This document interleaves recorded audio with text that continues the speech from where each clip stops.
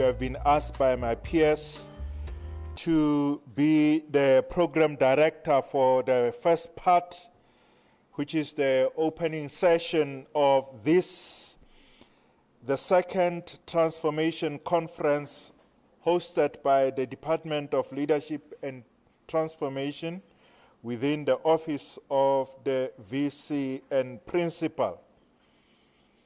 The theme of the conference is the South African Education Transformation Journey, analysis of the present, informed by the past. This theme suggests that we will be hearing from a number of speakers who will assist us to understand where we are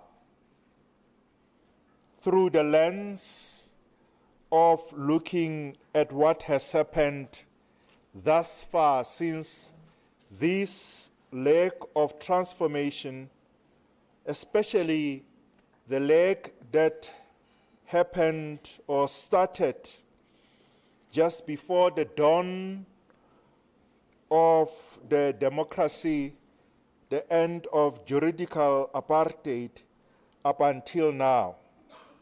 But I think you will agree with me that the journey of transformation can be traced many decades back before the 1994 settlement. And thus, what we started or continued with in 1994 was but a continuation of the journey that started many years ago. It is not possible to distinctly date the start of the transformation journey within higher education in South Africa. For many of our forebears engaged in this journey, challenged the system that they were confronted with many years ago. But we can, with confidence, highlight the formation of student movements starting from Fort Hare,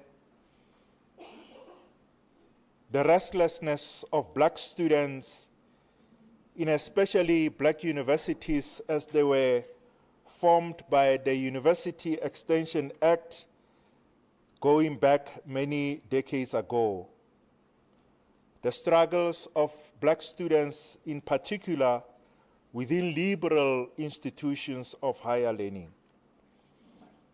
But many will agree with me that the speech by Onkgopotso Tiro at the graduation ceremony in 1972 was but a turning point in the struggle for the transformation of higher education. It was followed by expulsions of students from a number of universities. The upheavals in most universities in the 1980s and going into the 90s was but a continuation of that struggle. And that struggle has never ceased to be prosecuted by students across the length and breadth of our country, within institutions and across institutions. It is against this background that the fees must fall, roots must fall, and outsourcing must fall within our institutions should also be understood, that it was a continuation of these struggles. And so we're hoping that the many speakers who are coming forth will enrich us in understanding these struggles, in understanding these debates, and in unpacking the theoretical perspectives through which we may understand these developments. And so without waste of time, I'd like to, on behalf of my colleagues, welcome you as we start this conference. Just housekeeping. For the bathrooms, we'll go through the doors and they will be visible. For any other logistical and administrative questions, the colleagues who are manning the table outside and those who are within the hall will be of assistance. My brothers and sisters, ladies and gentlemen, profs, docs, and other colleagues, thank you very much for taking your time to attend this important gathering. Let me therefore invite the colleague whose responsibility it will be to open and welcome us to this conference. Prof. Pulen Sekgalo is the Chief Albert Luthuli Chair within the College of Human Sciences here in the University of the Land. Prof. Sekgalo, may you open the conference for us. Let us raise her with a round of applause.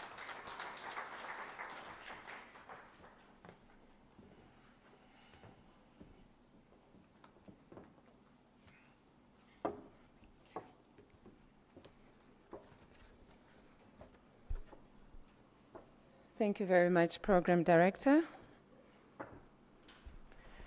Distinguished guests, ladies and gentlemen, friends, good morning. Good morning, everyone.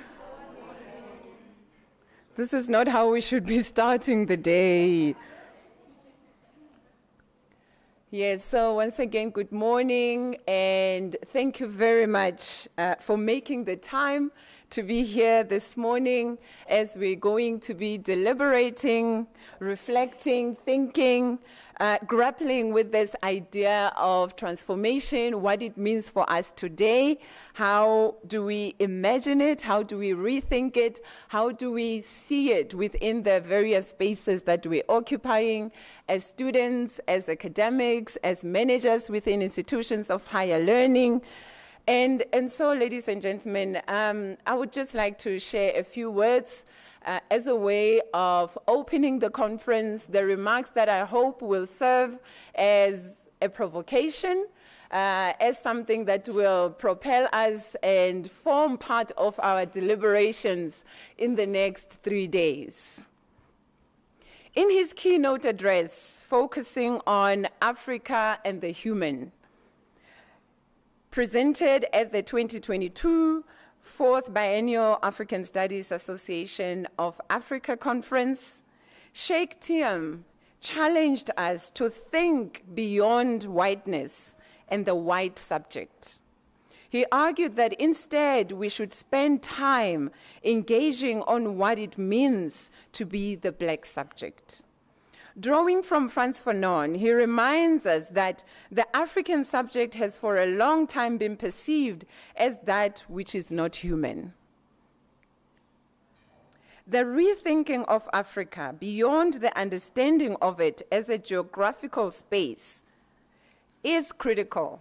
We need to think beyond Africa as a geographical space, but as a space that can be imagined beyond geographical restrictions. We need to think of Africa as a reality not yet imagined, that is, that which has potential beyond what is manifest in the present. Cheikh Thiam goes on to argue that Africa is pluriversal, and that the universalization of what he calls the provincial Europe was the beginning of colonialism and the modernity project. So, ladies and gentlemen, how can we begin to think of this idea of Africa and the human in the context of university transformation? Let us begin by asking, what fundamentally is the meaning of transforming a South African university? And in particular, what fundamentally is the meaning of transforming a South African university into an African university that pays attention to African knowledge systems? Some might argue that this is an old question, and many may assume, this is just about transformation as we have generally approached it. Many would assume that it is about the numbers and faces game we have played for a long time. Many would think it is a veiled attack on a particular race. So I would like to begin by reflecting on why this question has to be posed. Because it has hardly been posed and hardly been fully addressed, even in the many transformation initiatives that we have seen in many of our institutions. We have not fully understood what it is that we are transforming, from what and to what. I perceive the university as a continuous side of and for contestation, Within this university space, there are particular knowledges that remain privileged and assumed to be the truth, while other types of knowledges remain in the margins. When we consider the university as a site of contestation, we should focus not only on the numbers game, but also on the knowledge politics that drive the university. However, going beyond this, we should think of the university as a site for contestation, a space where intellectual disagreements, dispute, and even rivalry is to be expected and welcomed. Anthropology scholar Francis Nyamjo argues that from independence to date, African universities have been successful in Africanizing their personnel, but not their curricular or pedagogical structures to any real extent. We try, but have we done enough? He goes on to assert that education in Africa is like a pilgrimage to the Kilimanjaro of Western intellectual ideals. And I think we need to think about many of our disciplines and where they are right now, and imagine the knowledge systems that are privileged within our individual disciplines. Change within many of our institutions continues to be very cosmetic and at a symbolic level. While it might be wonderful to see the names of the buildings or even institutions change, it is also important to ask, what significance or role is this change playing?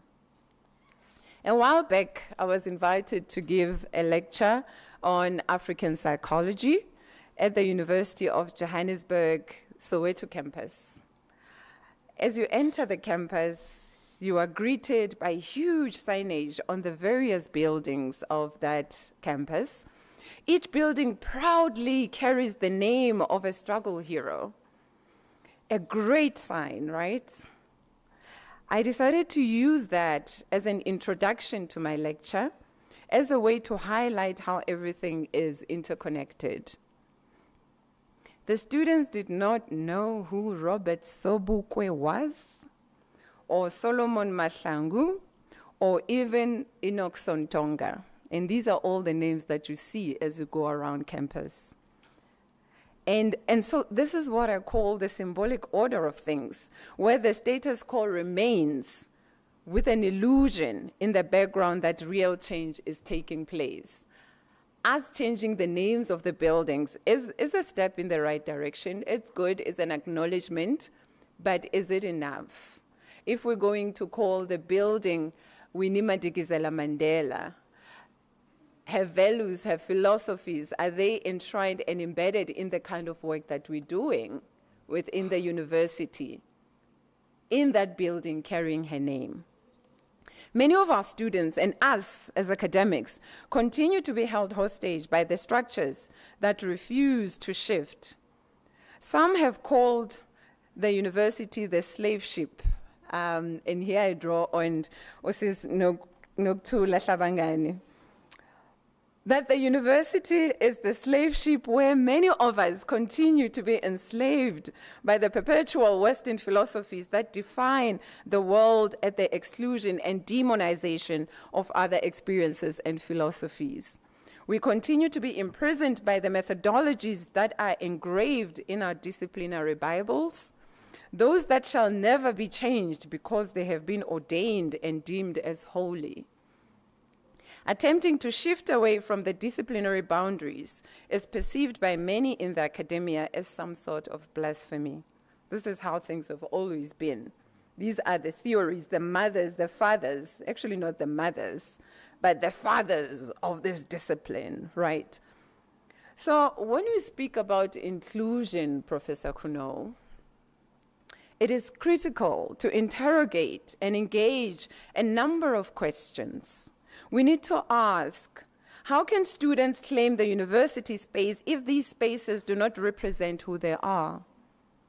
And if they feel alienated, what needs to be in place for there to be a shift where people define and have curricula that speaks to their lived experiences and where they are contributors in the shaping of their futures. According to Jonathan Jansen, if transformation is to mean anything at all, it has to at least allow for inquiry into what counts as knowledge in this so-called post-colony. It cannot assume that because the political order has changed, the epistemological order has also changed. Jansen further argues that deep transformation in higher education must move beyond face equity and take on the hard knowledge questions about what counts.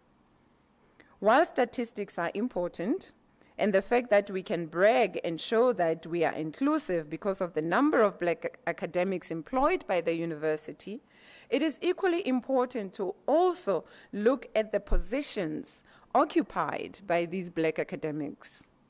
When a department has over 40 academic staff members, but the same department boasts only one Black professor, then I would like to argue that the path to inclusion is still blurry. According to a report by Theory, a recent report, the current methods used to classify universities have been ineffective in accurately reflecting the progress made by universities in transforming themselves. The report highlights that all public universities in South Africa face significant transformation challenges, and none have been able to overcome the legacy of their unique histories. Therefore, it can be concluded that almost 3 decades into democracy, higher education in South Africa has not produced transformative agents. To address this issue, Luvalo suggests that language may also play a critical role in facilitating institutional and cultural change. Another report, an earlier report by Sudin, to also show how things have not shifted again over time, colleagues. Sudin emphasized the importance of inclusion for historically disadvantaged students and staff, noting that the institutional culture of many white institutions have historically perpetuated feelings of alienation among Black students and staff, something that many students still continue to experience and to feel in many of these previously white institutions. One just needs to read and look at some of the experiences that many Black students go through in many of these institutions. The curriculum was also identified in the report as a source of alienation for Black academics and students. These challenges fueled and contributed towards the Fees Must Fall movement, where the need for institutional transformation, decolonization, and cultural change became centered as an urgent matter. The COVID-19 pandemic also further exposed the historical inequalities embedded in South African learning institutions. For these reasons, it is essential to acknowledge the interrelatedness of leadership, institutional culture, and transformation in higher education. We know, colleagues, that universities operate within a complex network of plans, including strategic plans, who decides on these strategic plans, annual performance plans that we need to abide by, and transformation plans themselves as well. So as we continue to grapple with how to approach this idea of transformation, may we do so from these interconnected networks. Transformation requires challenging imperialism. Imperialism in its resultant effect on economic inequalities have resulted in high levels of unemployment and many people being poverty-stricken. And here I draw on Matsilo Motsei, who notes that poverty is the worst form of violence. For Motsei, the violent economy that we live under, just this morning when we were having tea, we were lamenting on the price of petrol that just went up last night, and how that has got direct impact on everything else, all the other aspects of our lives. And this is the violent economy that we live under. where capitalism is the marker of progress. It relies on inequality and the suppression of others. Many people are under-resourced materially, physically, emotionally, and spiritually. Capitalism is about accumulation and profit, and therefore it often tramples over people's rights to being and to exist. It is about taking from the earth without giving back to the earth. And thereby it leaves a gap and a fractured space that is vulnerable to disaster. It's spring. Is it spring? Today it's raining, tomorrow it's hot, and then it's raining again. And this is what we're doing to the earth. And then what we see, what we're experiencing, is the resultant of that. And this is directly linked to the capitalist system that we're living under. So how do we grapple with this within the context of transformation when we think about what it is that needs to be transformed? Capitalism, as we know, it's not about reciprocity. So when we think about the idea of collectiveness, the idea of reciprocity and community principles of being and engaging with each other, capitalism is at odds with this. It's on the other side. And that's why it's important for us to then recenter African worldviews, African ways of being, the need to put at the center in our quest for privileging knowledges that build and that are based on the foundation of love and care. And as I move towards conclusion, ladies and gentlemen, I would like to draw again from Mem Matsilo Motsei and use her words as my concluding points. She argues, and I quote, "For Africa, education cannot only be about addressing a skills shortage." So it's not about us educating and then feeding the market, right? It should also be about rebuilding people's cultural identity and moral excellence. It is through integrating indigenous economic principles based on collective as opposed to individual gain that we heal the nation's infectious sickness of greed that consumes our conscience. Close quote. So let us please remember that being human is a permanent project in progress. I shall pause here, and with these few words, ladies and gentlemen, I wish you a fruitful and engaging conference. May the deliberations further move us closer to our goal of a truly transformative academic space. And with that, I thank you.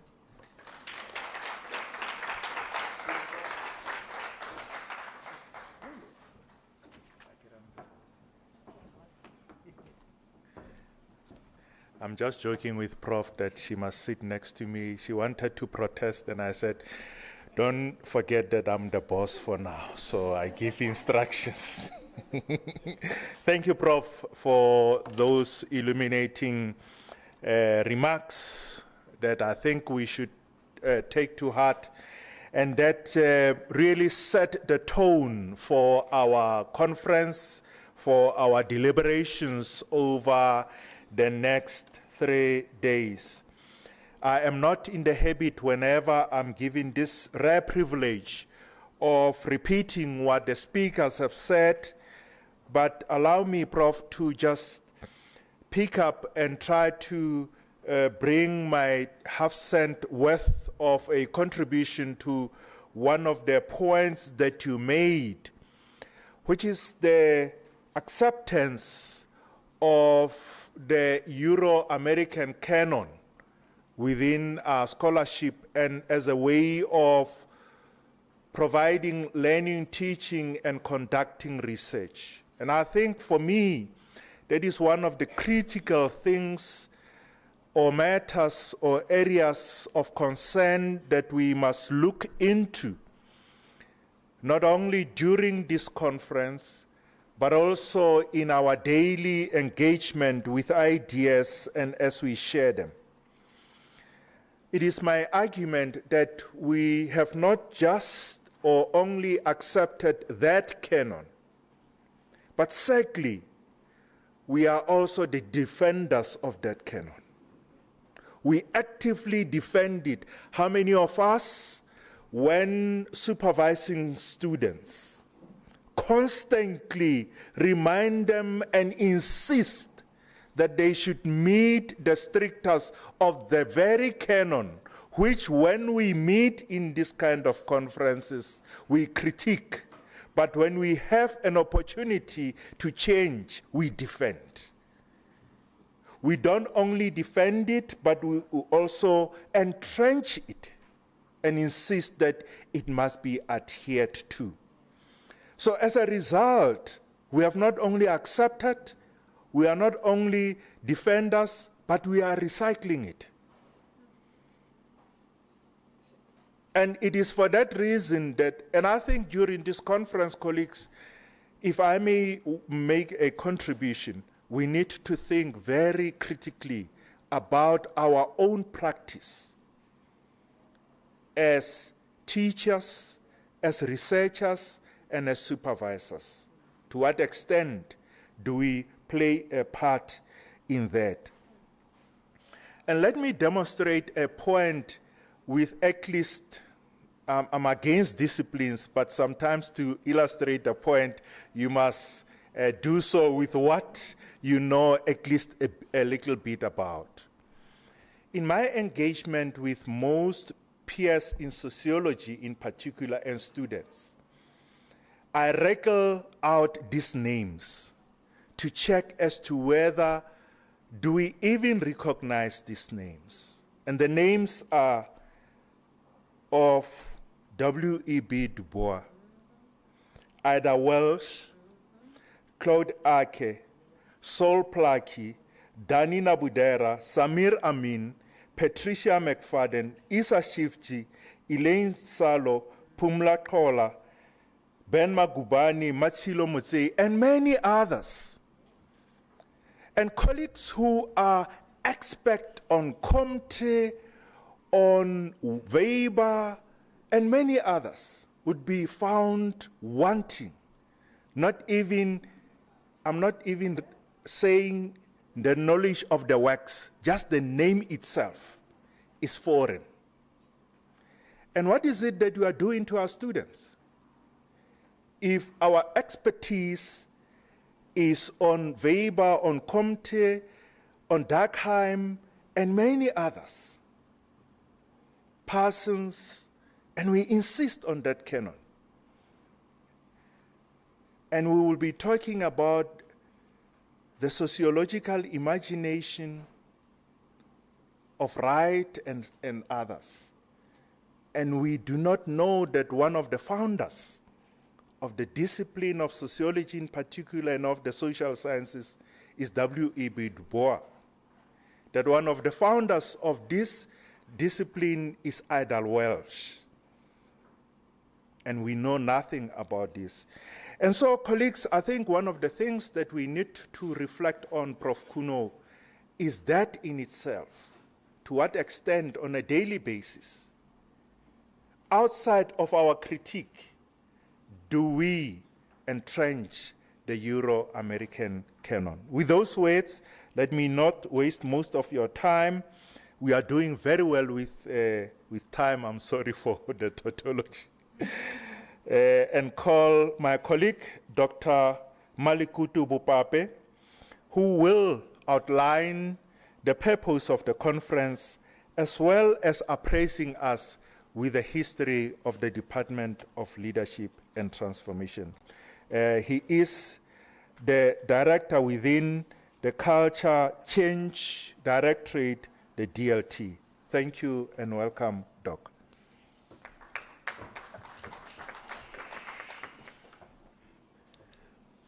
Thank you very much, Program Director. I'm wearing my cap not because I don't respect you, but because I'm older, so I'm showing my age there. I'm not taking my, yes, I'm allowed. Thank you once again, colleagues, and good morning.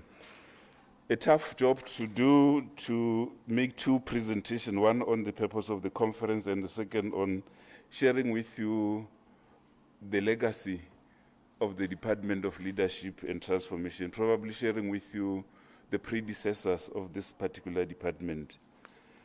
But before I do that, the purpose really of this conference is to celebrate UNISA's 150 years of existence.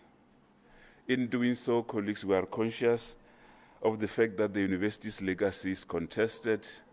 The university was created as a project of colonial and apartheid, and therefore it is stuck in those. And we need to be honest when we talk about the legacy of this mother and grandmother of all universities in South Africa. Last week, we held a very interesting webinar which focused on the legacy of the university, where we had a powerful testimony by Dr. Mosibudi Mangena as a former student of this university, talking about how he was supported by this university despite the fact that he was incarcerated at Robben Island, and he was able, through the support of the academics and support departments, to obtain his BSc and honors in this university, showing that there was something right that this university was doing, despite the fact that he was part and parcel of those that were rejecting the status quo. The university continued to support him, and he was able to achieve that. We also had a very interesting discussion by one of the stewards of the academics within the university, my friend, my mentor, my housemate, Professor Ncetile Saule, who spoke about how it was difficult for him as an academic to support particularly those that were incarcerated at Robben Island, because at one stage he was marking assignments of President Nelson Mandela, and he somehow shared with us the communication between him and Mandela when he was requesting an extension of an assignment. How difficult it was, because he was incarcerated and we were not allowed to quote him. Those were the challenges, but we continue. And this is what I'm talking about. The legacy of the university is contested, but despite that, the university was able to provide support to its students to the extent that these two, Dr. Mosibudi Mangena and others, including Deputy Judge President Kgang Moseneke, were able to achieve their qualification. We are here, colleagues, to share ideas on our past and our present, and talking really about the efforts that we are putting in transforming the higher education sector in South Africa, in the continent, and globally.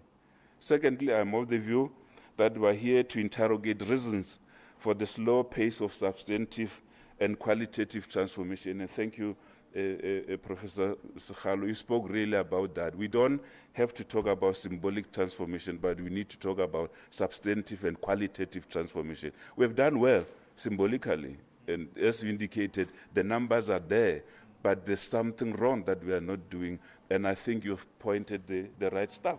We are unable to change the institutional cultures of our universities because they continue to be stuck in that knowledge that has been produced out there, and we are unable to embed Ubuntu within our universities and humanize our spaces.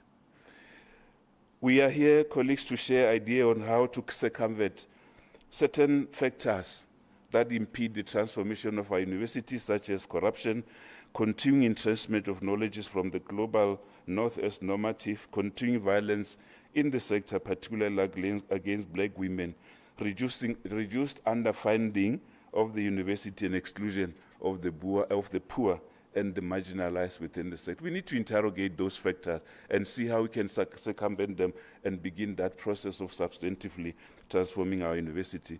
We are here, colleagues, to share ideas how to make the necessary impact in the space of transformation of scholarship, as well as in that space of scholarship of transformation. It is critical, and I think as a department we are honest that we need to focus on the two. Scholarship of transformation and transformation of scholarship. These are two distinct but are so important in terms of us transforming the particular sector, the sector that we are in. We are hopeful that participating in these spaces and driving knowledge-based transformation, we might be able to change the trajectory of transformation in our country. As Dr. Mosibili Mangenya said during that particular meeting, he is of the view, and I somehow agree with him, that as South Africans, we are very good in diagnosing the problem, but very poor in executing and implementing the strategies that we have. We have to take responsibilities, colleagues, and today and the next 3 days, I'm looking forward to hearing our own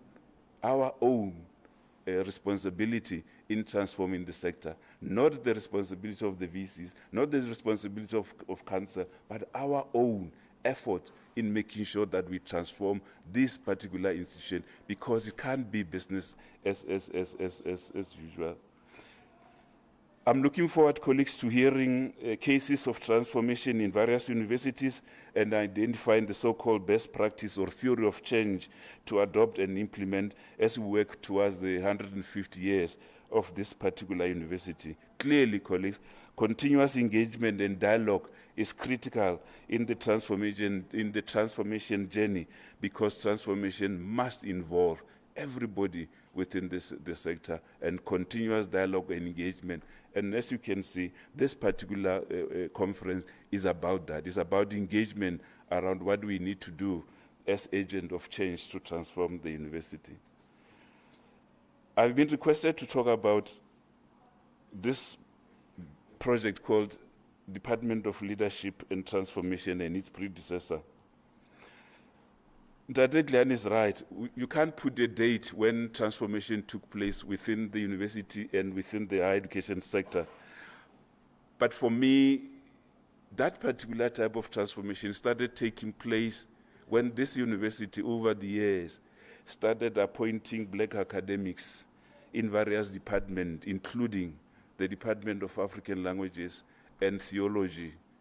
That was symbolic transformation, by the way, because those colleagues that were appointed were assimilated into a structure that existed at that point. You have to fit into that particular, but that was the beginning of what I call symbolic or formal transformation.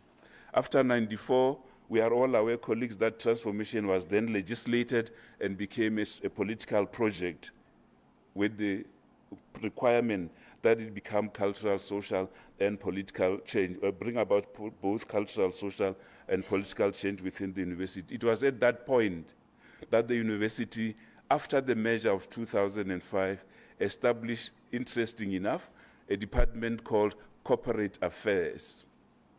Corporate Affairs was located within the Vice-Chancellor at that point in time. It was tasked with the idea of ensuring the diversity was taking place within the university. Remember, it was a measure of two universities and the incorporation of another. At that point, one of the things that were identified was the need to bring about diversity within the university. And at that point in time, indeed, the department called Corporate Affairs, interesting, isn't it, colleagues? It was called Corporate Affairs, was established to do that. Indeed, the the department secured the service of an external stakeholder, Molefi mandate, to conduct diversity workshop within the university, and a comprehensive report was written relating to what the university must do. In the same year, 2007 and 2008, facilitated, because at that point, it was clear that the university was struggling with service. After the measure, the number of students increased. The increase in the number of students within the university messed up the systems within the university. As a result, the university was unable to provide the required service to its stakeholders. And as a result, a service charter was established to really serve as a public commitment towards the provision of quality service to the students. As a result, the Department of Corporate Affairs began the process of talking about diversity, but also started incorporating the idea of service charter. Interesting enough, colleagues, for those who are interested, one or two departments that came to mind, which really bought into the idea of a service charter. A service charter, as I indicated, was a public commitment to service standard, certain service standard. If you want to understand how this particular project worked within the university, just look at the service charter of the Department of Finance. You can go in there and look at what they say they are committing to do. Whether they were doing it is another matter, but looking at the symbolic adoption of the concept of a service charter, there you can go and have a look at what they've done. Indeed, colleagues, a formal office of transformation was established in 2007, and at that point, the office was responsible for those two things, the diversity issues as well as the service charter. But then in 2007, 2008, the department conducted both qualitative and quantitative assessment of the diversity workshop that were conducted by the external service provider to check whether they are making the necessary impact. Interesting enough, the assessment indicated that indeed those diversity workshop made an impact because staff within the university understood what was required in terms of beginning the process of talking to one another and accepting one another, although, as I indicated, it was diversity in those old terms. After the release of the so-called the Soudin report, the department started mobilizing the university to understand the findings as well as the recommendations of the Soudin report.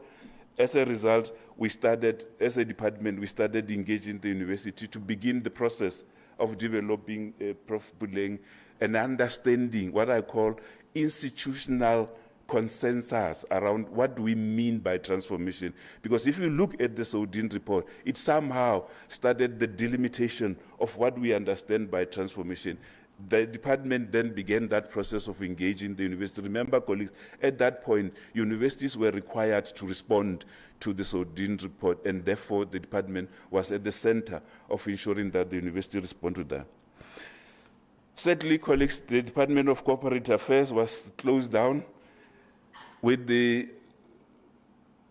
appointment of Professor Makanya as the Vice Chancellor in 2011, but then he, interesting enough, established a department called Diversity Management, Equity and Transformation. What an appropriate name.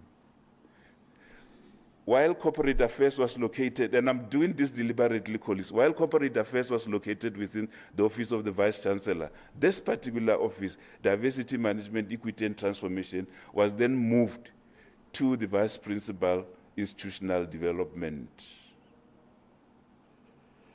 This particular department was responsible because with the appointment of Prof. Makanya, he realized very soon that there was problem within the university with regards to bullying and harassment. He came up with the idea of the 11 Cs plus 1, as well as a charter on transformation. The purpose was really to bring about a culture within the university of caring, of communication, of consulting, of the 11 Cs plus 1. Those who are working at UNISA know the 11 Cs plus 1 and how they came about. As a result, this particular department, Diversity Management, Equity and Transformation, was responsible for attempting to embed these values, the so-called code of conduct, within the university over the years. Sadly, the department was also closed at the end of 2015, and then a unit called Change Management Unit was established on the 1st of January 2016, and this particular unit was initially reporting to the Vice Principal Advisory Services, which was somehow located within the Office of the Principal and the Vice Chancellor. Interesting, this conceptualization of Change Management Unit came about as a result of a very, very theoretical and very deep analysis by Professor Nkondo, the so-called Nkondo report, which indicated that the university at that point in time needed a unit called Change Management Unit, which should be located within the VC's office and led by a deputy vice chancellor. Unfortunately, the university did not accept the recommendation that the unit be headed by a vice chancellor. Instead, it appointed an executive director to head the department. Interesting, the department consisted of four sections. It was scholarship, culture change, ICT systems, and ethical leadership. You can see, colleagues, that at that point, the university was conscious of the multi-layered and multi-dimensional nature of transformation. You cannot change the university if you don't focus on knowledge. You cannot change the university if you don't take care of culture. You cannot change the university if you don't change the systems and the structures. And the issue around leadership was important at that point in time. This particular change management unit, as I indicated, was established in 2016, and it then participated in the engagement of the South African Human Rights Commission report, if colleagues remember. The South African Human Rights released its report in 2016, at the end of 2016. At that point, management committee took a decision that the department must drive institutional response, as was required by the Department of Higher Education, that the department must drive the institutional response to the South African Human Rights Commission. As a result, the department started organizing seminars. At that point, Council also decided to have a very thorough workshop from the 1st of August to the 3rd of August in 2017, where after a report was submitted and the department participated in that department, as well as a transformation plan was submitted. At that point, colleagues, also Senate had a workshop where very interesting recommendations were made by Senate, and these recommendations were then incorporated into what I call the university's plan. Knowledge production and dissemination by this particular department, which was later in 2018 changed from Change Management Unit to be given the name Leadership and Transformation, deliberately so, because at that point, Council was of the view that this department must lead transformation, but must also lead, that's why the issue of leadership, but also must drive a transformation. In 2018, the department was then called Leadership and Transformation. We then started focusing, as I indicated, on knowledge production and dissemination through various fora. One of the things that I wanted to share with you was the Critical Thinking Forum in collaboration with Mail and Guardian. Very interesting collaboration there between UNISA and Mail and Guardian, where in 2017 and 2018, very innovative seminars were held, for example, focusing on gender, sexuality, transformation in higher education, social inclusion, anti-racism and rehumanizing higher education sector, institutional culture. All those topics were dealt with via that particular forum. Seminars were held.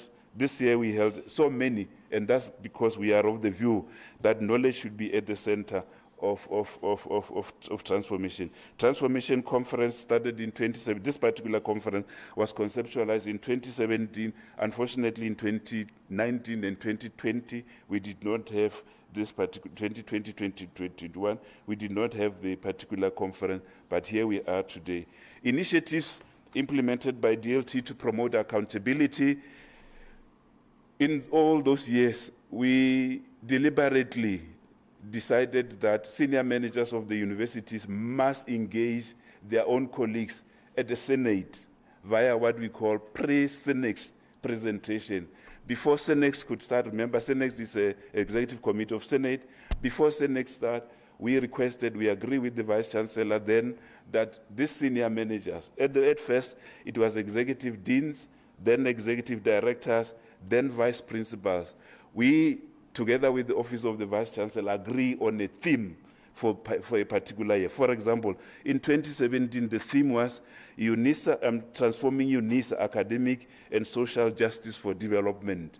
Here we requested the executive deans to share with their colleagues what is it that they are doing to achieve this particular topic. In 2018, we selected certain executive directors of support departments to share at that Senex with their colleagues. The theme was doing transformation at UNISA, implementing change for quality academic project and student service. We requested them to go in there. HR was requested to show how, via what they do every day, they are supporting the academic project.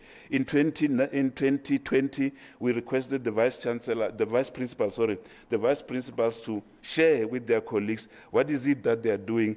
And in there, the theme was transforming UNISA from theory to praxis.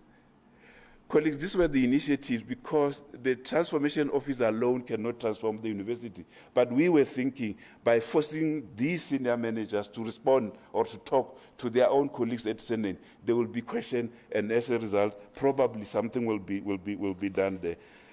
Let me share with you, before I conclude, the transformation instruments that this particular department developed over the years. As I indicated, in 2017, Council had a very intensive, I call it intensive because so many people were involved there. The so-called transformation workshop, which took place on the 1st of August to the 30th of August in 2017, where, for example, the CEO of South African Human Rights Commission, the Chief Justice of South Africa at that point, Chief Mogoeng, the Chairperson of the Commission for Gender Equality, the former Vice Principal of University of KwaZulu-Natal, Professor Malchapur Makgoba, as well as Professor Aaron van Rensburg, as well as the Vice Principal of Sefako Makgat, were there, attended the workshop. After that particular workshop, as I indicated, we developed what is called integrated transformation strategy.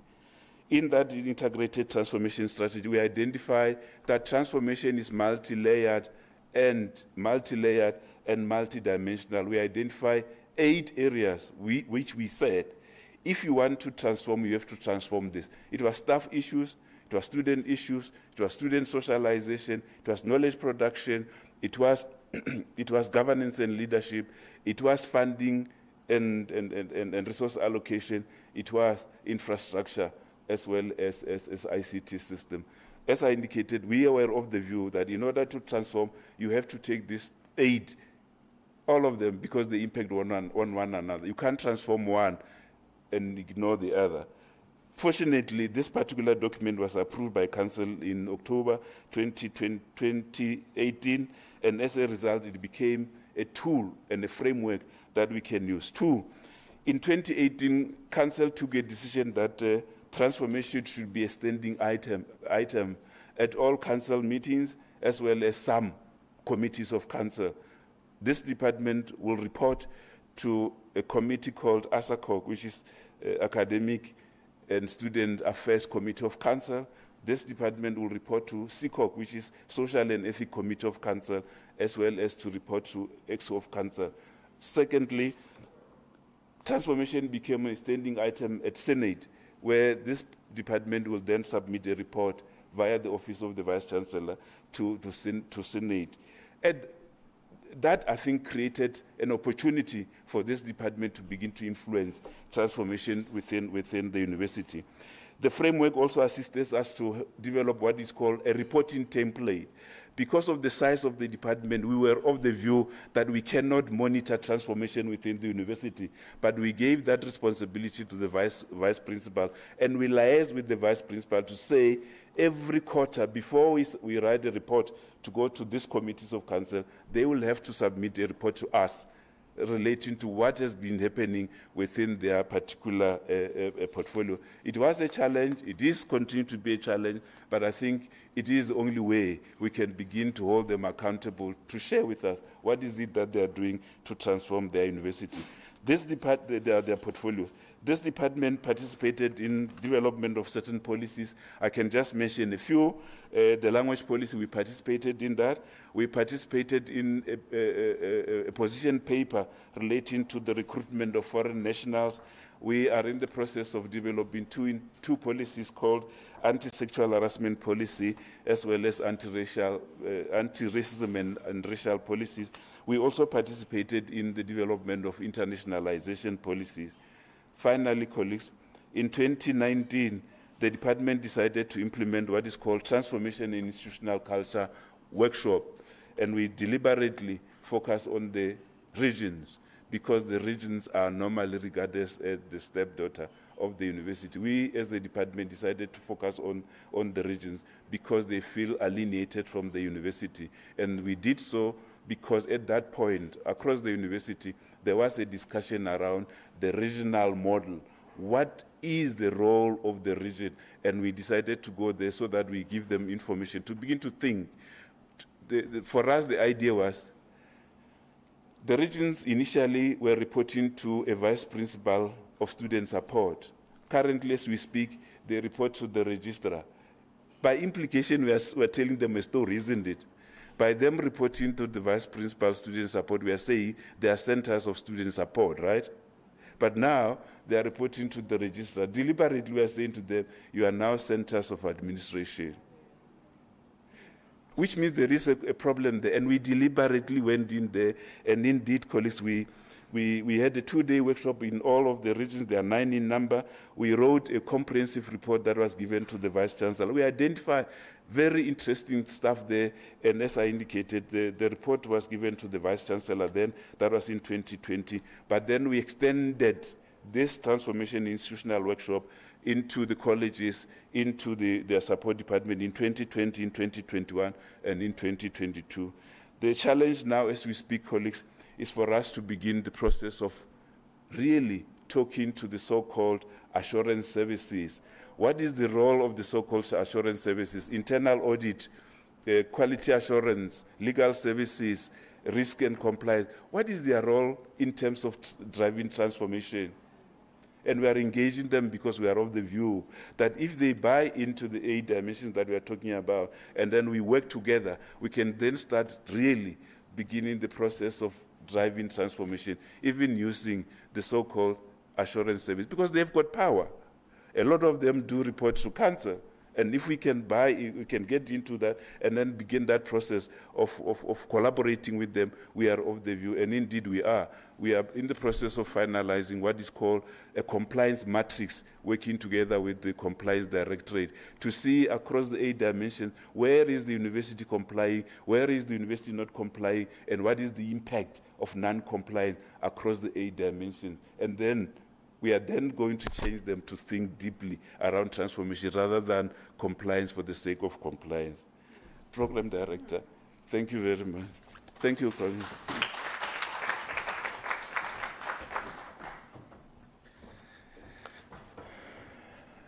Thank you, Dr. Bopape, who is not only the director responsible for culture change, but the real architect, one of the architects of this department, and as you can just have heard now, a historian of the department. So thank you very much. I'm glad that you are documenting that because it is very important, and I know Prof. Kuno is very passionate about documenting such experiences, and it is for this reason that we have that. Before we give our 2 speakers the final round of applause, and before I lose my power and privilege, I want to, Prof. Kuno, if you allow me, to say that for me, in the things that we have just said now, outlined by Prof. Sekgalo, and also amplified even further by Dr. Bopape, and all the reflections that we are going to have in the next 3 days, I hope that your eyes are not defocused now. For me, at least, also in the 8 areas that Dr. Wopape just outlined, what would be the burning issues? Not to downplay those others. But what are the burning issues? Not only within the University of South Africa, but across the sector. And for me, it is, at the risk of repeating myself, curriculum, research, supervision, and all the related. To say, if we are serious, and I want to, if you allow me, colleagues, to provoke those who will be presenting to give us some thought, reflections, and what is it that still needs to be done in the journey of transforming this particular area, which is the core of higher education. You see, all other things are in support of that core. And oftentimes, in my view, and you know, the problem is that I can be reckless at times in platforms like this and say career-limiting statements, but I thereafter say, I've got the cover of what we call that liberal term of academic freedom. So I'll use that to say, what is it that we ought to have done, that we have done, and that we must still do around the area of knowledge and scholarship and research and supervision and all the related. And allow me to be provocative here. Moving across the sector, and I'm hazarding embarrassment because I may be proven wrong.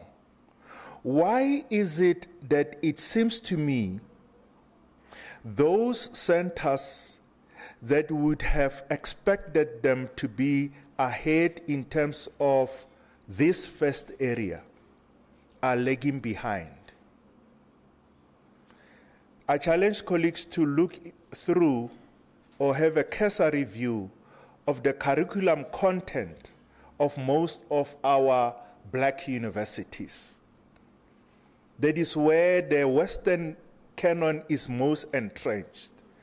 Why is that the case? And so I think, colleagues, let us reflect on that. The second area that I think we need to reflect, and I'm saying that because the papers that are coming touch in their collective consideration, touch on these areas. The culture within our universities. And by culture, I don't mean this narrow, ethnocentric understanding of culture, which I'm very much opposed to, what I call Saris, Zulu dance, and Cook sisters understanding of culture. I'm not talking about that, I almost said a very hard word. I'm not talking about that. I talk about the practice, the histories, the ethos, the interactions, the attitudes, and so on. A progressive understanding of what constitutes culture.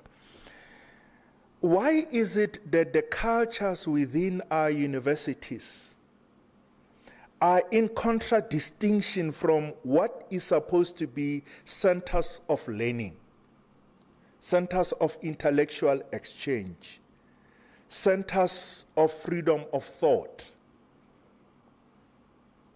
Why do we have fear within our universities?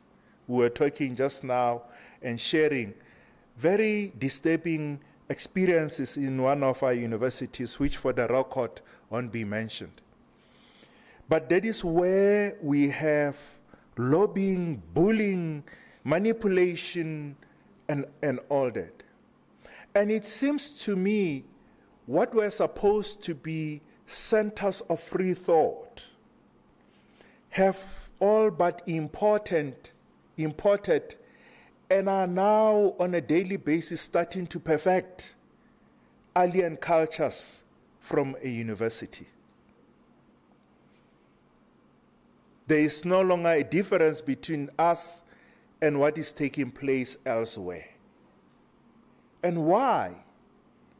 And therefore, I think we need to have exchanges and reflections on protecting our universities, not because we think that we are special, and not from an elitist point of view, because the danger can also be elitism that grows among us, but a progressive defense of the university as a free space of the sharing of ideas.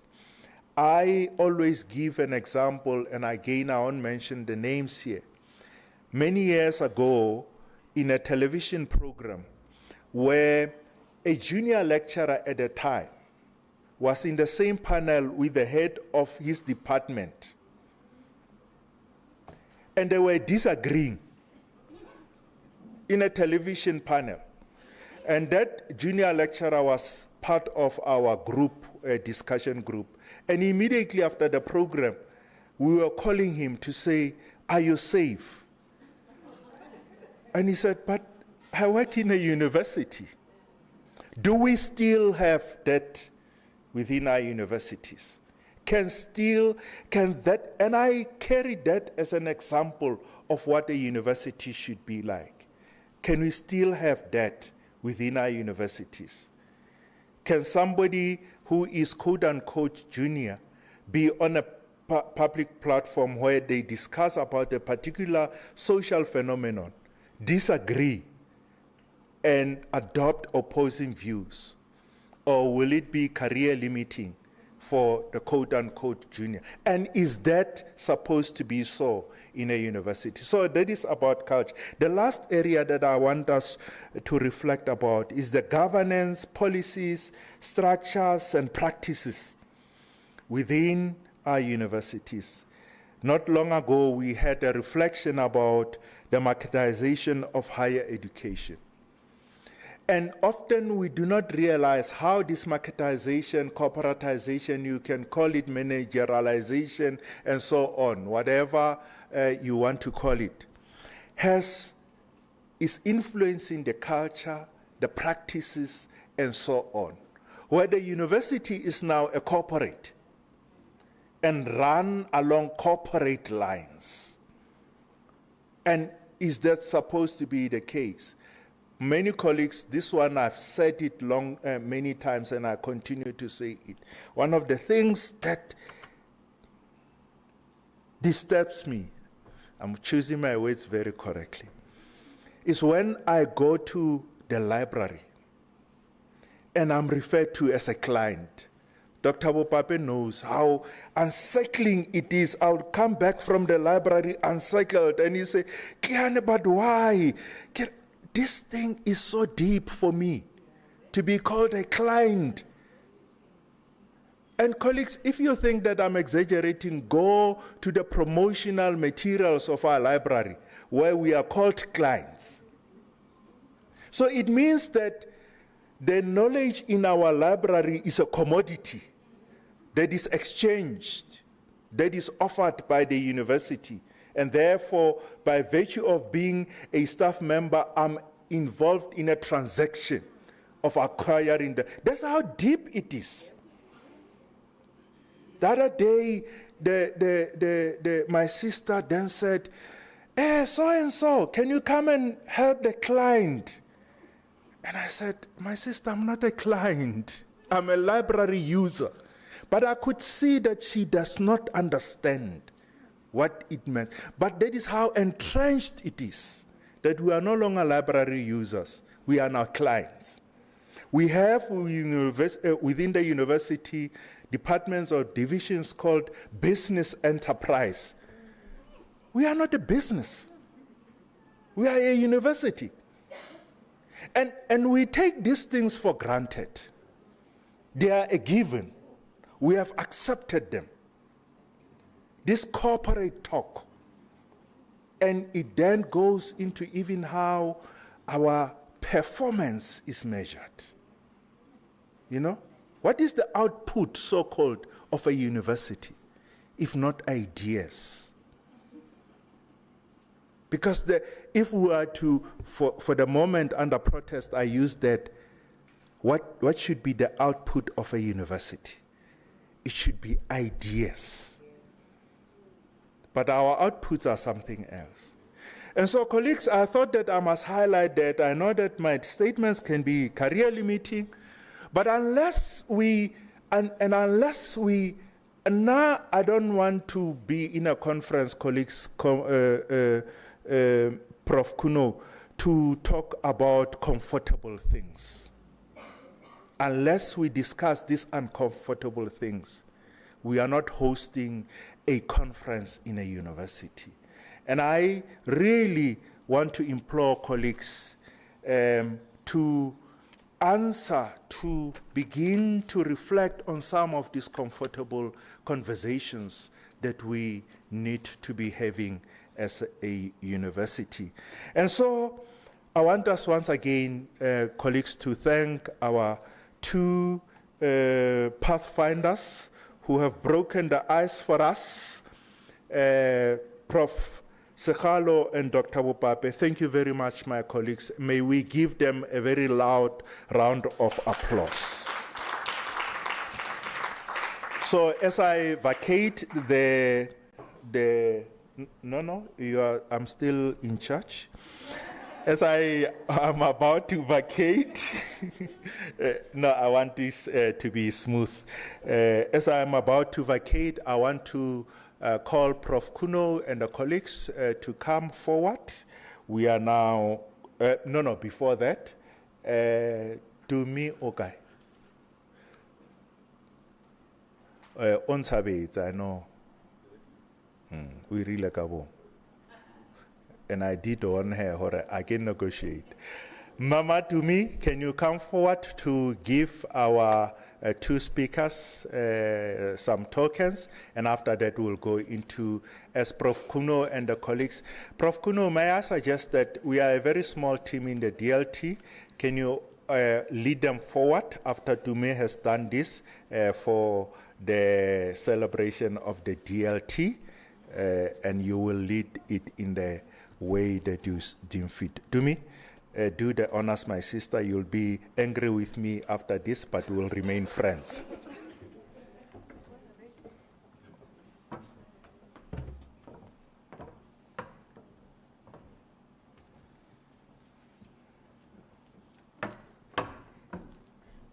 Morning, colleagues. These are just tokens of appreciation to the two speakers. It's not a bribe or anything like that. They must declare if they need to. But this is from the DLT to you saying thank you for gracing our event.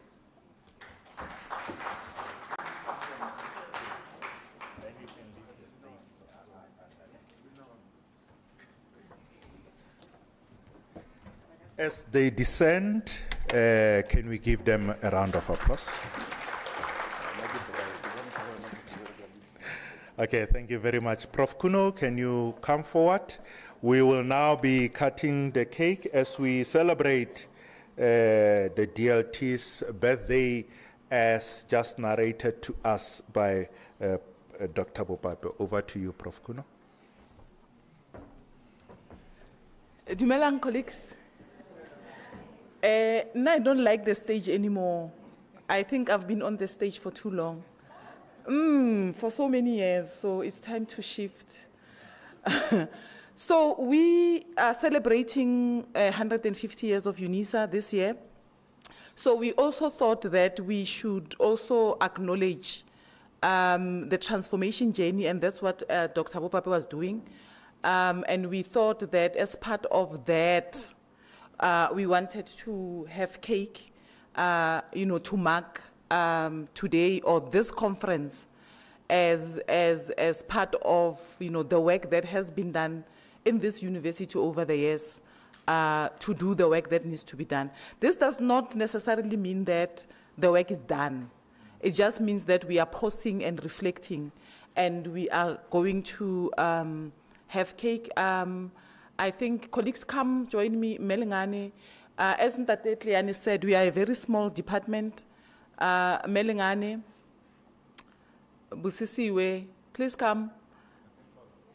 Me Badumisile, Me Bridget, Ntate Mashudu. Please invite all the colleagues so that we can cut cake and then take a break and then start the other session. We also have a colleague who's just left, but we are holding on to her. She's not working with us anymore, but she's here. Megugu, please come also. I'm gonna ask Melingane to do the honors, and then we can break and have tea and cake and then come back. Should we sing? No. Yes. Happy birthday to you.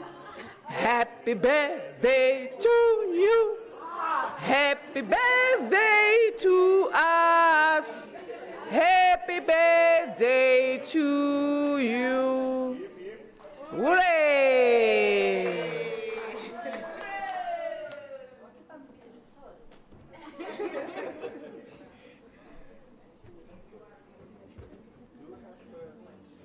Thank you, colleagues. So Melingane is cutting, and then we will go out and have tea and cake and then come back.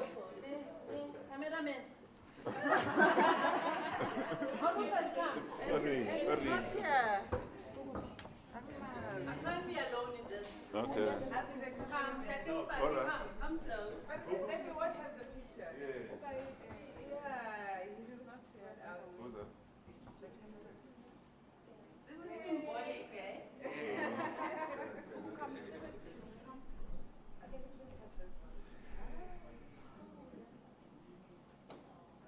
Guys, I'm too far away. I'm not comfortable. I'll send the invoice. Thank you. Okay. So I think we will take it that side, then we will each have a piece. Colleagues, my job is done. It was to facilitate this session. I want to thank my colleagues for giving me this privilege. It was an honor. Where I said something very career limiting, let it end in this room. Where I said anything that offended you, my apologies. But where I said something relevant, please let us continue to discuss it. Thank you very much for giving me a hearing and for your cooperation. Let us adjourn for the tea. The tea is that side. Thank you very much.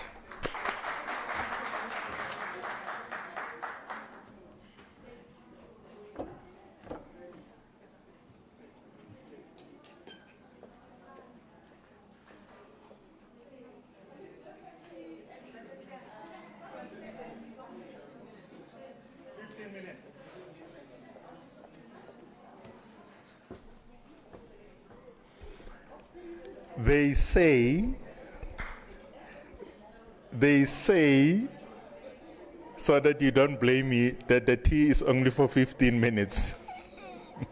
Thank you very much, colleagues. You are still sitting down. 15 minutes tea. Thank you.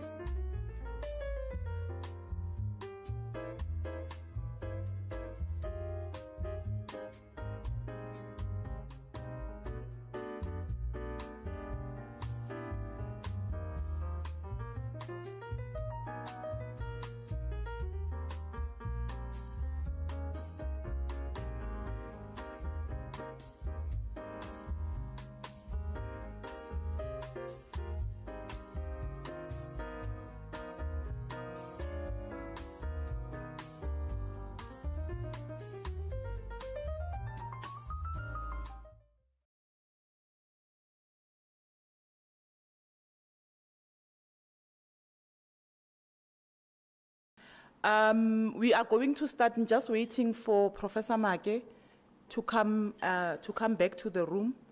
The second session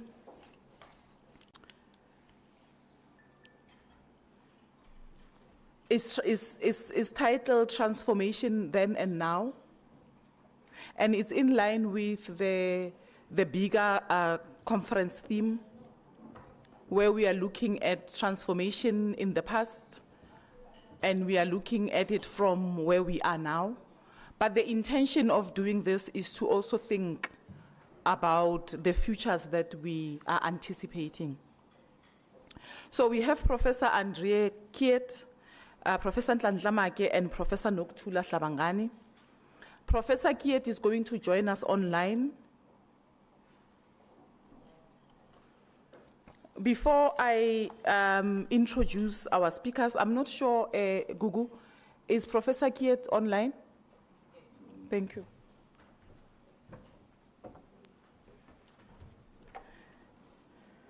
Before I introduce our speakers, I'm going to say a few things. As I was thinking about today, last night, I tend to do this the night before I have to be on stage. It's a sleepless night. Irrespective of how many times I've been on stage, it becomes a sleepless night. And I think it's the moment where I am silent enough to invoke spirit, and I hear messages. And the messages that came to me last night in respect of today and this moment was that I needed to share that transformation is a really difficult endeavor. For those of us who have made it our business to speak back, to write what we like, and to say what we like, it becomes very difficult. Because not everyone that we are speaking back to, not everyone who reads what we write likes it. But unfortunately, it is work that has to be done. The speakers that spoke earlier indicated a few things that resonate with this message that I wanted to share with you colleagues today. That we have not done our work if the only thing we do is symbolic transformation. We have failed. And I am not in the business of failing. And I suspect many of you are not in the business of failing. So we have to do substantive transformation work, irrespective of how difficult it is. Irrespective of whether doing it will lead to career limitations. We have to do it. What we require, I wanted to respond to what Ntate Tleyane said earlier. What we require for us to be able to speak those names that you spoke is to think about our work as slow work. If you want to publish 50 articles per year, you will not do that work that is required. You will not go to the archive. You will not go to the African archive because you just want to be published. So it requires us to take our time, to sit in the library. One of my PhD students who writes on blackness once said to me, Prof, we need free blacks. For us to be able to do the work, we need free blacks. Blacks who will be able to sit in the library and not worry about food, about feeding the children, about buying a car. That's what freedom means. We have not interrogated what it means to be free. So she was basically saying we need to think about what it means to be black and free. It means being able to sit in the library, being able to go to the archive, to excavate those knowledges that have been marginalized. I think it was Ntate Tleyane again. He talked about what is your responsibility.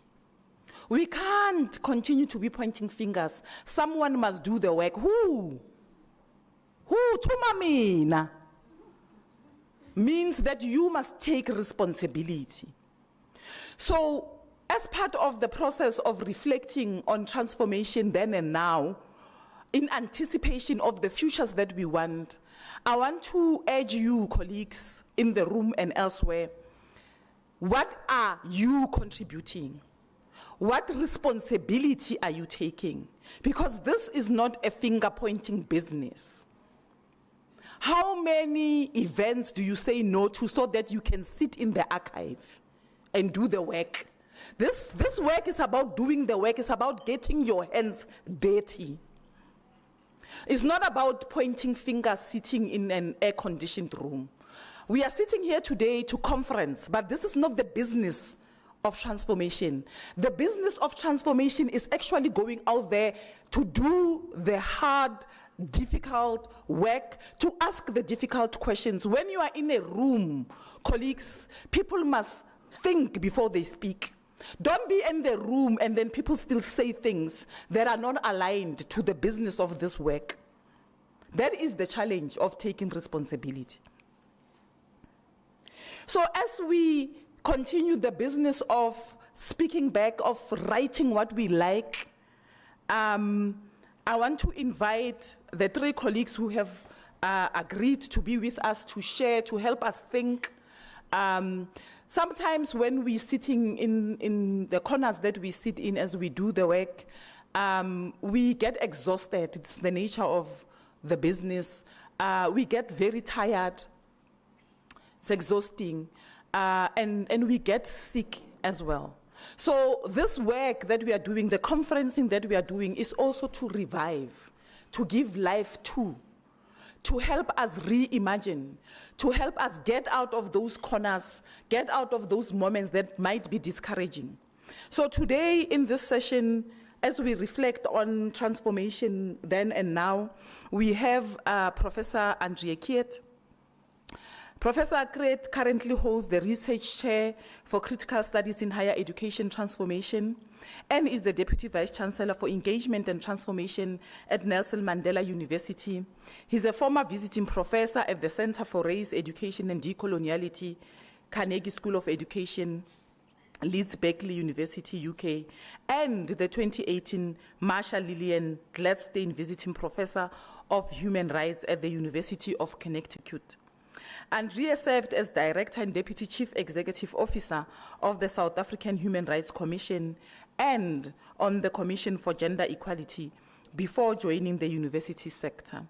Since entering the higher education field, Andrea has held professional positions at the universities of Pretoria, Fort Hare, and the Free State. He has served as a transformation advisor and practitioner in various capacities in the sector. Andrea's research and postgraduate supervision focuses on critical approaches to the study of higher education. Welcome, Professor Keet. And then we have, yes, please. And then we have Professor Nokuthula Hlabangani, my sister. She was awarded a PhD in anthropology by the University of the Witwatersrand in 2012. Her thesis was titled "The Political Economy of Teenage Sexuality in the Era of HIV/AIDS, a Case of Soweto." It was through this work that the journey of engaging in the philosophy of knowledge production and its attendant politics began for her. She drew from transdisciplinary literature to think about phenomena in all their complexity. To borrow from Linda to Hiwai Smith, she's also hard-pressed to name a discrete area of interest. She says, open quote, I, like her, find that I'm more seized by the need to research. I'm acutely aware of the stated and unstated politics of research. In this sense, the idea of voice takes a differently nuanced shape. For me, voice is not just about what the people said. It is also about what they have not said, cannot say, is unsayable when filtered through the ambiguous framework of Eurocentricity. Her ethics, close quote, her ethics are about redress and restoration as she has vested interest in decolonizing knowledge. She has written on subjects as diverse as social and epistemic justice, community and youth well-being, and she's currently seized by a need to remember by drinking from the gods, heretofore forgotten. Welcome, Professor Hlabangani. Professor Maki. Professor Nhlanhla Maki.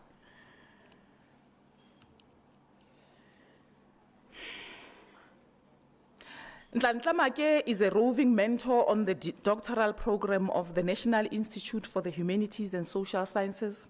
He's a language activist, former high school teacher, one-time actor with Phoenix Players at Doke House, and he's a grandfather.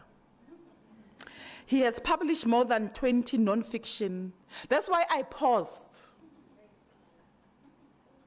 That's why I paused before I started reading this. Greatness is in the room. He has published more than 20 nonfiction and fiction books in Sesotho and English. He has published several articles in accredited radio plays, study guides, poems, academic, polemical, and position articles. He has won several literary awards.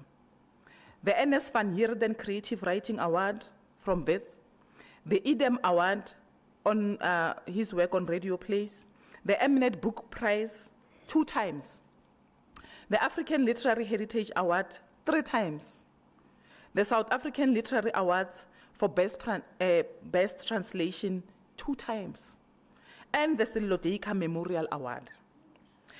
Ntate Make holds the following degrees: the BA from the University of Limpopo, BA Honours from Wits, Honours from UNISA, MLit from the University of Strak. Ntate Make, I can't pronounce it. Strat something.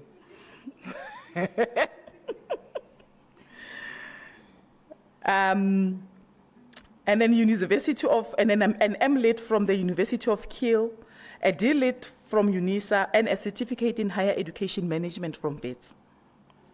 He has held academic and managerial positions at the following universities: SOAS, University of London, South African Drama and Theatre, University of London, Wits, University of Pretoria, Vista University, Northwest University, University of Limpopo, University of South Africa,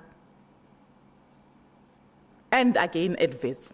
He has held fellowships at Aarhus University in Denmark, on the Southern African Research Program at Yale University in the US, the Ernest Oppenheimer Fellowship at the University of Cape Town in South Africa, and the Distinguished Scholar at the University of the Witwatersrand. He has served as a member of the board of DALRO. DALRO is the Drama, Art and Literary Rights Organization. He has held chairpersonship of the board of the Catholic Bible College. He's been a board member of the English National Language Body and acting chairperson. He has been a member of the Council of the English Academy of Southern Africa and the Southern African Languages Association. You'll hear how he plays with language when he comes on stage. He has served in several government task teams on language and a task team for restructuring of the judiciary, as well as a panel member of several book awards. For example, the Sunday panel member of the Sunday Times Alan Payton Nonfiction Award, the FNB Vita Awards, and the Book Awards for the National Institute for the Humanities and Social Sciences. He has published more than 20 books.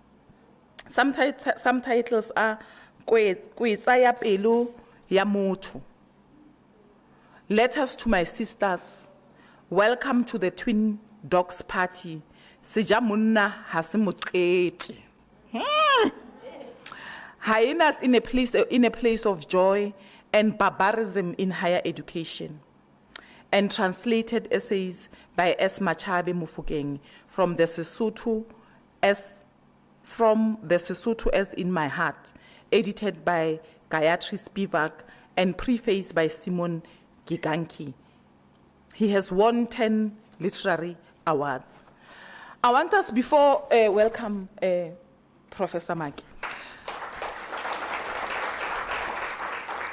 Before I call Professor Geert to start giving his talk, I want us colleagues to take a moment of silence. Before we do that, I want to acknowledge, and the reason why I want us to take a moment of silence is to acknowledge that as we do this work, we also lose those we work with. But also, as we do this work, we are led by those who die because they are different, because they are not supposed to be here. And in particular, today, I want us to remember our colleague and friend, Professor Masemola. Can we take a moment of silence?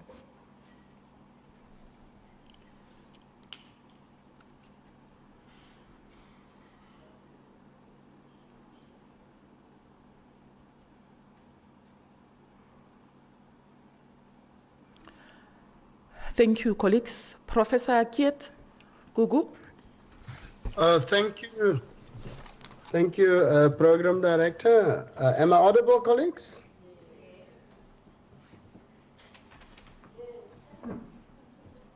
Yes, you are. Okay, wonderful. And you can see my presentation as well, I assume, no?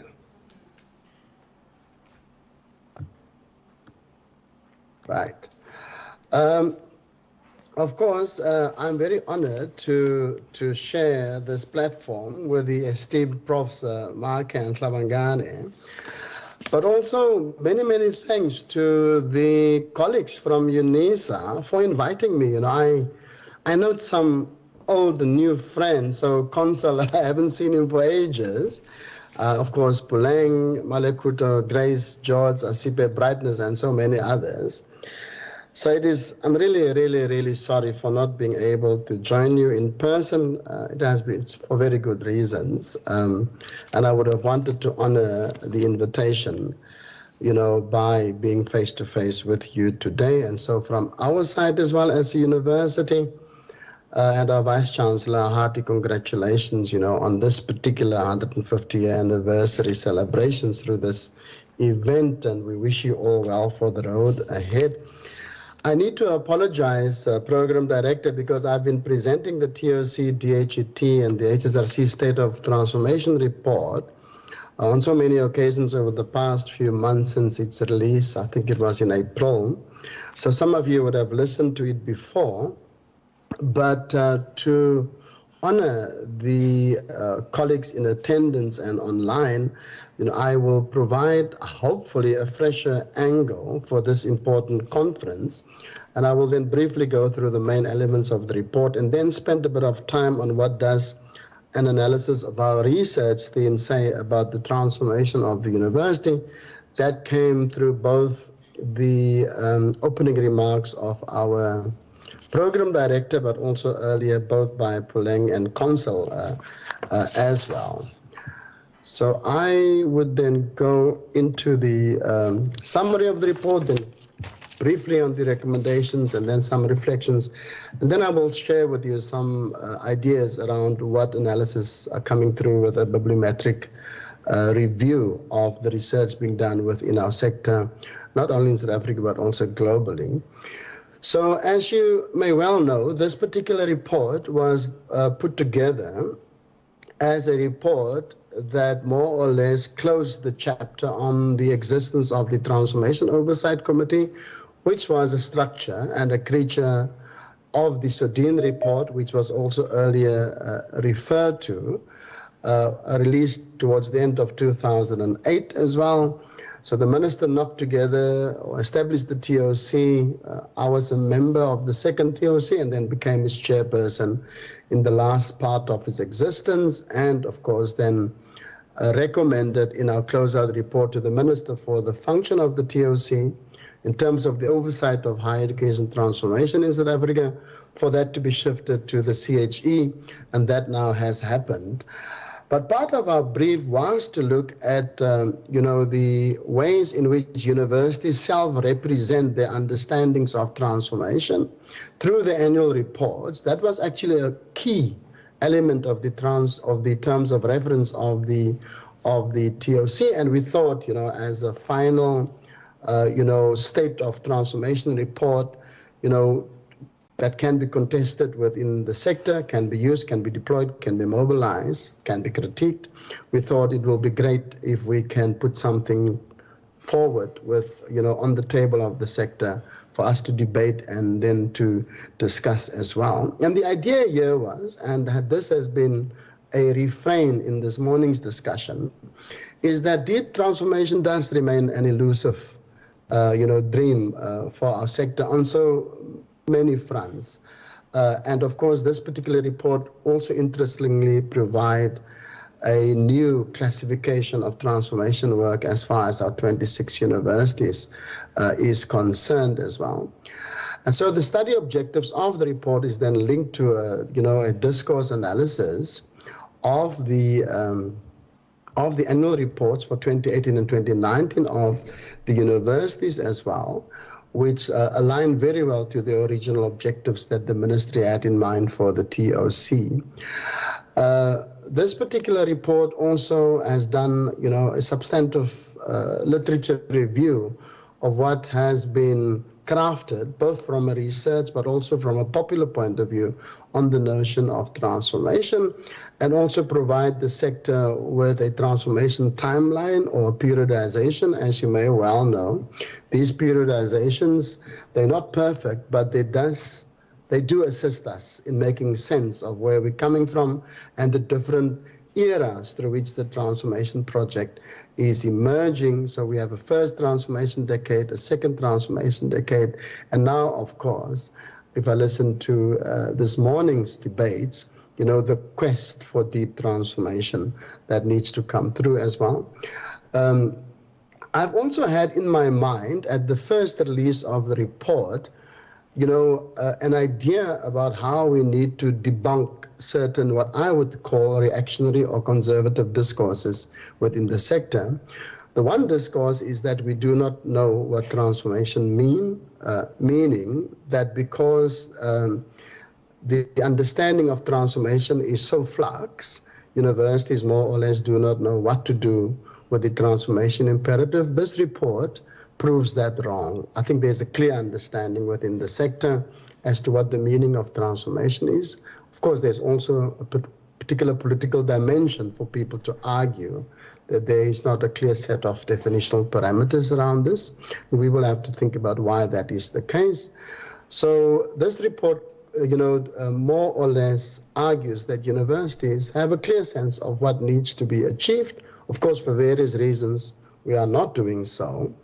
And also argue that the project of transformation is simultaneously an intellectual and programmatic exercise, which lines up more or less with Malakutu saying this morning around the scholarship of transformation and the transformation as scholarship as well. So that's the way in which we need to engage with it. And of course, part of that deals with the question as to how both the deeper knowledge question interplay with the real transformation work within the sector.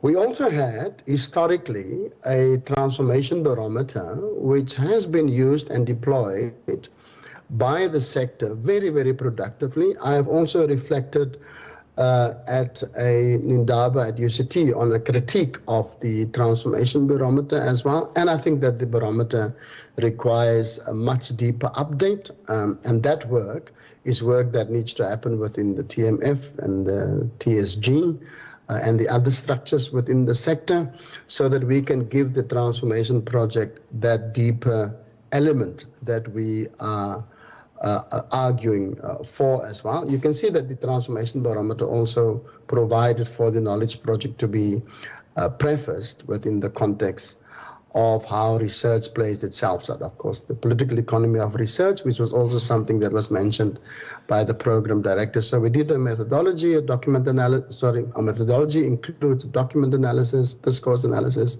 and of course, focusing on the 2018-2019 reports. We are also busy with updating that with the 2020-21 reports analysis as well. And it does, provide the sector with a mirror as to how itself presents. Now, of course, the methodology can be critiqued on many fronts, and that is that universities will always, from a branding perspective, put their best foot forward when it comes to annual reports. But strangely enough, studies on self-representation have shown that universities most certainly disclose their transformation inertia also in the way that it reports. And you can see how it will come through some of the things that I will share in this presentation. So I'm hitting the 8-minute mark now. So I was hoping to finish this by the 12-minute mark. So what we have done with these reports, we have more or less, almost in a technical fashion, engage with the reports to see how it, deals with the notion of transformation, what time, what space it provides for its annual report within this particular space. And this is varied across the different reports, and the density of mentions also varies across the different types of institutions as well. And the reports also, of course, engage with the challenges, this particular report engages with the challenges in reporting on transformation as well. In practice, and this is, of course, part of this, what I was requested to do around the state of transformation, the transformation principles of the white paper, of course, is clearly comes through as very powerful within the way in which the university imaged their transformation project. But the interesting development here is that the notion of development and the notion of quality, of course, comes through as the most strongest. Equity is taking the third place, of course, and then some of these very, very key principles, like institutional autonomy, academic freedom, that Consul also referred to earlier today, democratization, public accountability, they literally come through at a very, very low level in the way in which the universities think about themselves within this space. Now, the warnings that has been raised by Consul clearly is reflected in the way in which the university itself represents via their reports as well. And the question of redress and equity, also becomes a particular kind of contested space now within this arena of work. The report of the TOC HSRC also, develop different sections around the core mandates of the university, and you can look at it for yourself in this particular space. But it does refer to both, learning and teaching as key, and of course knowledge and knowledge production, and of course work at a scholarly level on the question of transformation as well. It does, of course, critique in various kinds of ways the limited attention being given to transformation-related themes within the way in which research awards and research calls are being made within the country. And I'll show later on, for instance, how the question of racism and critical racism studies took a backseat over the past 7 or 8 years within our space. As far as community engagement and social relevance is concerned, you can, when I come to the different set of classifications of universities, you will see that this plays a very, very key role in the way in which universities understand themselves. I think that Puleng referred to this earlier today with regard to how universities are incapable of transcending their historical origins, and of course in the way in which some of the historical challenges are perpetuated and reproduced, but also in the way in which universities create new challenges for themselves around the question of transformation. The other point here of the report is that no particular transformation challenge is the exclusive realm of one distinct group of any particular university. And here the argument is that our focus should be equally distributed on historically advantaged universities, historically white universities, then on historically disadvantaged universities and historically black universities. The question of different forms of intolerances, essentialisms that are just sweeping through our sector, coupled with other kinds of challenges like governance failures and dysfunctions, are key within this particular matrix as well. And that's why, as transformation practitioners, we will have to cast our net much further. I've also argued that we will have to think of the question of gender-based violence, the question of racism, and the question of gender discrimination also as modes of dysfunctions within universities. Because clearly, in a sense, our notion and imagery of dysfunction is only limited to the question of management and governance, and of course finances and auditing regimes. But there's a case to be made, that, for instance, in the case of racism, that can also be a form of institutional dysfunction. But indeed, we require some courage to go there as well. So when it comes to the type of institutions that we have classified, across the 26 universities, we identify 4 transformation narratives. The one is equity with a strong improvement culture. The one is relevance with a strong improvement culture. The type 3 is equity with a strong compliance culture, and of course type 4, relevance with a strong compliance culture as well. If you pull this together, you will find that what the researchers are suggesting is that between a diversity-focused university, that is a university that is focused on equity and redress, and the question of being socially engaged and developmentally relevant, there, of course, resides the particular kind of sweet spot for the transformation project. So when one images the transformative university, that is more or less the sketch that we are required to draw. But worrying, of course, is that half of our universities more or less engage with a change compliance culture within the sector. So that's more than around about 50% of our 13 of our 26 universities,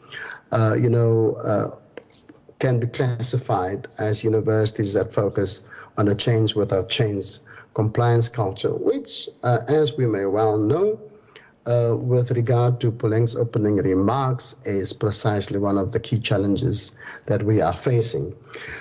The work, and this of course is for colleagues like Grace and Malakuto, who's at a national level plays a key important role, is for us to develop and renew the transformation barometer that can reflect this particular analysis from the State of Transformation report. Let me, of course, I'm not going to deal with the recommendations because I would like to just spend some time on something else here. This report is available, the slides are also available and colleagues can engage with it in their own space. The only, what one can say, emphasis that I would like to place is one of the areas that was also part of our discussion is the question of the interplay between the intellectual and programmatic enterprise as far as transformation is concerned, and also how we give a deeper meaning to the principles of the white paper as well, and how do we think different sets of transformation competencies within the sector as well. So we will have to work from compliance to inclusive transformative engagement, which was the theme of the USAF conference not so long ago as well. And of course, the reason why I'm throwing up this slide again is to just encourage the colleagues within the sector to look at how we can collectively, update and make more sophisticated the transformation barometer. And then one of the things that I am very committed to is to work within university spaces that resist the temptation to lock transformation into a template and audit reporting discourse, which both ties up with the caution around a capitalist imaginary. That's Puleng's argument this morning as well, but also the corporate imaginary, which was one of the points that Consul raised within this particular frame of thinking as well. So we would require, even independent of USAF and independent of the CHE, flexible, independent communities of practice, where we can come together and think and critique and be wild and unruly, exchange ideas, do this work, within a community of love, care, and justice and critical self-reflections, which is also one of the points, again, of course, that was raised by Puleng earlier today as well. And then, of course, we will have to argue the hard questions, How does a university transformation practitioner look like?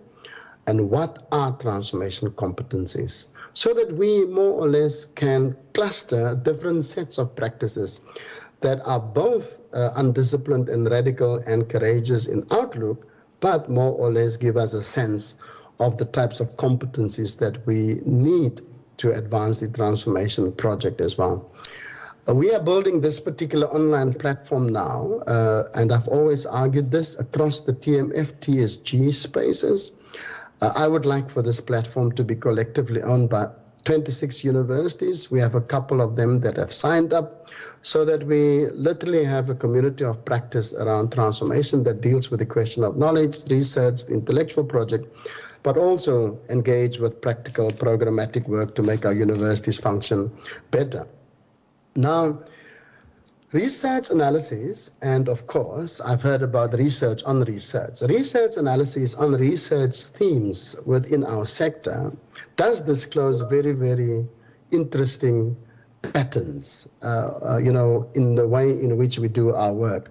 There has been a massive increase, since 1993 on published research as far as transformation and engagement is concerned, as this particular slide is showing. But this slide, of course, shows the global higher education transformation research trends over the past 5 years, including the work on diversity, equity, and inclusion, as you may well know, that's been used in the European and American sense, so that we don't miss out on some of the writings.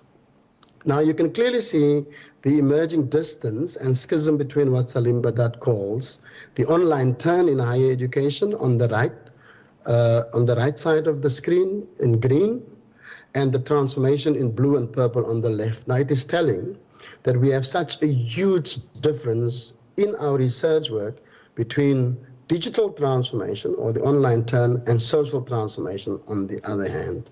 Those have very, very peculiar implications for our work. So there are 4 themes that are discernible. The one is online turn, technology, ICT, COVID-19. The second one, leadership, equity, pedagogy, social justice. The third one, management, governance, policy, and innovation. The fourth one, transformation, curriculum, decolonization, gender, race, and language as well. This particular slide focuses on thematic keyword analysis of research outputs within the South African space. Here again, of course, the distance between transformation and the online turn is confirmed. And of course, our search themes included decolonization, equity, inclusion, diversity, and transformation as well. And the studies on transformation, on higher education transformation, is a relatively small area within the broader schemata of research on universities. And decolonization studies does not feature strongly at all. It's just one blurb on one of those smaller dots that you can see there. Monitoring and evaluation does not feature at all when it comes to transformation in the research that we are doing, even if this research or thematic analysis includes more than 6,500 articles over a period of 20 years as well. And this is where the interesting trend of growth in studies on gender is coming through.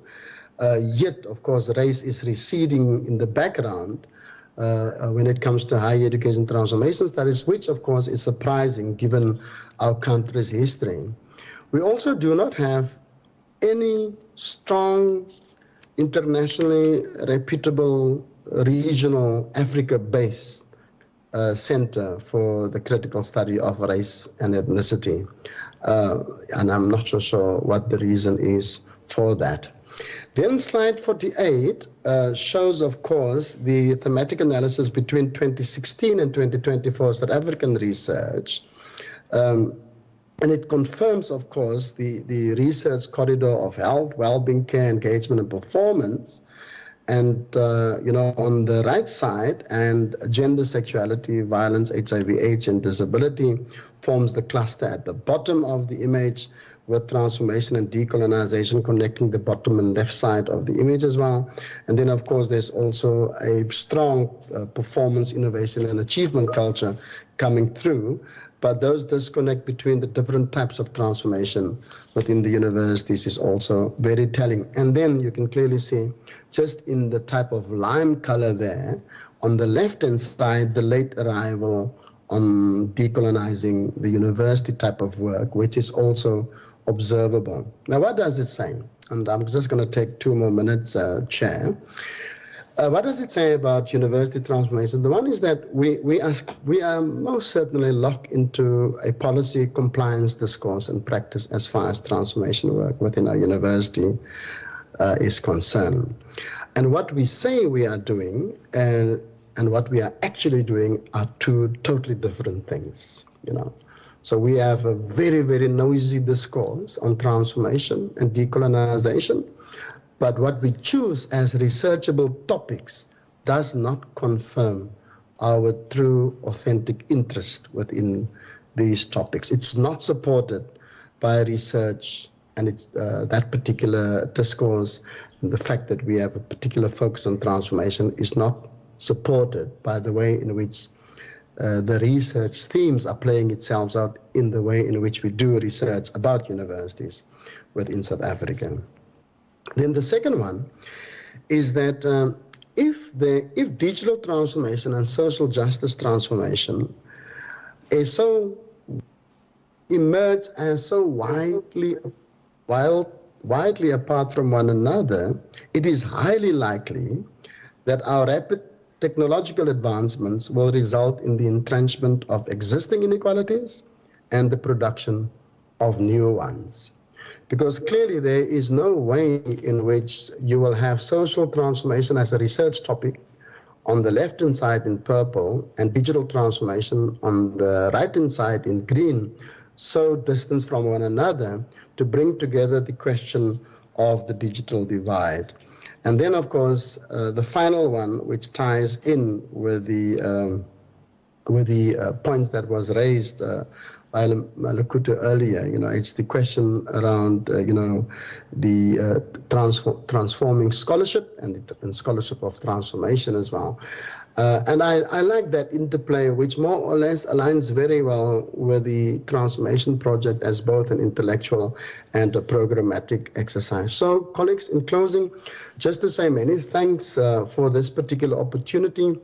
I do think that within our sector, we may require, Grace, Malekuto and others, a much more flexible think tank around higher education transformation that can drive, both the scholarship but also the programmatic work, but can create these particular kind of communities of practice around love and around justice, of course, colleagues. So many, many thanks for this particular opportunity. Okay, thank you, Chair.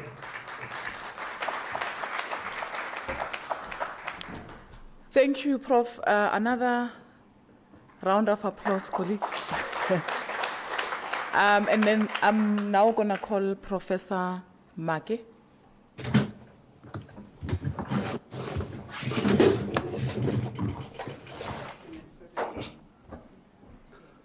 Good morning, colleagues, and thank you, Prof. Hunong. It's not yet.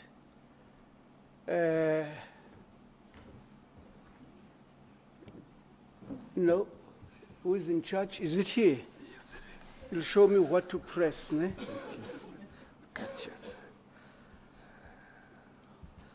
Do you mind starting off with the Khala opening sequence? What I'm going to do, I thought I'll do my introduction, and then I will insert just a small snippet from a film called Khala by the radical Samben Usman, who's a novelist and a writer and a trade unionist and a revolutionary. But let me start with the Khala because it fits in with the prelude that we have from Professor Skhalo. She gave us a kind of framework, ideological framework. Can you just show the snippets and then I will start with this. Thank you. Prof. Kuno, thank you very much. And my fellow speaker, Prof. Kabanga, and I think you already inserted in Prof. Skhalo's introduction. So the noble work that you do, theoretically and practically, also sets the stage for me here.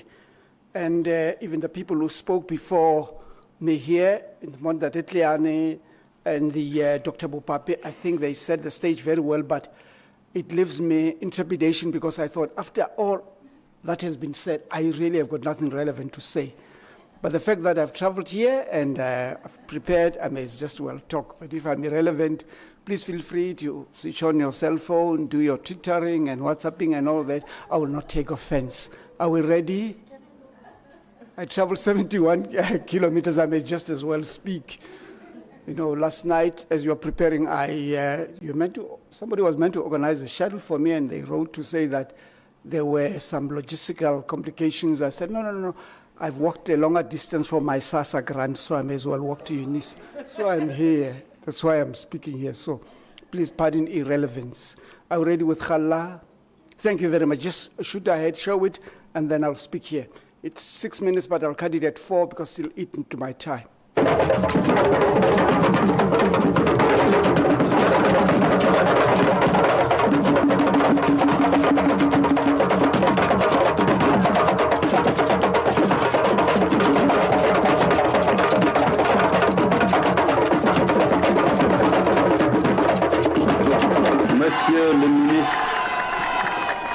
Messieurs les députés, honorables collègues, jamais dans le passé, un Africain n'a occupé la présidence de notre Chambre.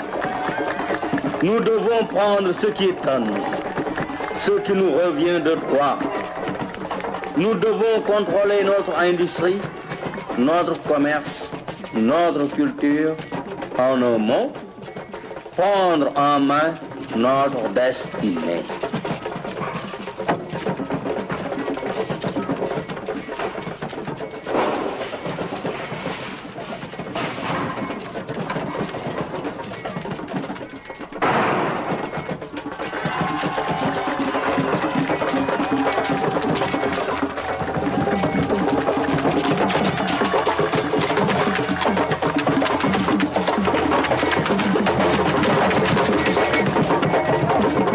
Face à notre peuple, nous devons montrer que nous sommes capables, comme tous les peuples du monde.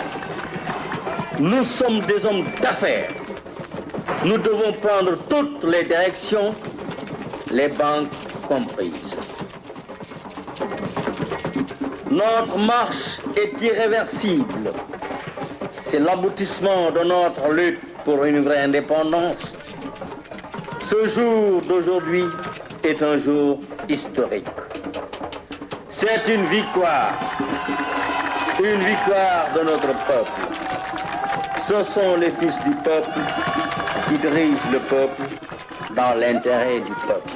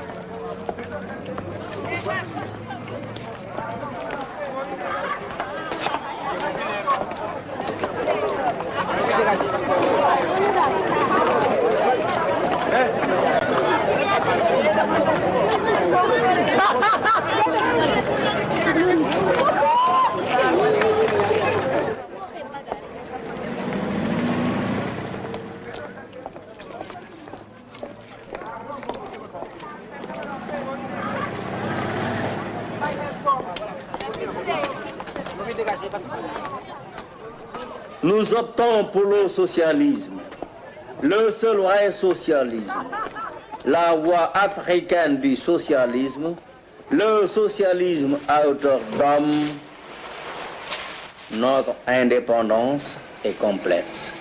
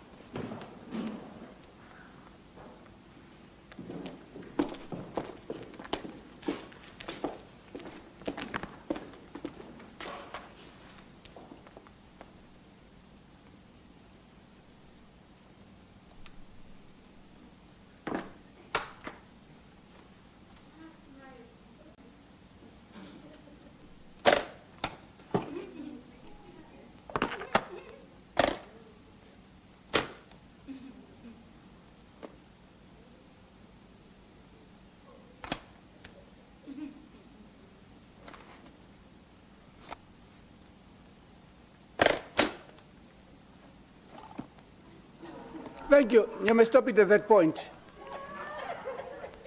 And please come and show me where to start now. I've lost my beginning point. What I'll do is that has taken about 6 minutes of my time.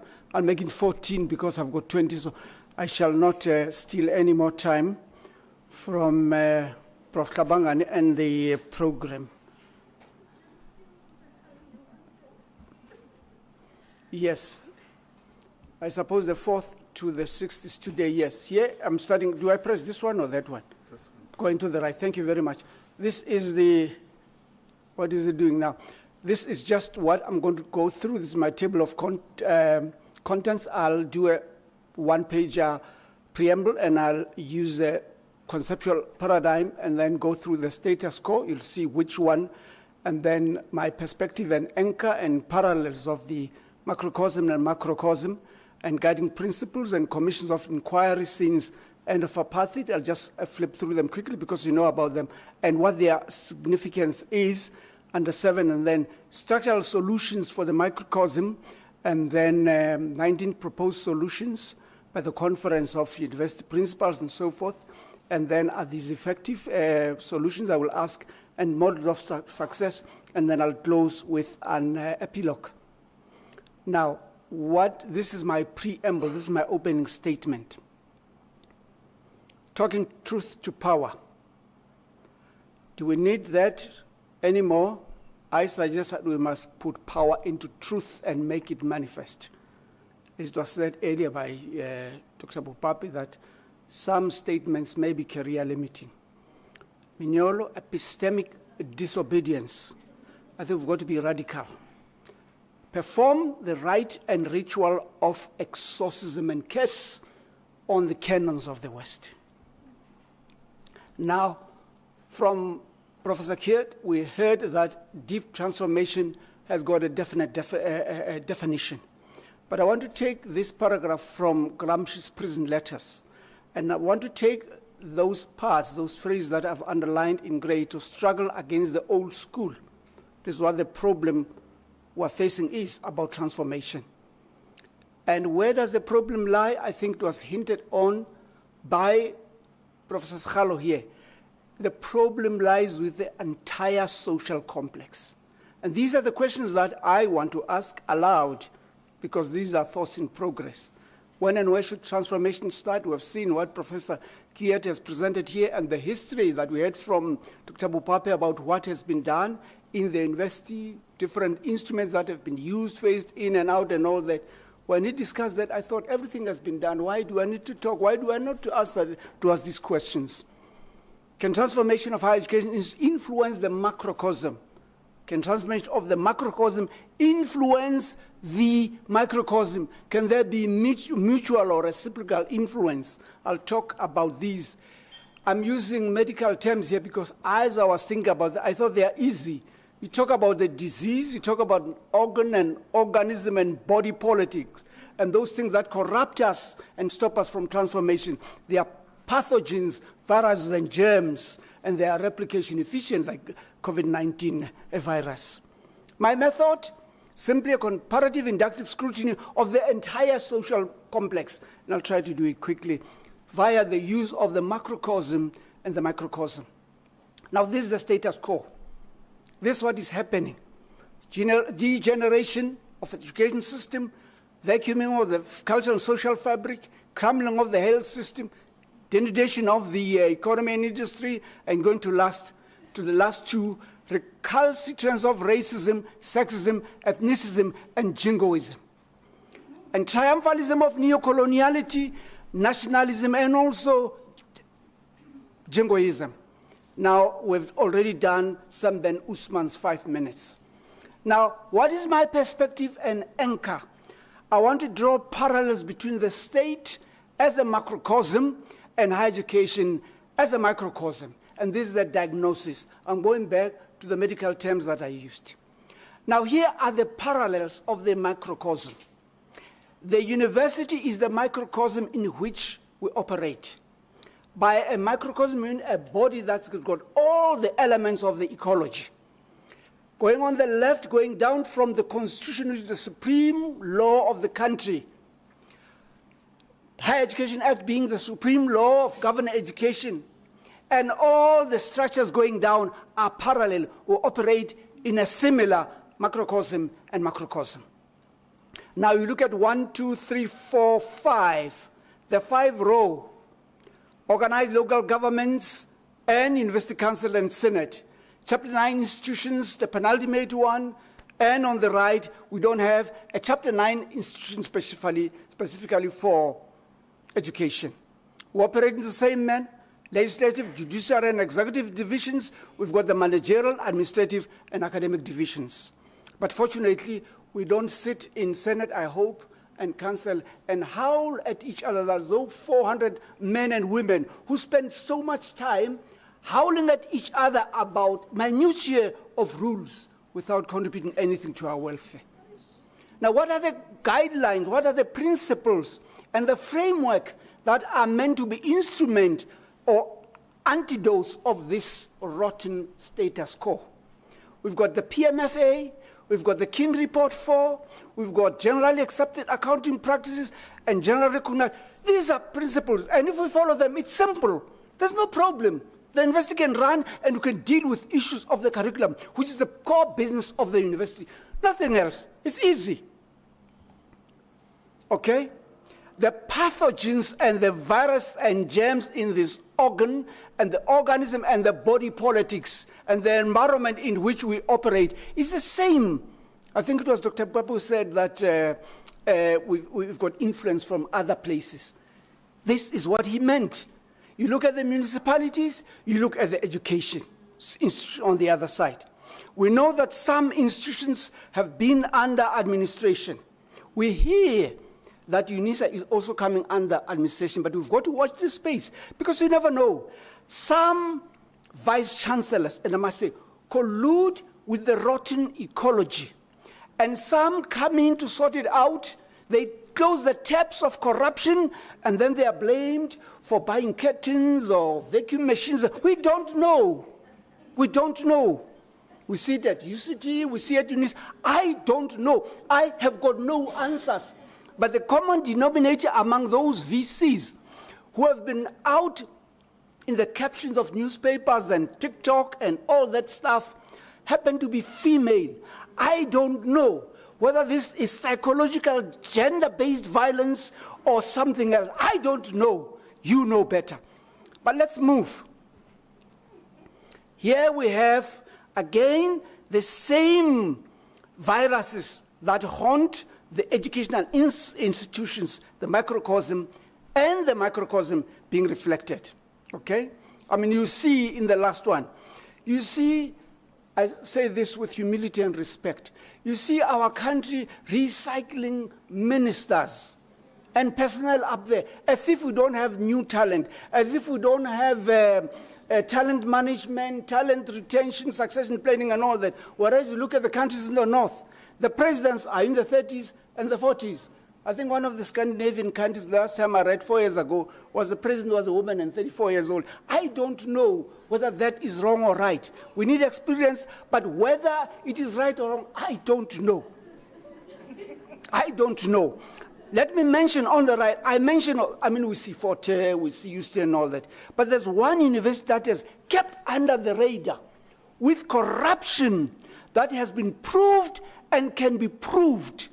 But we have a vice-chancellor who's been there for almost 25 years. I heard it's going on up to 73. I'm saying this is because I've been sued and litigated against for what I've written with proof, and I want it hands down. So in the public domain, anybody can sue me. I don't care. But he's sitting there.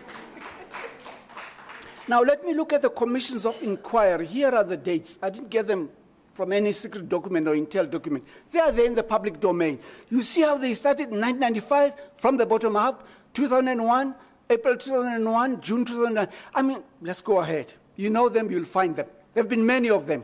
Here they go. Here they go. Many of them. Here they go. Many of them. But the question is, what is their significance when they commence? It's very important. Their numerical rise is very important. Their themes and their frequency is very important. Now, back to the questions that I flighted here at the beginning. When and where should transformation start? Is it possible to transform the microcosm and so forth? Now, I make a note at the bottom because I'm glad that this institution is called a leadership. It's got leadership in its name. It's not about management. Leadership, management is structural, as I say here. Leadership is visionary. It's intuitive, it's innovative, and artistic. A thesis remains to be investigated or researched by PhD students about the leadership, South African leaders post-independence and a period after independence and now. The first ones, like the Nkrumahs, the Kenyattas, the Haile Selassie, and Julius Nyerere, were intuitive leaders, not managers. If you look, they even had names. Nkrumah was Oscar Hievo, the leader, the prophet. Nyerere was Mwalimu, the teacher. Kenyatta was Mzee, the old man, the wise old man. I mean, that went with their charismatic leadership. That was not management. Now we are managed by managers. But it remains to be elaborated upon. But I want to go quickly. Now, what are the solutions? These are the solutions of a dreamer. I'm thinking poetically, not managerially or structurally. I mean, when I look at what has been done in terms of higher education, you see SWOT analysis in everything that has been done. You see SMART principles in everything that has been done. It's bureaucratic, it's structural, it can be measured in terms of numbers. But in terms of quality, it is difficult. Prof. Kuno said that the work that we do is slow. You cannot measure it in numbers. And if you're going to put somebody there and measure their performance in terms of KPIs, not KPAs, it's problematic. You can get your numbers qualitatively. You can get your statistics. You can get your pie charts, everything. But you are not there. Now, what I'm suggesting is humble and simple. Let's not see, number one, things that are happening SABS, SABC, and SAA, and ESCOM, and all these things, the state, they call it SOEs, the state, something enterprise, and all that. Let, number two, transformation be a key performance area of every reader. Curriculum transformation and development of it should be primary, key KPA and KPI. Those should be primary. Transformation must be the top KPA, KPI, subject to external monitoring and evaluation. They are now not by internal people. Diversity, equity, and inclusion must also be at the top. Contracts of appointment must be aligned to transformation, and transformation must be at the top. Maybe cut down the term of vice chancellorship to 3 years, so that external authorities have got to measure or look at transformation. It must be presented concretely. By concretely, I don't mean in numbers. And then I go to number 10. I'll go very fast. The Swiss model, I know that's a pipe dream. I've had many pipe dreams. I remember back 20 years ago, I suggested at the Vet Senate, even submitted a proposal that let's have 2 or 3 people writing one thesis. Why not? Have somebody from sociology, psychology, anthropology, literature, writing one thesis. But this capitalism that was mentioned in Professor Sekhalo's opening remarks, it's so individualistic that it would not consider, let's say, Ilima as a principle of working together. That's what I'm a pipe dream. I'm still pipe dreaming. I dreamed when I was at UP. I submitted proposals, but only one was taken up. Anyway, let's go ahead. It's not about that. Now, the Swiss model is that when the vice chancellor comes in, all the top positions of management are appointed by the vice chancellor. So if a mistake happens, the whole team goes. I don't know, maybe a pipe dream, but you know the Swiss go to extremes in terms of consultation, their canton system and all that, which is what we suggested in 1992 at a conference in Oxford where all the political parties were invited to a conference in Oxford, and academics who were there were also invited. We submitted, among other things, a federal system, a canton system, but no a unitary system. And what do? They take this unitary system, they break it into 9 provinces so that they could duplicate positions and be able to commit rot because the system becomes complicated and complex. Anyway, now number 11, I know again it's a pipe dream. Why should we collect information, spend time, and give it to people who are ranking us in the north? They don't pay for that information, and then they rank us. Tell us that in Africa you are number 1, in Africa you are number 200 and all that. Why don't you get out of the system if you want to decolonize? Why do they rank us? Why don't we rank ourselves on the basis of our own new canons? It's a pipe dream. It's a pipe dream. But who knows? The younger generation is coming that does not know, that is not steeped in the rot in which we are, that will transform. And those of us who dream, like Steve Biko here, will be able to say in their grave, La historia mia absolverà, like Castro, history will absolve me. Already it's absolving Biko, Sobukwe, Mapeta Mohapi, and many others. Naming buildings, as she said, does it help us? No, it doesn't. I just thought, let me look at what's happening. 2023, there was the conference for rectors, vice-chancellors, and presidents of African universities. Their theme was advancing excellence in African higher education. Look at what they were talking about. Launch of the harmonization of African higher education. Quality assurance and accreditation. Haven't you gone through quality assurance, quality maintenance, quality improvement so many times? We've done that. Is it necessary to flagship initiative of the Global Gateway Package of the European Union and African Union Commission?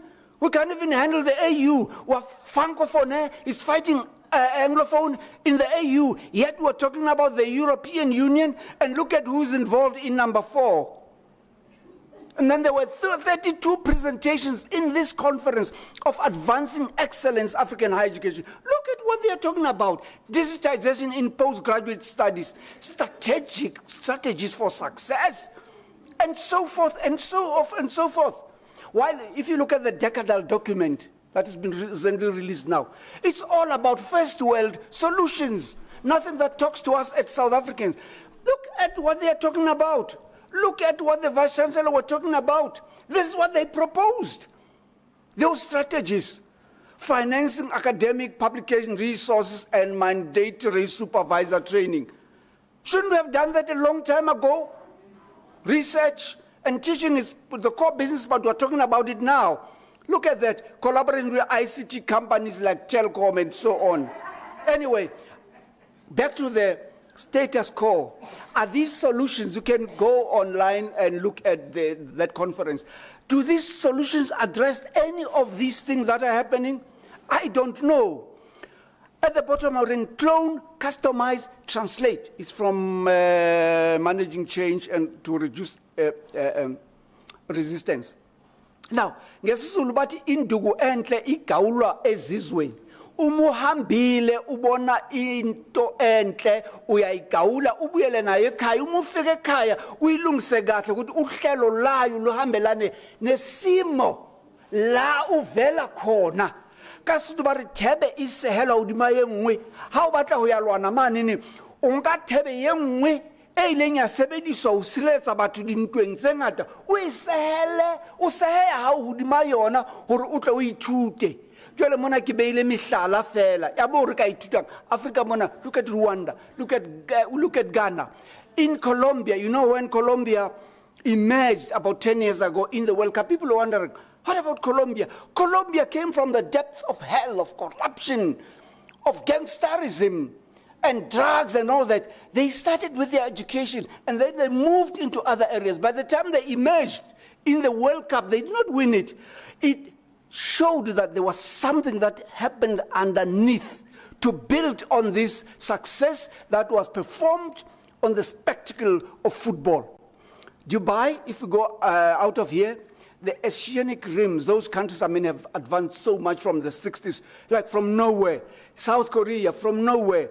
The United Arab Emirates took one leader to say that, look, we're small. Let's come together and form the UAE. From what was nearly a desert, that's what it is. I'm not here to lecture. You know about this thing. I will not even talk about China. Now the question is, after having puffed and huffed here in front of you, what is the significance of what I'm saying here? Euripides answers that for me. Question everything. Learn something and answer nothing. Thank you.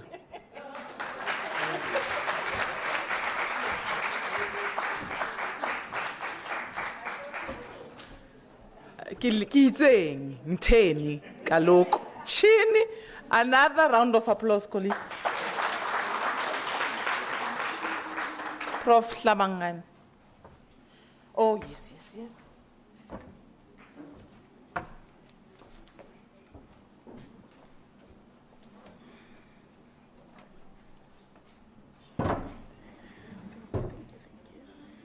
Whose laptop? Can I just put mine?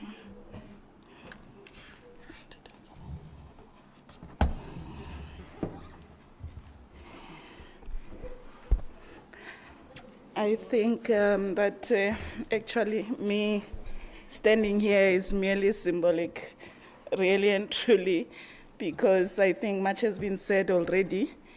And very early on, I had the inclination to say, perhaps Mohlala or Haufinyana, Prof, let us just pray. It is that bad, perhaps. And ask a lot of questions but respond to nothing. And so why am I here? Perhaps to also invoke in us the questions that we have yet to gesture towards, let alone ask. And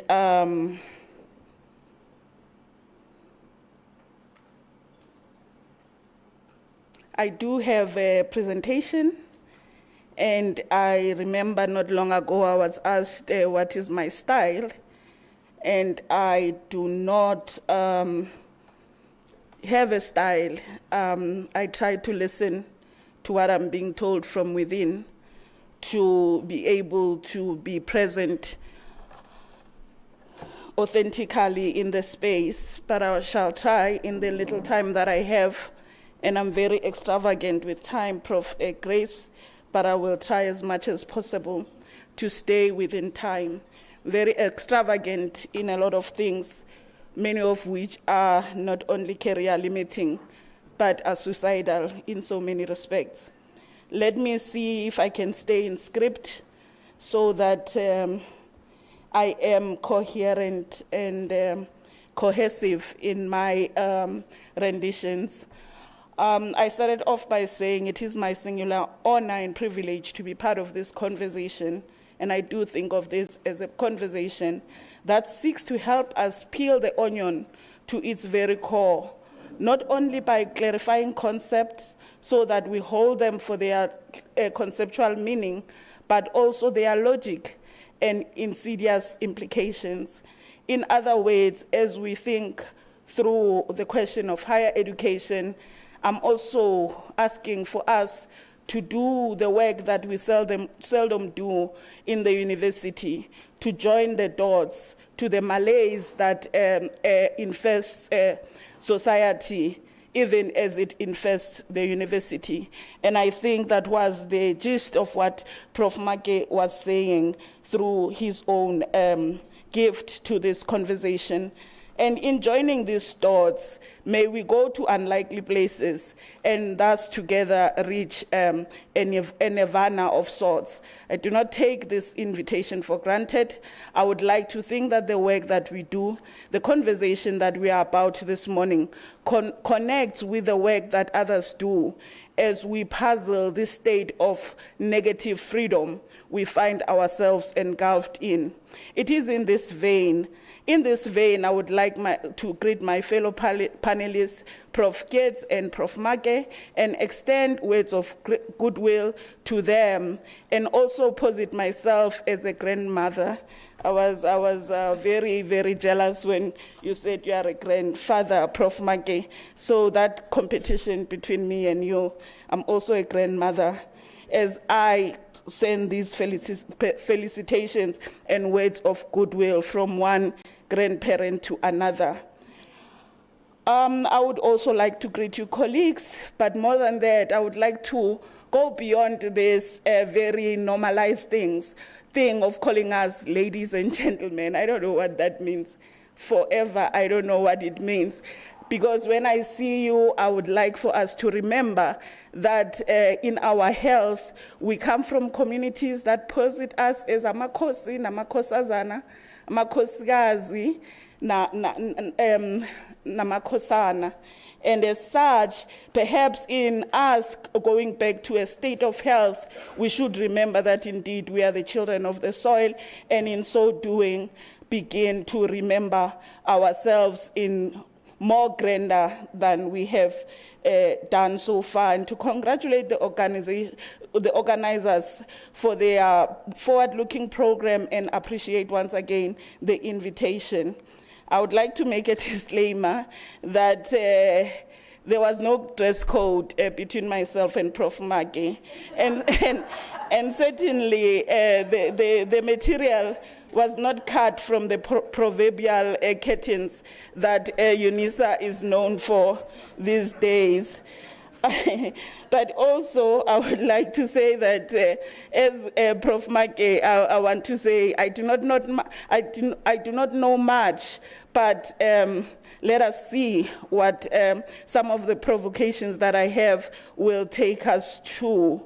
I also want to say that perhaps we should think of ourselves as we do this work, sikuluma, as perhaps in line with the concept of ukumola. Because sometimes we perform being on stage, we perform, being part of these conversations that are KPA informed, and perhaps we do not speak our deepest truth when we do. And I would like to say that I'm one person who has not been able to be many things in one. Whatever I am in play, I am at work, I am in my scholarship. And from that point of view, as I stand before you, I'm very vulnerable and positing myself as such as ukukhuluma kwami, ukukhumula kwami. Higher education has gone through many permutations over the years. Many of these can be characterized as critiquing modernity using the same prescripts of modernity, which does not allow us for a breakthrough and a breakout of the mold which is being critiqued. We critique a lot, but in this critiquing, we always come back to the same, precisely because we have not imagined ourselves out of the frame of modernity. So in other words, even this deep idea of transformation, I think we should be wary that it does not take us back to the very place that we started and the very place from which we seek to run away.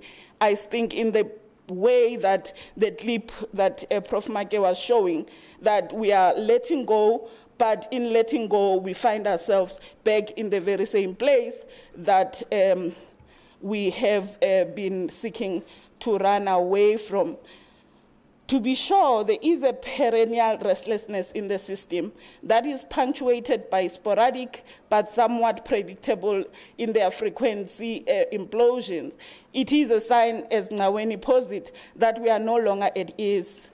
That we are no longer at ease goes without saying. That we were ever at ease in the current dispensation may indeed call for deeper scrutiny. However, I'm not gonna go there. And I think Prof. Mage did a commendable job to show us how we are a microcosm of other systems who inform us and who, when they are sick, we also do become sick. I want to posit my intervention in the short time that I have to speak to the very idea that we take for granted that we are in a university. We are in a university. What does that mean, actually? As well as to speak to this idea that there is an unstated hidden curriculum in the university that we have yet to unravel and contend with. And yes, this idea of a corporate university that was once again spoken to very eloquently by Ntate Bopape. And maybe gesture, if I do have the time, and I'm very slow, I know, gesture, if I do have the time, to say what are the deeper vibrations that we might point towards that are going to allow us out of this cul-de-sac to begin to reimagine ourselves anew. I have titled my ruminations, Dig a Hole, Managerialism and the Tyranny of Taylorism in the Corporate University. And I will take for granted that colleagues know what Taylorism is, and wish to argue that perhaps UNISA, given its historical foundation, is uniquely seized by this malaise of corporatism, as we were introduced this morning. The very ideas of a service charter, the very ideas of a corporate affairs division, the very ideas, the idea of thinking of us as a brand, perhaps in a way, do set us for failure, because it is steeped in corporate logic more than perhaps a university logic. And as we have seen this morning, 2023 sees us celebrating the 150 years, and I have been saying that perhaps more than a celebration, there is a need to contend with the history of UNISA and its meaning today. What is this unique edifice upon which UNISA stands today? How does this edifice account for the possibilities of transformation? What does transformation mean for UNISA? How does the stated mission of the university as an African university shaping futures in the service of humanity stand with this edifice? Are they compatible, or are they naturally at odds? Are things supposed to change, or are they not supposed to change? And I think this morning we've seen that even as we try to change things, they stay the same. What then needs to be done? It is on this basis that I enter this conversation. I'm going to argue that colleagues perhaps should take the time to search further afield in Ekaulwa ezizweni, Prof, to say that elsewhere in the world, especially in places where I would say that indigenous people are coming to their own, they are thinking of themselves outside the mold of the very idea of a university, because to be sure, the implicit assertion in the very idea of us being a university should give us pause. Who's uni? Who's uni? Who's one? Who's this one that we are all supposed to rotate around and find ourselves through? What uni? What is this uni? We've spoken about epistemology and et cetera. What is the impact of the uni on a society reeling from the ravages of dispossession and is seeking to correct this? How does the uni square up in the quest for epistemic justice against the dispensation ushered in by Macaulay, which can be summed up as kill the Indian and leave the man? By purporting that we must, and I quote, we must at present do our best to form a class who may be interpreters between us and the millions whom we govern. We must at present do our best to form a class who may be interpreters between us and the millions whom we govern. A class of persons, Indian in blood and color, but English in taste, in opinion, in morals, in intellect, to render them by degree fit vehicles for conveying the knowledge to the great masses of the people. And that was in 1835 that the statement was made, and perhaps can in so many ways account for everything that has been said this morning about the symbolism that we are steeped in, about the fact that we are not breaking out and breaking through, about the fact that even as we confer with one another, being leaders of these institutions posited as espousing higher education, we find ourselves with the very things that Prof. Make was telling us about. Are we those who are Indian in blood, and color, but English in taste, in opinions, in morals, and in intellect? And are we the vehicles through which we are conveying this knowledge and way of being in the world to the masses? How then is the university far from this injunction to kill the Indian and leave the men? And perhaps in the place of Indian, I don't have to tell you, colleagues, we might pose it ourselves. How is it that the university is instrumental in this injunction of killing the African and leave the men? What Spivak calls recognition by assimilation. It has been spoken to at length, this very idea this morning. What prospects exist to extricate ourselves from this cul-de-sac? Is it a coincidence that as recent as 2016, 2017, 2018, 2015, students in these institutions said, I cannot breathe? What are the things that hold them down? The constellation of taken for granted, commonsensical things that we do, these rituals of empire that we have normalized, that have invoked that cry in them. I am very much in love with a documentary called Schooling the World, and I would invite colleagues to look it up on YouTube. This idea of schooling the world, which we see even today, the horrors of which continue to manifest with indigenous people the world over. In Canada, more recently, where bodies of children who were buried anonymously through this very idea of schooling them, through this very idea of killing the Indian in them and leaving the men, are being excavated as early as this year, I think it is. So this idea of Macaulay that was conceived and conceptualized in 18-something is still very much part of this edifice that continues to make us and unmake us in so many ways. To the extent then that we are self-centering, we are self-silencing, career things, we are, and in that way we are killing ourselves, and in losing ourselves we see the malady that is not only in the university in symbolic and real ways, but is also being perpetuated and perpetrated throughout society. So what is the question that we need to be asking? Why is it that as a people, despite our best intentions, despite our best efforts, we keep coming back to the same place? Where did we lose ourselves? Where did we lose it? And what are some of the things that hold us hostage? I think it was Mayor Matsilo who says, "Retlamilwe, renale slama."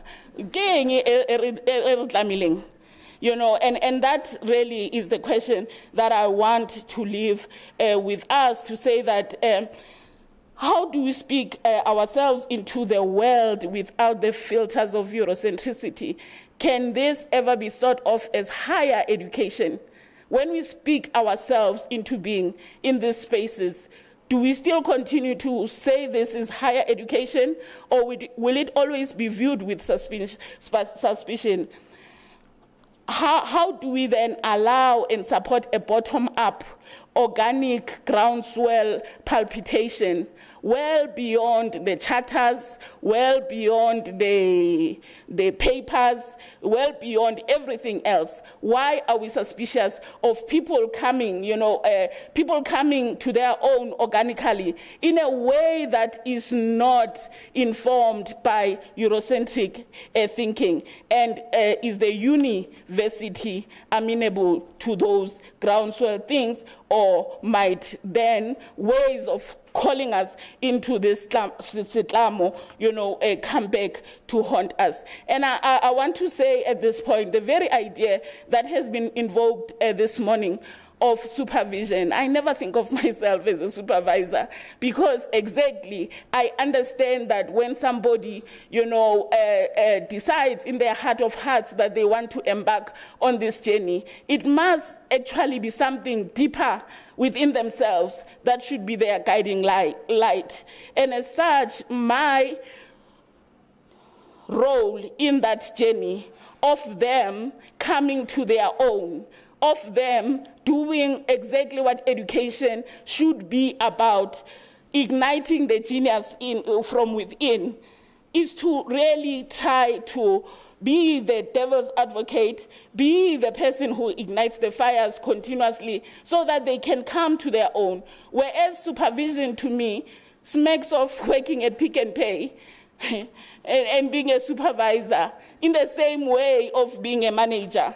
In other words, there's a way of doing things. There's a way of packing the shelves. Please pack like this. Please pack like this. And that's perhaps some type of, even the doctorates that we get, you can see it has been a cut and paste because it is formulaic, it is informed by a supervisor who is no longer positing themselves as a healer in this journey, as an inspirator in this journey, but rather as one who has worked the system and will teach the student to work the system. In other words, corruption then begins. Corruption in its deeper sense begins, and we wonder why it is that corruption, is the very water that we drink. I have a lot to say, but I will then move on to say that the very idea of employability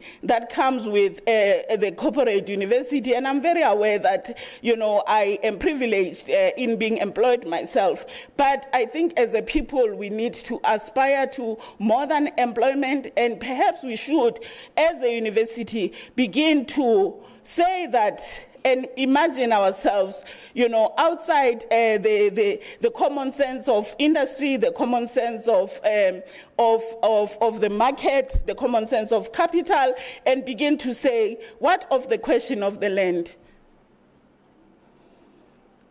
Does it then allow us to be more than proletariat? Does it allow us to go back to ourselves and be amakhosi namakhosazana that I invoked earlier on? What sorts of dignities are we not bringing to the fore when our common sense is always to go to this idea of employability? Why are we normalizing being cogs in a system that was not meant to give us life? Why is our idea of life and life in abundance always hitting that ceiling of industry as though we own these industries ourselves? So when I said perhaps the questions, I'm gonna ask us to gesture towards, and yes, again, the tyranny of managerialism, where we are told how to pack the shelf, how to dig a hole. I have this nightmare of really understanding UNISA in this current juncture as one that is akin to this idea of kopumkoti. And a body who wants to be more than a body, who also wants to assert themselves as a thinker, as a dreamer, as everything else, who does not want to fragment themselves to say that I'm only a worker, but I'm also inkosi, I'm also inkosazana, I'm also inkosikazi, I'm also inkosana. They want to dream, and they're told, and they ask, umgodi owani? Chika mgodi. Mgodi kwa ing. No, don't ask, hori, mgodi kwa ing. Wena chika mgodi. Is this whole supposed to have particular dimensions? Oh, you even are at level 1. You even know dimension. I said to you, dig a hole. There's the template, you dig the hole. In other words, the university, through this managerialism, would rather contend with us in our fragmentation as bodies who are perpetuating what Taylor himself conceived as managers think the people do. Managers think the people do. And I think it is Charles Mills who says, be white or disappear. Play with the template that was conceived by a thinker, or you are not in compliance. And the very idea of us foregrounding this idea of compliance in an institution that is supposed to be animated by higher ideals than the mere fact of curling up and dying. Who taught us to curl up and die? How are managers normalizing the idea of our own disposition from ourselves, from our dreams, from our aspirations, from the contributions that we can make to take this question of redress forward? And I do say that it is tyrannical. And to account for this, somebody called Ragunan, whose paper I do go to, I know that time is scarce, I do go to. And yes, are managers thinking of us as terra nullius? Are they thinking of the people, the subordinates, as people who need to be acted upon? And they are the actors. And so how is that different from colonization? How is that different from coloniality? So Ragunan writes Decolonizing Management, a Love Story, I think is what his paper is called. He says there is no way to measure the human and social cost of converting schools and universities into facilities that produce commodities for the job market. Abandoning the traditional ideal of the universities, fostering creative and independent thought and inquiry, challenging perceived beliefs, exploring new horizons, and forgetting external constraints. So compliance is an external constraint that has been instituted via King and all of them. In this, I think,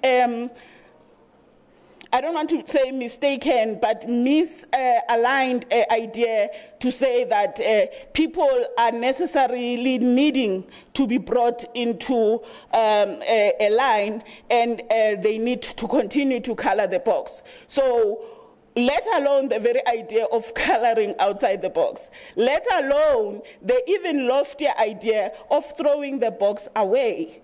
Because whose box is it? Whose uni is it in the first place? But as I said, perhaps the box is here to stay. Perhaps the very fact that we are here means that we will always find ourselves within the box, precisely because the land question is not part of the discourse. The redress, the radical redress that does need to happen is not part of the discourse of the university, where I think it was Maldonado Torres a few weeks ago who says that the university does remain the immune system of dispossession. Dispossession in its grander scale does get reduced into nonsense at the level of the discourse of the university. And he goes on to say that the above things of fostering creative and independent thought and inquiry, challenging the status quo and forgetting external constraints might not actually have been perfect, but to the extent they are a realization of a good measure of the level of civilization achieved. In other words, as we regress, and I'm using that word very, very, very advisedly, to say we regress into digging the hole, the manager, lapaya, it's a regression. It is a sign of a civilization that is becoming undone. And we know this because however many templates we complete, however many white papers we swear by, however many, everything that is corporate in its nature we do, we always come back to the cul-de-sac. And the language that we use of workers, and being in the university is reduced to a job, of us being clients, and I wrote this, Dr. Kliani, before you spoke, of us being clients, I cringe, of us being subordinate to other people, of us performing as though we are mannequins. I don't understand it. I don't understand it, as though we are still, I don't know, kind of. The very idea of compliance, the very idea of some of us being heads with the supposed tails that we are wagging. So it's a lot that is at stake in the current juncture. That really does take away from the possibilities of a deep transformation that was spoken about. A lot has been distorted, a lot has been reduced out of its complexity, a lot has been muted in this uni, a lot has been ridiculed, especially the struggles and that have also been denuded. So what is there to do? And I will then, ask colleagues to really do a study of what it is that other people are conceiving as this idea of higher education. Because I want to argue that what we are about at this point is not high by any measure, precisely because it succumbs to the logic of capital. And the logic of capital is always extractive, is unethical, and does not give us or take us to a future that is free. Hence, I started with the idea of us being in a negative state of freedom. And I want to close by talking, about an example that I don't know much about, and I hope that some of you will know and will run with, the idea of Mophato Wabatu. And the other day I heard something, Tadetliani, about how knowledge holders, are not professors. Knowledge holders are mwalimus, yes, but more than that, are tehutis, yes, but more than that, banalitsibo ya nabi. What is this knowledge that we have yet to come to?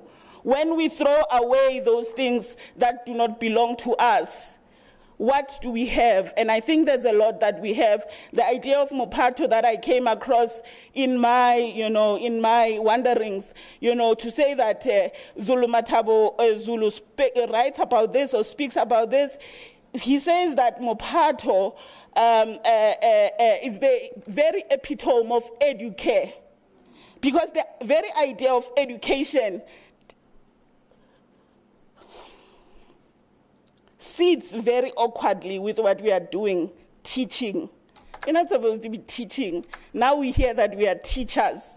We are not teachers. We are supposed to be healers and awakeners of something deeper than the aspirations of capital, if we are really going to remember ourselves to a life and freedom. And he says that Mophato is this thing that Basotho do of invoking the genius in one, because the assumption is that all of us are geniuses. For the fact that we ask the fish to climb a mountain and hope that it will do so with prowess, is a nonsensical idea. And according to Zulu Matabo Zulu, he says that Basotho, when a child is born, they take a child out into the first rains, that are associated with a child, because we remember once again that our names are not supposed to be in vain. And so with the seromo that is in our names, the child is introduced to the stars, that are upon him or her at that time. And Basotho, I don't know whether they still do this through Mophato, they say that this is your star. Should you ever have any questions about life, questions in life, questions of life, you ask the star. Because the star will tell you all you need to know. In other words, the genius is in you. And as such, stuff the template. And as such, it cannot be that king is my king. And as such, it cannot be that just because I'm here, I lose all of myself to the extent that I forget even that there are stars outside to whom I can ask questions because I'm busy complying. and he goes on to say, this is your school. This is your school.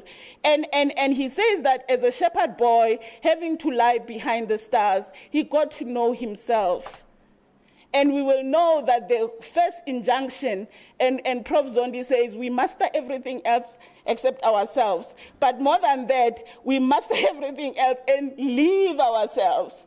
And leave ourselves. And he says that being a shepherd boy, having to sit under the stars over time with his age mates who continue to be his community of practice, they got to really realize this injunction that says, man, know yourself, and through knowing yourself, you shall know the gods.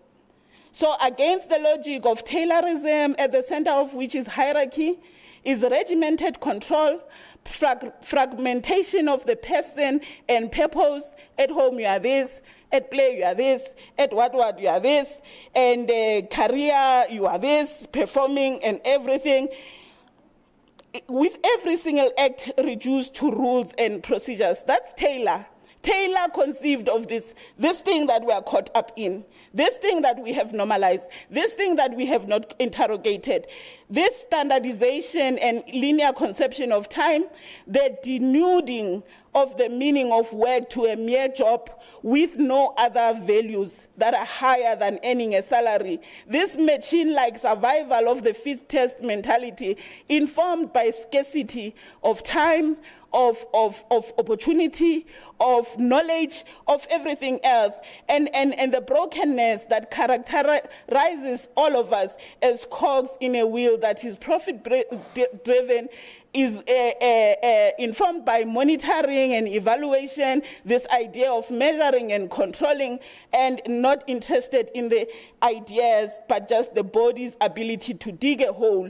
And it is posited, yes, as efficiency, as in the slave ship. Prof. Sekgalo, I wrote before you said that. I said dig a hole. What is the hole for? Dig a hole. What dimensions might this hole be? Dig a hole. And that's all you are good for. That's all we ask of you. That's all you can ever contribute at this juncture, because at this place, there's no possibility for beauty.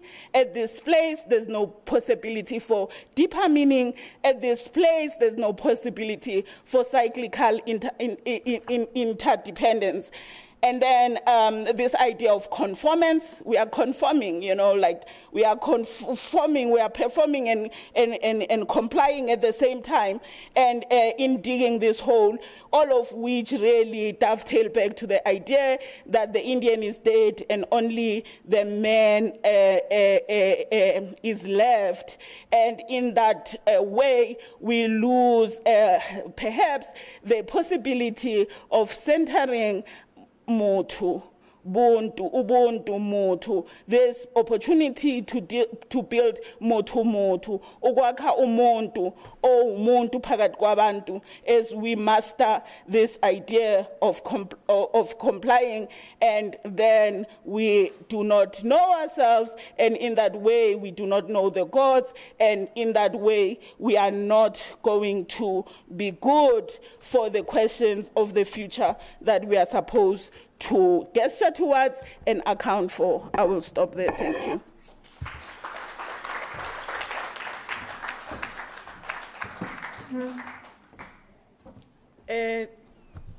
Another round of applause, colleagues.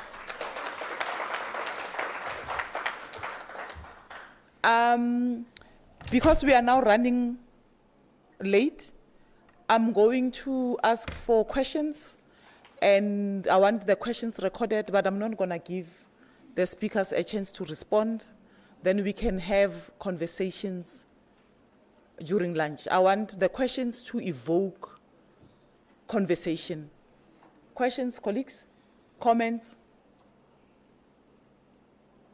Don't be turned off by me saying the speakers won't respond. I'm afraid if I give the speakers a chance to respond, we will be sitting here for another 30 minutes.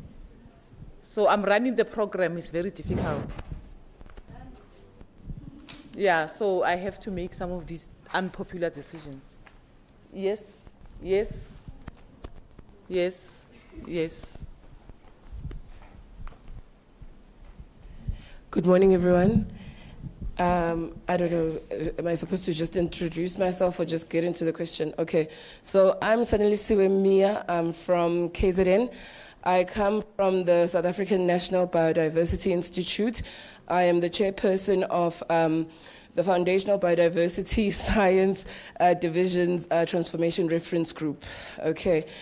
It's on that basis that I am here.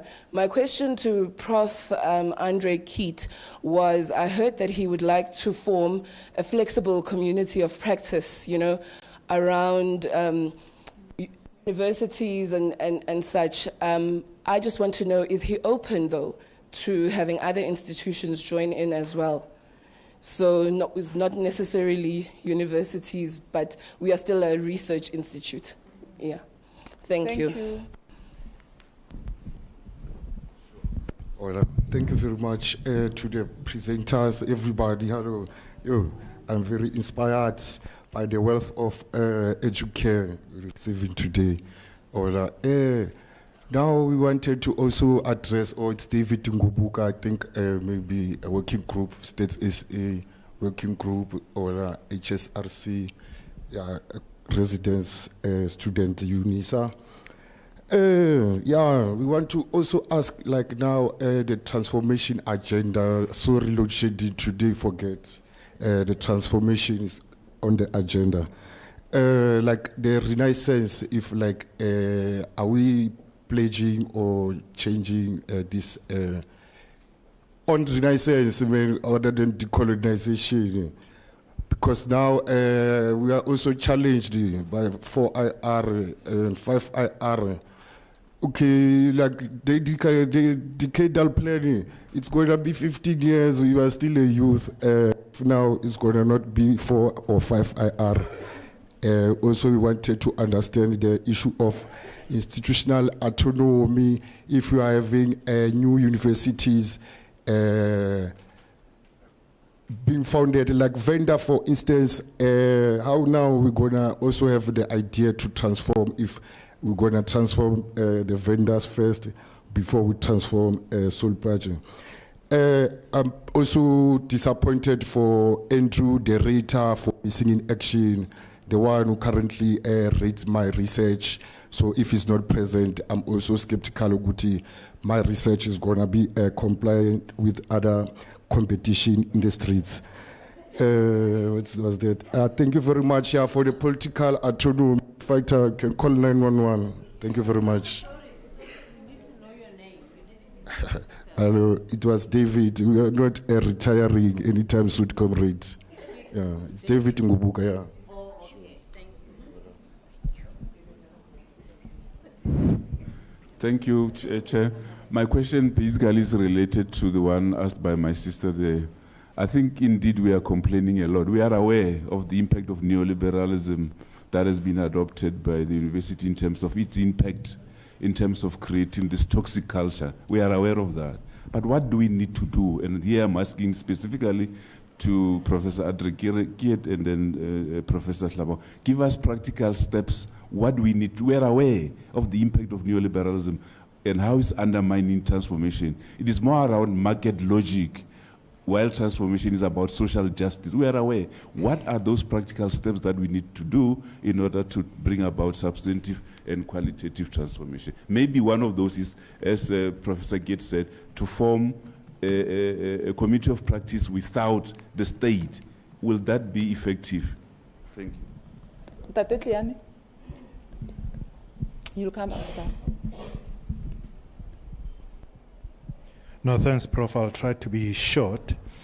The first point that I want to comment on, and it is also a question around what Prof. Make talked about, maybe how we come up with councils. And I like his idea about maybe public participation. But the question, and I've discussed it with Dr. Wopape, don't you think that somehow we need to go back and reflect even the stakeholders within council, who are there, because they kind of, in my view, still carry the mandates of their particular interest groups instead of that of the public. The second one is a comment around your ratings and all that. And my comment around that, it reminds me, Salim Badat at the university still called Rhodes, took out Rhodes out of the rankings. And he said exactly what you said, that we cannot, because we are pushing academics to do what you call publishing for the sake of publishing, salami slicing. It is one research that is packaged into 5 articles and all that, and rather challenge his academics to take their time and publish impactful articles and books. And for me, it reminds me of the gladiators who were slaves. And it is about which slave is stronger than the others. Here we are in Africa, and being glad that we have been ranked this number by that rating agency in China, that one in Britain, that one in the US, and that does not sit that well. And it goes, in conclusion, Prof, it goes with how we view ourselves as African universities. How many of us would be glad to go and do a PhD under Mamdani at Makerere or under Isa Shivji at Dar es Salaam? Instead, the minute our self-worth comes from Cambridge, Harvard, and so on and so forth. And it comes with this gladiator mentality of ranking Euro-America as the standard bearer and looking down on ourselves. Prof. Klabangani, in conclusion, so that I don't monopolize, I think the Freire and Nyerere model of saying that people come with knowledges even as they come into masters and PhD, which is something that we fail to do. So yeah, let me end there. I had a question for Andre, but I'm feeling guilty now. Just safe to say hi, Andre. Thank you very much. I think to Prof. Kiet, the question is, to what extent, or to what extent may you feel that this self-reporting by institution has got elements of self-embellishment that is in there? Because it is often in our nature as institutions to do so, and how may we interact with that? My apology, Prof. and colleagues, for taking extra seconds.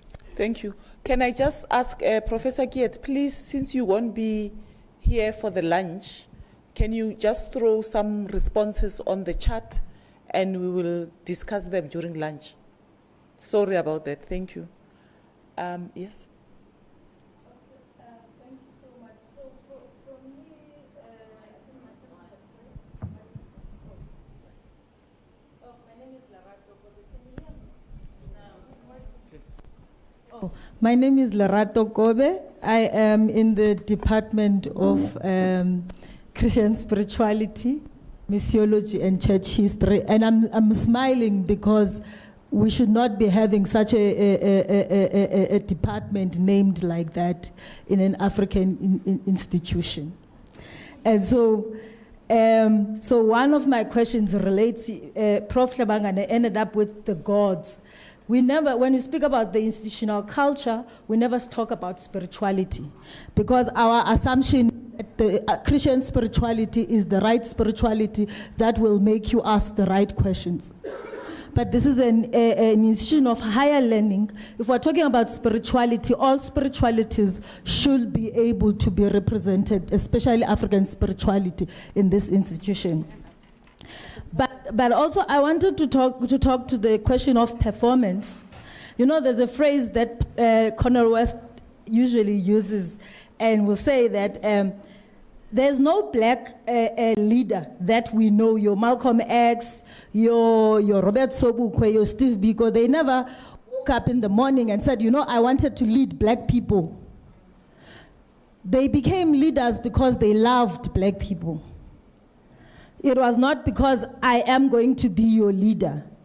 And I think some of the things that you were referring to, it's because we come here thinking that we can be scholars or whatever, you know, fitting into this narrative, but actually sometimes that's not what we have. Because for me, management, I don't know, scholars don't really most time come up with groundbreaking whatever. It's always on the ground.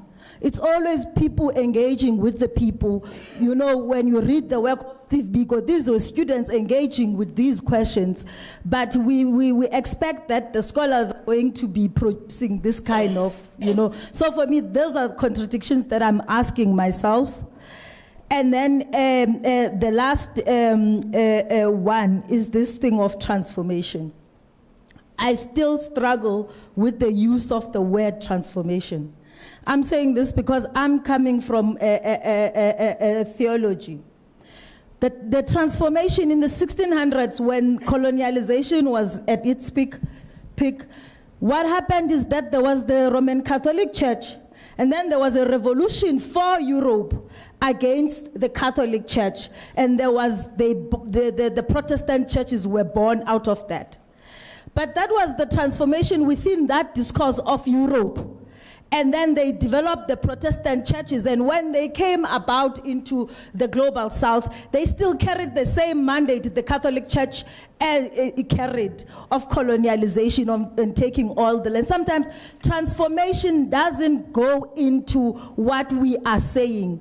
What I remember the student even said, they said, why is roads there? You specifically ask questions that are specific, like I'm saying, why do we have a department of missiology and Christian spirituality? And if we are doing spirituality, perhaps we should reconsider how we name these kind of departments to reflect the spirituality of those people. So transformation doesn't have that. For me, it's like you are transforming. I had my colleagues in the course that I'm doing on transformation, people think that putting now AI and all of this, that is transformation. Therefore, we are ending up again moving that's what transformation means, actually, is that there was nothing wrong with the old one. You are just now updating the information and giving variety to people, but you are not really changing. What is the problem? What is it that is wrong with our education system? And this is the question of decolonization and re-Africanization then. Thank you. Me? Yes.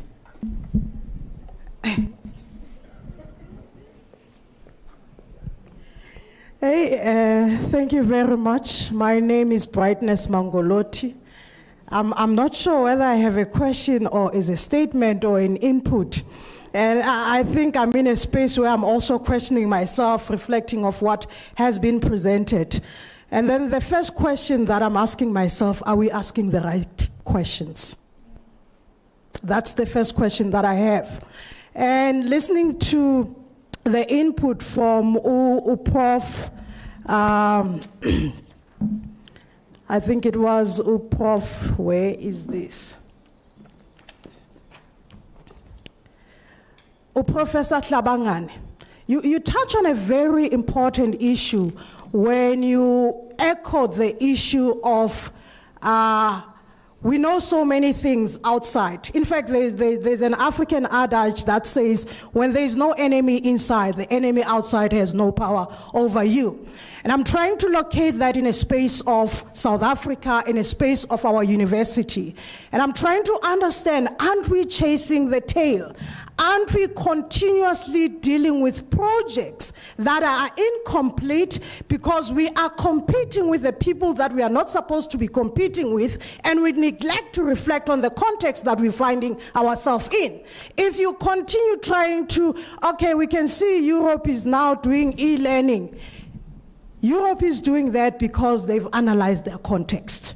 So the question, are we deeply analyzing our context? Are we analyzing what we really need as South Africa, or are we in the part of the chase? The other part, if you look at our governance systems, I can honestly say they are doing an injustice to us. They are doing an injustice to transformation. And why am I saying this? Look, for example, a Senate. If you look at the Senate, who is in the Senate? And the Senate, that's where decisions are made. There are other committees that exist, or statutory committees that exist in universities. What are they doing? Are they enabling transformation, or are they disabling the transformation? So the question is, isn't it time to dismantle the system? And as I say that, I want to say part of the journey, as I was listening to you and as I was looking at those briefcase with the money, and sadly also when Kit talks about the material economies, you find that even in these spaces, our sisters are self-silencing because they don't want to be projected on the screen. They don't want to be heard of what they are saying or believing or what needs to be done.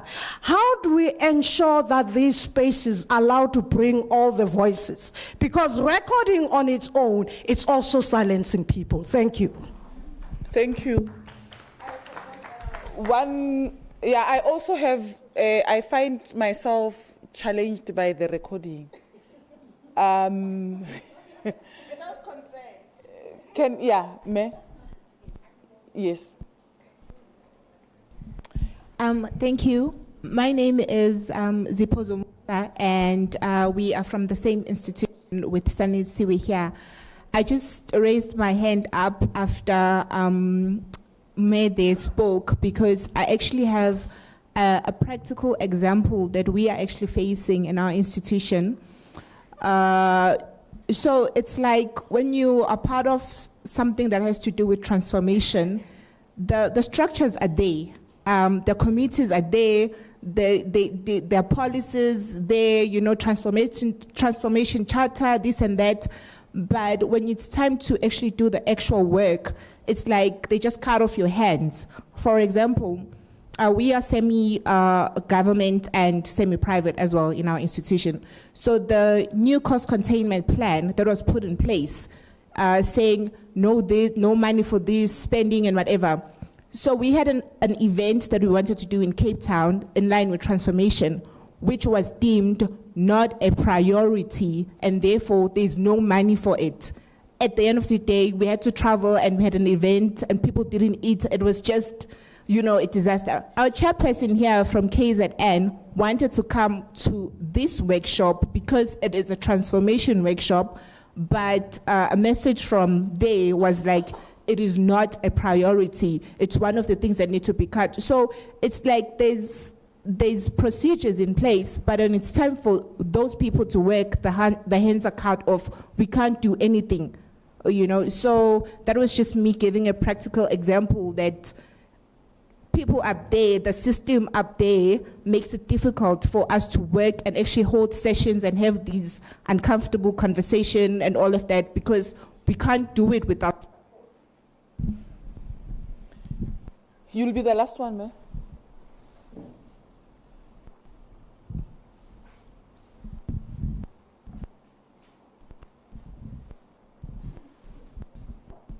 Thank you very much.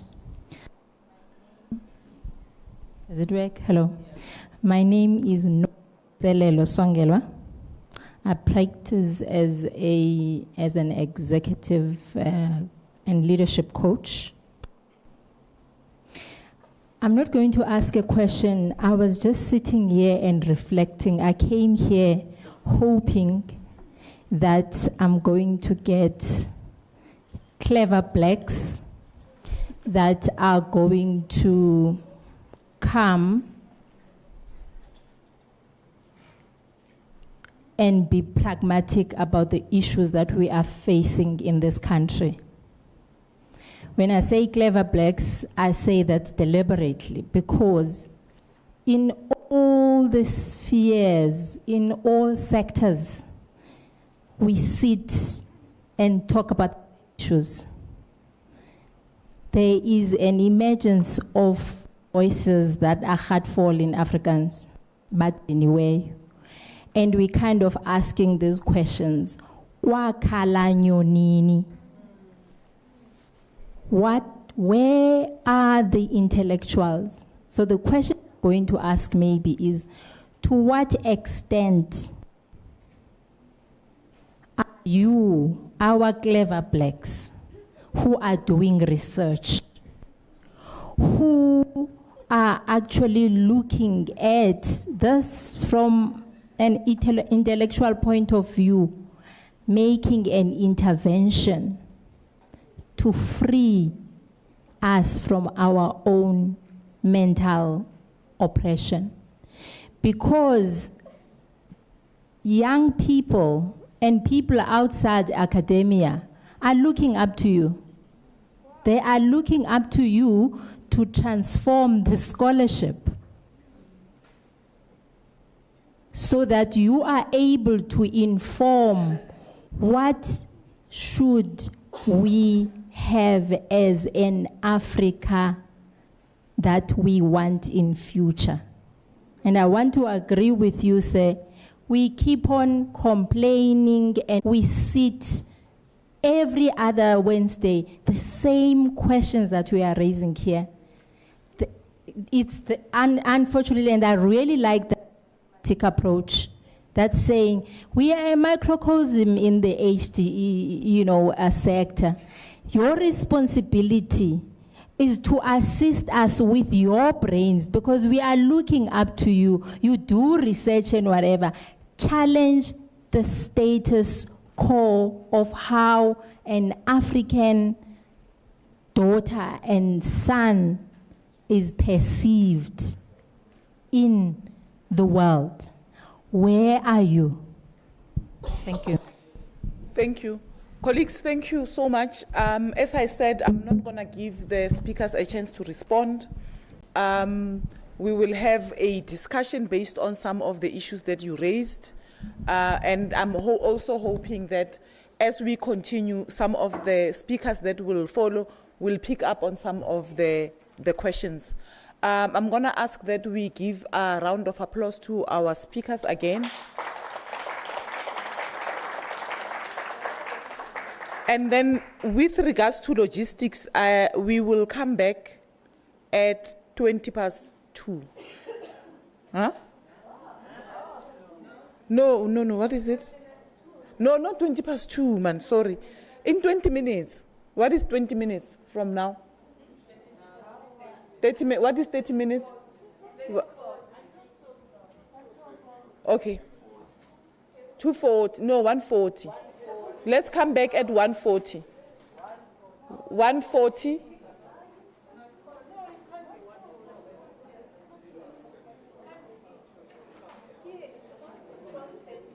Yeah, we are late. We are running late. We can't have the same amount of time that we had put down. Can we come back at 1:45? 1:45? Thank you. Food is on there. Is it my right? This side? Yes, food is on this side, colleagues. Thank you so much.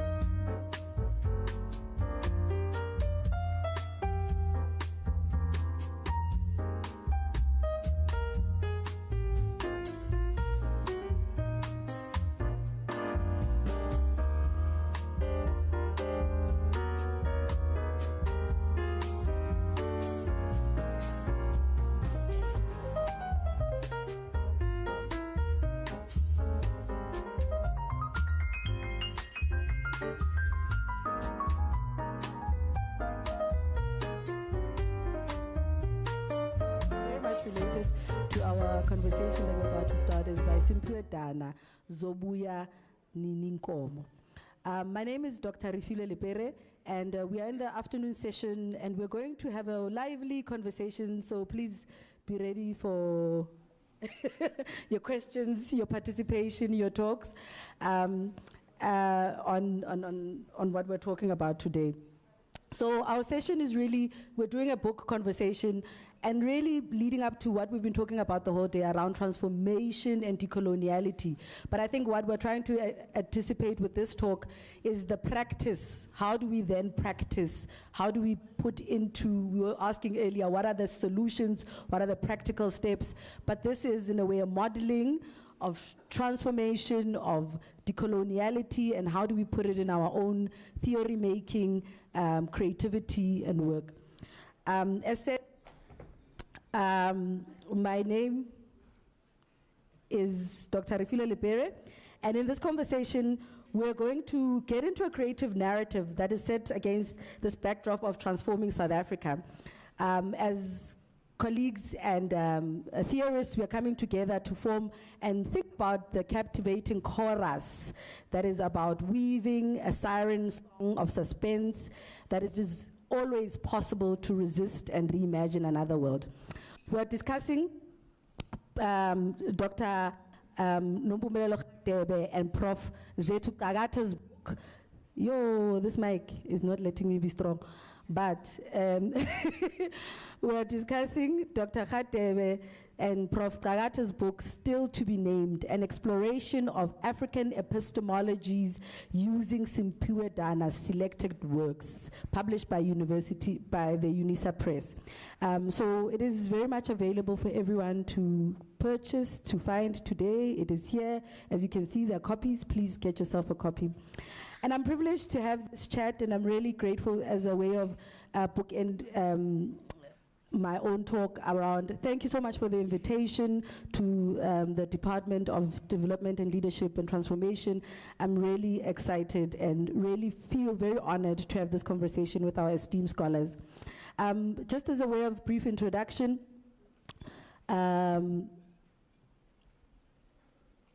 we have Prof. Zethu Qakata. She's currently a full professor at the Department of Psychology in the University of South Africa. Prof's illustrious career encompasses both academic and research roles in institutions such as Statistics South Africa, the University of Pretoria, and Human Sciences Research Council. Qakata's scholarship revolves around advocating for the use of indigenous languages for epistemic purposes, as evidenced by her extensive body of work. Her dedication to this cause is manifest in publications that explore the place of indigenous languages in education, spirituality, and psychological well-being. Harris and our current book, Still to be Named, an exploration of African epistemology, and recently a newly published book, Azibuye Emasisweni, Reclaiming Our Space, Centering Our Knowledge, also co-edited with Dr. Radebe and Prof. Ramose. In this conversation, we embark on a journey through various facets of consciousness and African epistemologies. I'm also in conversation with Dr. Nompumelelo Zodwa Radebe, who is the chair of the Department of Anthropology and Archaeology at the University of South Africa.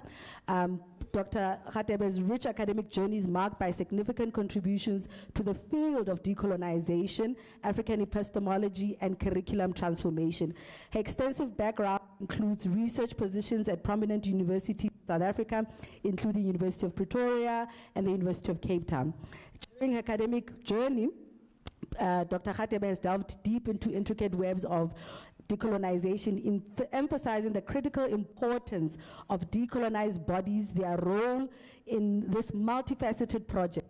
She underscores this endeavor in a matter of life and death, a refusal to succumb to erasure, and an obligation to pass on knowledge to future generations. All right. So, in a way, what we're thinking through is to think about this work of Simphiwe Dana, which we explore, and how it is situated in a post-colonial Africa, but it intersects not only African language, but also African epistemology, philosophy, and spirituality. We recognize the pivotal role that Simphiwe is situating herself by securing not only artistic power and prowess, but also securing resources as an artist and thinking through this idea of what does it mean to be Black and what are the lived Black experiences of individuals. The conversation we seek to have is one about the pervasive climate of anti-Blackness and how this book illuminates a vibrant tapestry of knowledge and resilience and cultural richness that we have as Africans.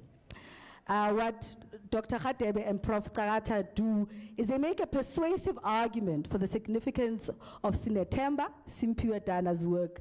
Their entire book centers around how Dana's songs are a profound body of knowledge, encompassing the intricate concepts that her music articulates, effectively establishing a uniquely African episteme and cosmology. They assert in very succinct ways that Dana's work is centered on restoring Black people, and they are concerned, and her concern is also with the Black condition. Dr. Radebe and Prof. Karata go further. They depict Dana not merely as a knowledge creator, but also as a philosopher. Dana's artistic expressions serve as a platform for commentary and analysis of Black life, culminating in the creation of collective knowledge. This perspective lays a groundwork for us to inspire and to think about how else could we decolonize our own work. What can we pull from our own knowledge systems, our own artists, and our own internal and lived philosophers that we live with, where our knowledge is intertwined with not only breathing, living, mourning, but also how artistry extends well beyond entertainment. It offers us a poignant commentary on the human condition. So it is very interesting for me as a fan of both Prof.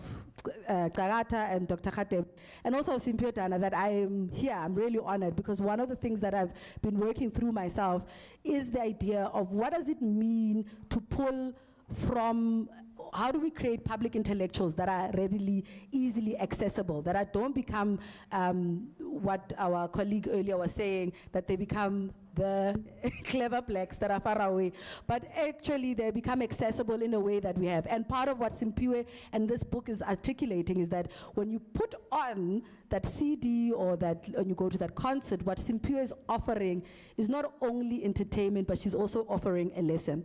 I want to share a story quickly before I read from the book. Is years ago, a couple of times I've had Simphiwe really take people through a kind of a way of mourning. So 2 instances was years ago in 2013, when in New York, they had just announced that George Zimmerman was acquitted. And what had happened was literally the kind of dearth in the room, the kind of, you could hear, and I was at the time in Harlem, at the Red Rooster in Harlem, and the kind of what the streets erupted and the kind of protest that happened was something about a serious mourning and a sense of loss. But what Simphiwe then did was leave the room, leave the stage, and come back and perform and sing Ndimi Kawe. And part of what she then did in that moment of heartfelt, not only pulling parallel context around what it means to be at loss, but also what it means to be our own heroes. What she does is she channels the audience's grief, she channels her own losses and thinks about our own losses in South Africa, how we've lost in most public ways. We lose, when we think about our history, a lot of times it's a history of a loss in some way. But she underscores her own work as an artist and sees her role not only as a role of just entertainment and letting people be better, but she sees it as a way of not only of carrying those fears, the disbelief, and driving people towards a level of philosophizing about the work. She underscores this importance of shaping ourselves and meaning making even in times of grief. And part of what the book is doing is exactly this. The book is underscoring and giving us grammar of how do we read Simpiwe? How do we read even our own artists as knowledge makers, as philosophers? So I want to read, is it okay? And then we can go into questions. We've got lots of questions, so. All right, I want to read just from the book. And I will, so.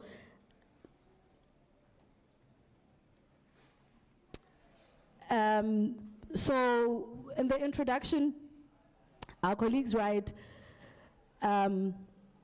this is what the book is focusing on. Oh, wait.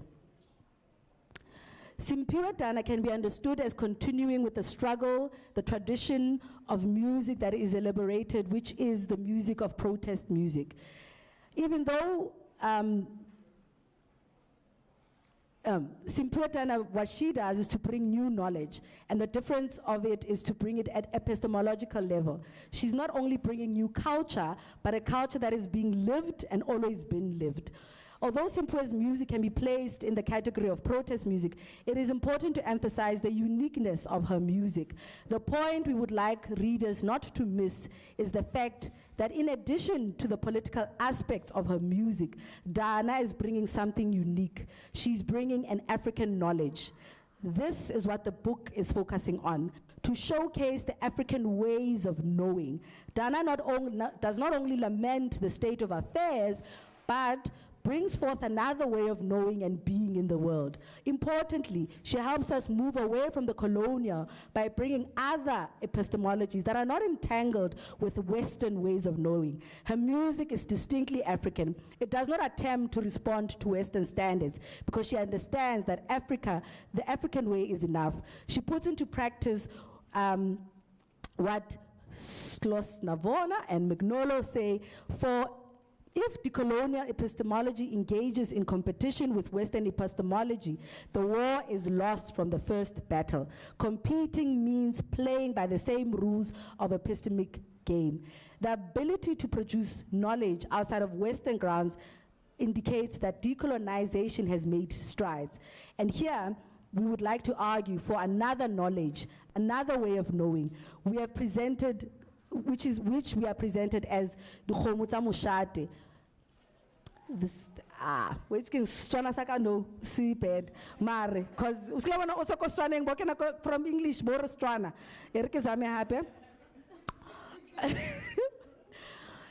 which is presented as Khomuya Mushate wa igapa umulato how it tlogela umulato. A Setswana idiom meaning a royal cow is untouchable. You bring it home, you are guilty. You leave it in the fields, you are guilty. Any action that upsets the cow is punishable. This means that within Western structures, there is no possibility for dialogue because it is Khomuya Mushate. And therefore, there are now, but what Simpiwe offers us is a possibility to think anew, to do things differently, and to confront it head on. All right, thank you so much. Okay, so I think as a way of just prefacing the questions that I have is maybe perhaps as a way of introduction, tell us how you're thinking about Simpiwe's use of aesthetics and theory making, because already yes, you are doing it in the book, but perhaps also how do you get to this place where you start thinking about aesthetics as theory making? How do you bring them to here? What is the journey? What's the story of getting to that place for the book? Anyone of you, feel free. So we have one mic. Okay, I'm sorry, no, there is another mic, I'm sorry. Can I first start with a poem? Yes, please. Okay. I want to stand. Okay. I'm not sure if. Oh, thank you. So I am also a poet. And if I don't do this, I won't be able to speak. So the poem is titled Still to be Named. I'm not sure if the poem will still be named or it doesn't have a name. As a way of introducing myself, I am the child of Eqonqa. I live some 30 kilometers away from Biko's home. That means I was born into Biko's story, particularly his passing. I write what I like is therefore an assertion on which I grew up. It is an assertion that is freeing, a permission to do what you came to do, to be your purpose. Music is many things to many people. To me, it is the story the lyrics tell, a glimpse of who the singer's people are. It is also about how my soul relates to the story, which is Ihlombe, a point that is beyond refrain, a point of release. A home's main entrance. I write what I like is the permission to see the true size of things, where hills become mountains and ponds become oceans. I write what I like is an access to limitless imaginations that I got from home, from my great-grandparents, from my grandparents, from my parents who are Otatobawo and my fathers. They gave me permission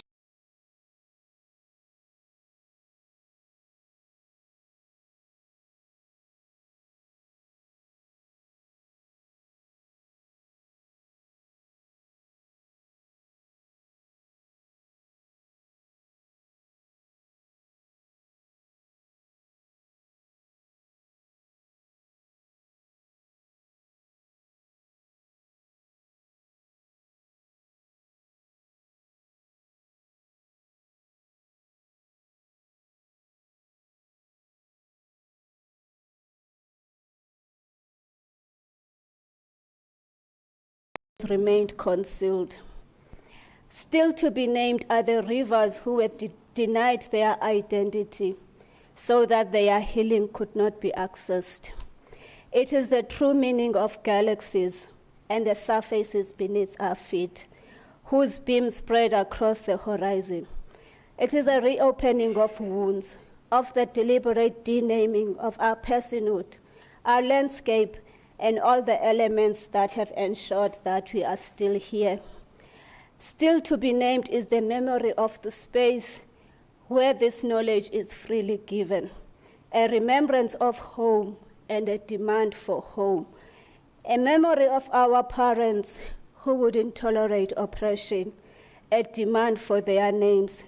We shall still name all the glory our gifts of knowledge represent, in honor of Don Matera.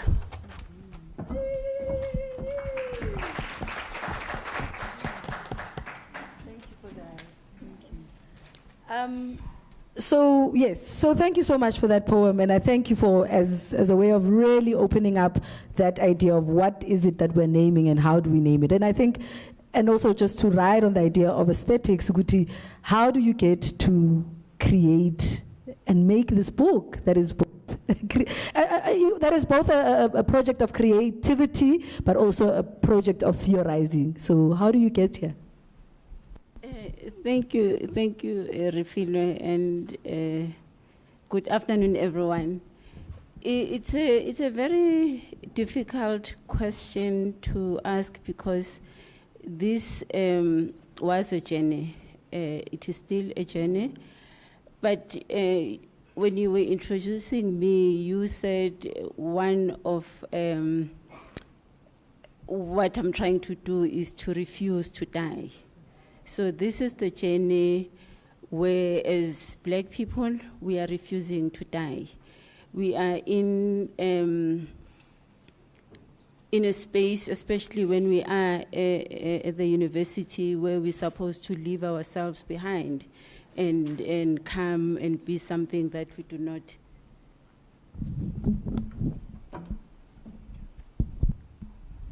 Okay.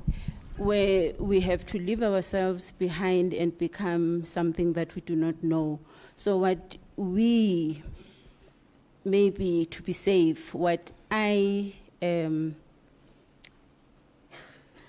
how I wrote this, trying to theorize using the arts, was to really demand to be recognized, but it was also building, because sometimes we do not acknowledge the sacrifices that people made. People died for us to be here. So it was to say, if people died for us to be here, what is my responsibility? What is my obligation? Because we do have an obligation. People have been saying, you know, what is it that we need to do? We've been complaining and complaining. What is it that we need to do? So for me, it was to look back and say, what were the sacrifices for? What is it that people died for? And they were dying for us as Black people to live. And how can I then make sure that we continue to live? And for me, because I'm here at the university, for us to live is to bring the knowledges that we come from. We come from knowledge. Yes, our knowledges are not presented within the university canons, but we do have knowledges. We live these knowledges. And also to be able to bring that knowledge, I think another important thing that we need to do is to see ourselves. You know, the system, the way it has the self-hatred, where we don't see ourselves, even when we say we are decolonizing, we are so quick to look outside. We look to other people, we look to other indigenous people. We never think that we are that knowledge, we have that knowledge, we live that knowledge. You know, we come with knowledge. You know, when we come to the university, we have been taught in our homes, and how then do we bring that? So for me, it was really saying, I am refusing to die. I am building on to those who died for me to be here, and I'm going to ensure that what they died for, it's visible. You know, when we bring these knowledges, when we write books, we are bringing this knowledge. We are making these knowledges alive.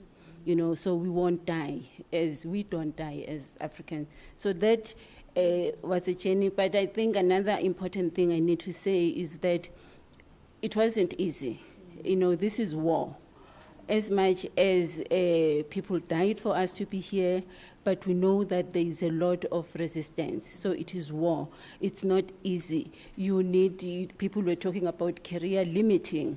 You know that you are limiting your career here, but also you are also creating enemies, you know, because you say things that people are scared to say, and they say they are not sayable, and when you say them, you prove them wrong, so they will hate you. So you know that you are creating enemies, you are creating, you are not going to be popular. This is not a popular book. I don't expect to be celebrated for this, but what for me is important is that when I leave this place, I will not die. So it is really refusing to die. Yes, a refusal, right? Prof, you were saying earlier in your poem, you highlighted the work of Biko and the political consciousness that shapes you, but in a way also part of what you guys are doing in the book is also articulating how Biko shapes and molds Dana's own work. And this refusal for Biko to be left in the margins and death, right? And left in death, that he's dead and then we can forget the philosophy, but how then Dana then embodies that philosophy. Perhaps maybe if you can share a little bit about how you are thinking about this use and pulling from that space of being in Biko's world, but at the same time, how you then link up Dana and that world in the same vein.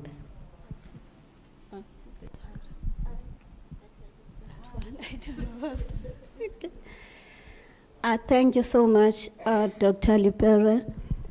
Yeah, I'm going to start about creativity and theorizing. To say that in the book we do address it. I think on chapter 2 I do write about the concept of, in the West they say it's creativity, what Abo Simpiwe do, but I contest that because to us music is not entertainment, it is something beyond. We call it, I don't want, people must just go buy the book. But I do explain in the book what Ingoma is, and I am Xhosa Mnguni of Xhosa persuasions. So Ingoma to me means something totally different. It is a ritual that I don't even have a permission to talk on. And that was the struggle with the book. You're disseminating knowledge that you need to tread carefully around.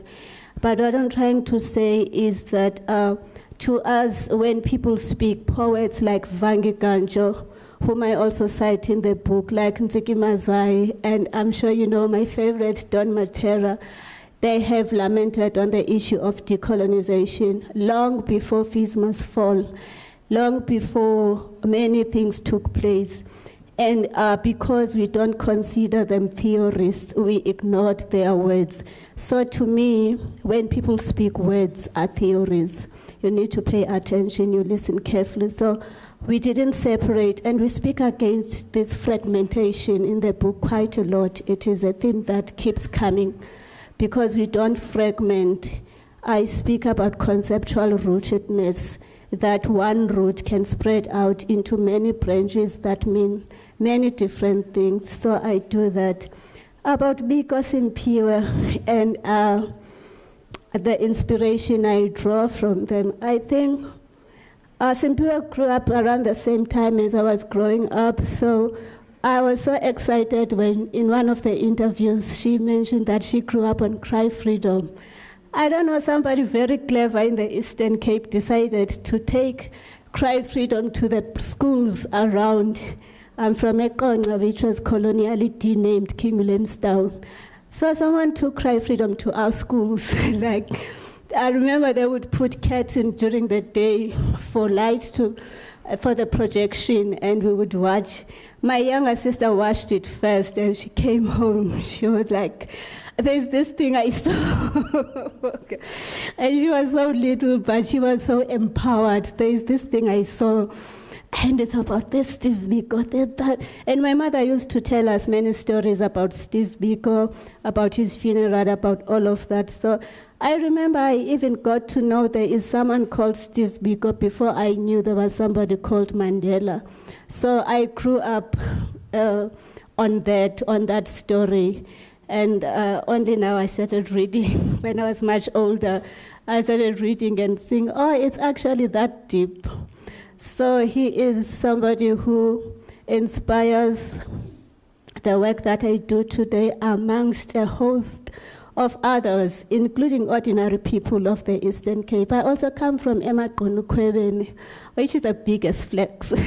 So, yeah, thank you. Thank you. So, so one of the things that you both do is personalizing, and a lot of times it's very hard when we're thinking about knowledge, right, and philosophy, how you can easily personalize Kant and just go, this makes sense for me in my own life. But there's a way that you are using and the philosophies and personalizing and allowing also Dana to personalize the philosophies. So perhaps maybe and also what you're doing now, also in terms of your storytelling, how we go back to a space of the personal becoming political, how the personal is important in shaping how we think and theorize. So maybe just a little bit around how then Simpiwe's work. So, for example, she's got this theme of Moya, right, that she carries across. Even now, recently, last year, beginning of the year, yes, March, she had a concert/performance/play. It was a really awesome experience at the Joburg Theatre that is about Moya. But she, along all of the different albums, there's this thread of Moya and breath not only as breath, but also spirituality, breath as, what is it, Moya King? Spirit, human, Umoya. I'm thinking, I'm like, I'm on now. Uzozumoya. I can't even think of the band, but I'm thinking Uzozumoya. No, this is my problem. I'm thinking hip hop, but okay.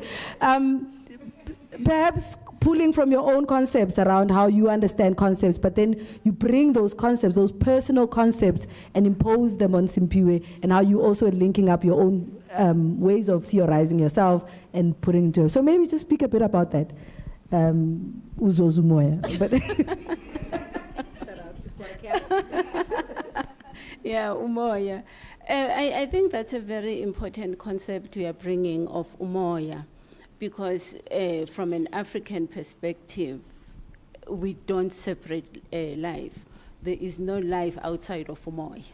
Umoya is part of a life, so we bring everything together. But on the issue of the personal, I think we think from where we are. You know, as I said earlier on, that I used I know that when I'm here, I have a responsibility and an obligation. There are people who died in order for me to be here. I know that this space, when it was created, it did not have me in mind. I wasn't supposed to be here when they were creating this. So even the structures, it's not embracive, so it's violent. When I come here, it's violent. So it is important that I bring myself as complete.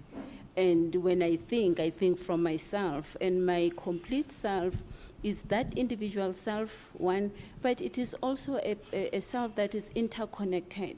When we understand ourselves from an African perspective, we know that we are interconnected, that as we are sitting here, you might see me as Uzodwa, you know, but I am connected to people. That's why even when we greet, we would say Sanibona, because I'm acknowledging the people that are with me, and I'm also acknowledging the people that individual that I'm coming across has. So that is Umoya that we are talking about, that when we bring all that, it is madness. When we bring ourselves and bring that Umoya, it is madness. And in order for me to write what I wrote, I had to embrace that madness, where I bring even Umoya. So someone who does not have that, someone who does not understand that, they might not understand the book. So you need to be made, to write, to bring all that. But I think Umoya, it is the center, that we walk with those that are invisible, Umoya. You know, we live, when we speak, they speak. You know, I think it was Grace who said, as she was preparing, there were messages that came. So that's madness when we are in these universities, because everything that we do, it must be scientific, proven, it must be, you know. But when we bring ourselves, and we bring ourselves holistically, we come with madness and we violate the space. And I think this is what Fenon was talking about when he says, when we emerge, we are violent. When black people emerge, violence happens, you know, because we disrupt. We disrupt what was created, and it did not have us in mind. But now that we are here, everything becomes upside down. So we bring that Umoya. We are not individual selves. It might come across as if it's me, but it's not me, because I come with everything. I come with those that have passed. I come with those that are yet to come. They are here. So that is Umoya. All right. Prof, you want to say? I thought you wanted me to say. Yes, I do want you to say. So, Umoya, when I first heard Simpiwe is running a show titled Umoya, I was like, what an apt description of what she's doing, because I don't believe, maybe there is, but I don't believe there is any of her works that doesn't carry the spirit. When I imagine her work, I would think she waits for that thing to come. Like some people do work because they must eat. But I think there are some, especially people who sing or who are in the creative space. It's known now as the creative space. I think naturally it's meant for you to wait for something. I know in poetry, it comes to you. Some people I know, they write because they know a certain language in which they will write. But it's best expressed when you wait for it to come to you. That we see on Simpiwe by, in her songs, just the expressions she would use. When she mentions Imbola, for example, Imbola is a critical psychological register for amaXhosa. When you say Imbola to amaXhosa, it's beyond politics. It is a space of our head, but at the same time, it is a phrase of our reclamation. So we find that in Simpiwe's song, that mention says a lot about what the kind of work she's doing. I also have another lady who designs. Her name is Tina Ngokolo, and she says the teacher removed the H, so now they call her Tina. But she's actually Tina, which is also the meaning of my own name. Her clothing line is also called Imbola. Once amaXhosa run to that phrase, you must know which is Shuvile. So that is Umoya who informs you to do those things. And Umoya Nengoma. Anything that has Umoya, as Dr. Khatebo was saying, has life. Umoya is life. When Umoya leaves an entity, it's no longer immortality. So where Ingoma Yamba no Moya, because it carries the rhythm of the words that you use in the song. And what that does to you is like what Squatter Camp did to you. It invokes something, and I call it in chapter 2 Ihlombe. So Ihlombe is the moya that comes rhythmic to your spirit, and it invokes something in you, your own umoya, so it's the ignition. And Ingoma, in its totality, does that, is meant to do that. It is meant to have umoya, to drive you, to push you, to make you hear. Like with Simpiwe, you hear her. I'm not really musical personally. I listen to words, I pay attention to words. Why would she use such a word here? What is she communicating to us? So it makes me to listen to the word and take action. So I think that is the role of umoya, and there wouldn't be music and rhythm and ihlombe, vibration, without umoya. That is that is a critical combination. And another point, which I also write about in the book, is how we name the way we do. Like the person who sings, we don't call her umculi.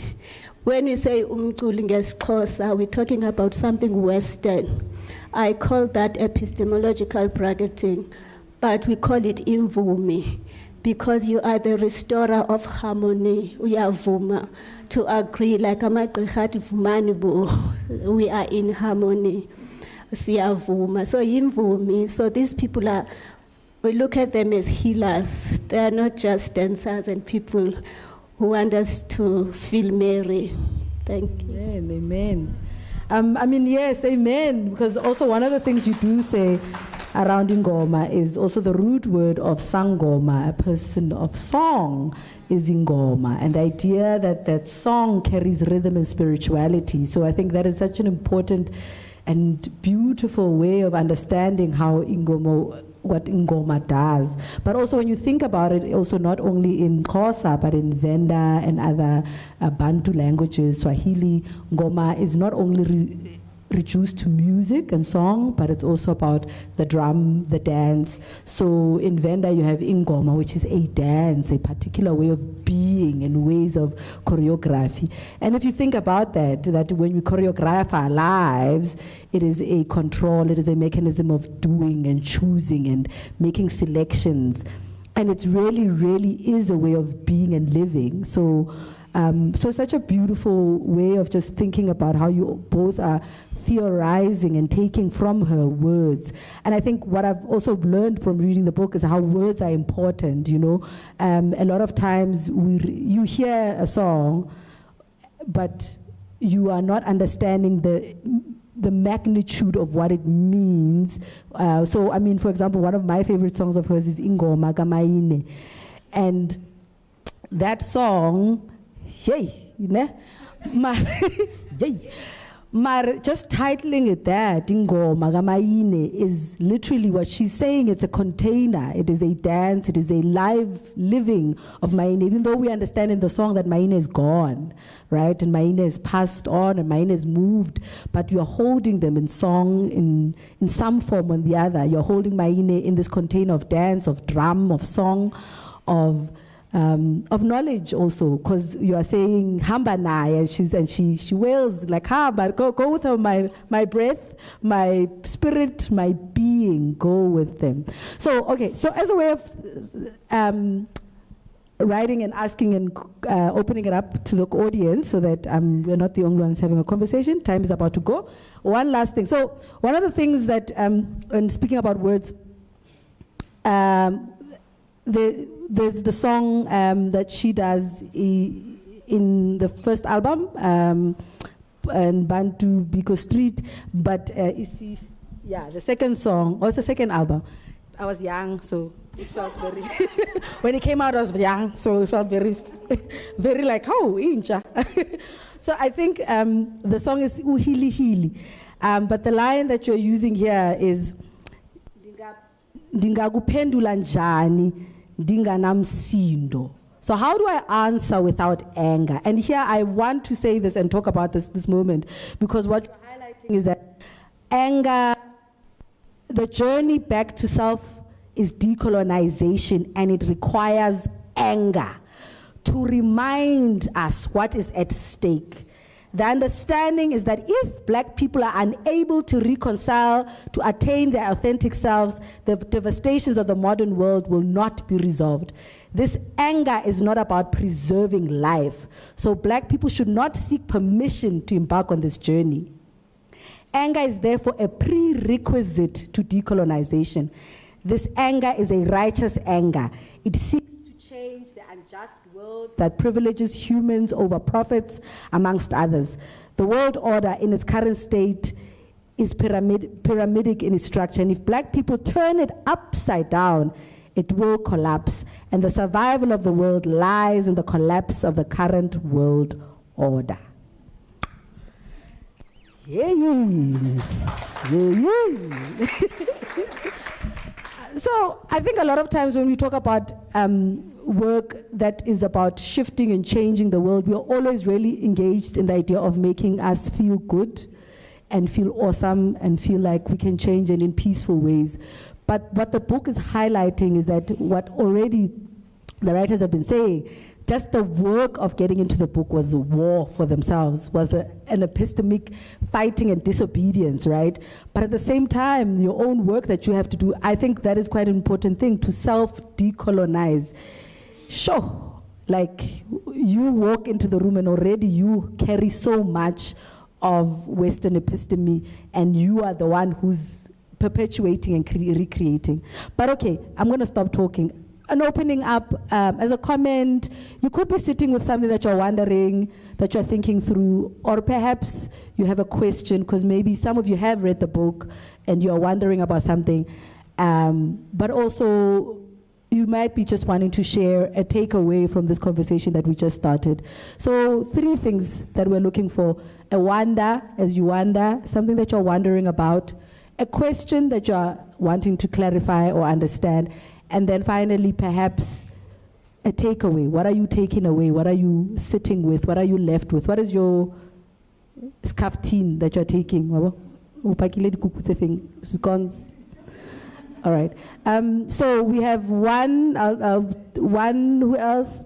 2, 3. Okay. So let's go 4. All right. Let's go for we'll take the 2 here in this one table, then we take the 2 in that table after that. Okay. Oh, and then all right. Good afternoon, presenters. My name is Dr. Mpahlele. I come from West School of Governance. I did my PhD there. And then the invitation to come here is because I'm alumni of UNISA, and I'm always checking on what's happening in UNISA and other universities around. Like I'm mentoring some students go UP and the like. Yeah, but fine. I'm very, very glad. Let me speak simple English, because I think what you have portrayed there, you've spoken African English in simple manner. You did not go above like the normal English, academic English and all that, I appreciate that. Now the question is, how best can one now use this framing of African transformation in relation to music as an instrument to achieve the goals of equity in the academia.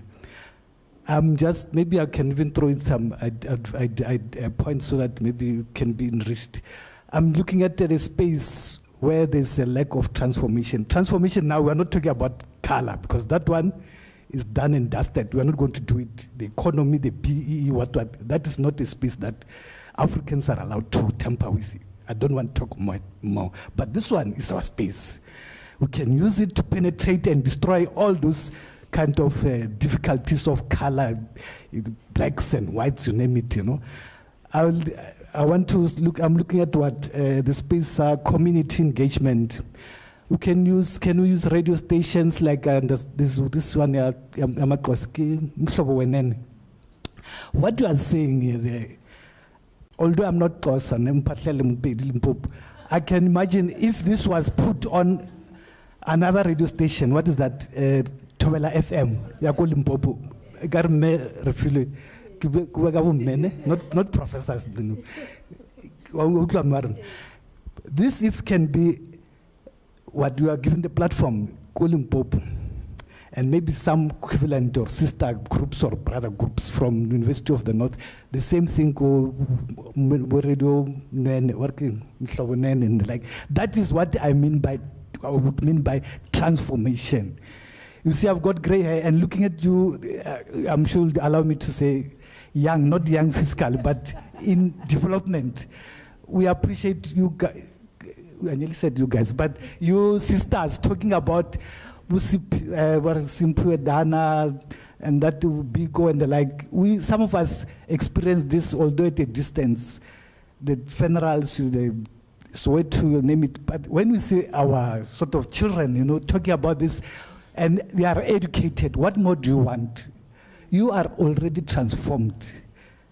But that space of community engagement, talking to other people, and you'll eventually make our people transform. That's why we should start internally. Don't worry about competing for what. We've got tribalism, you name it. If and only if this could be taken further up. And another space is what? School and post-school gap. You can also make a huge difference among the school learners, you name it. I'm also a school teacher, but although I'm an independent researcher, our learners do not know their identity, who they are, where they come from, you see? So with this information coming from some of the learners or students, first year university, they are of your age sort of, but for them to hear them, that coming from you guys, not matriculants, I mean developmental, you are far above academia. I'm not talking about academia, I'm just talking about reflection, peripheral image.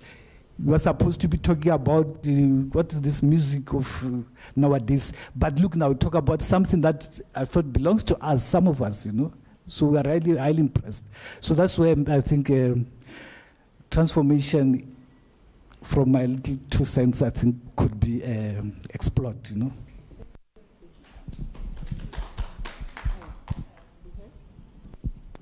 Thank you. First of all, I want to say congratulations. I mean, to see that you've done this project, I think for many of us, as we usually spoke about this thing, it's a dream come true. Because one of the spaces as Black people, music is history. It is the only space where we have archived ourselves. And so to do this project, it's for me, it's such a big deal.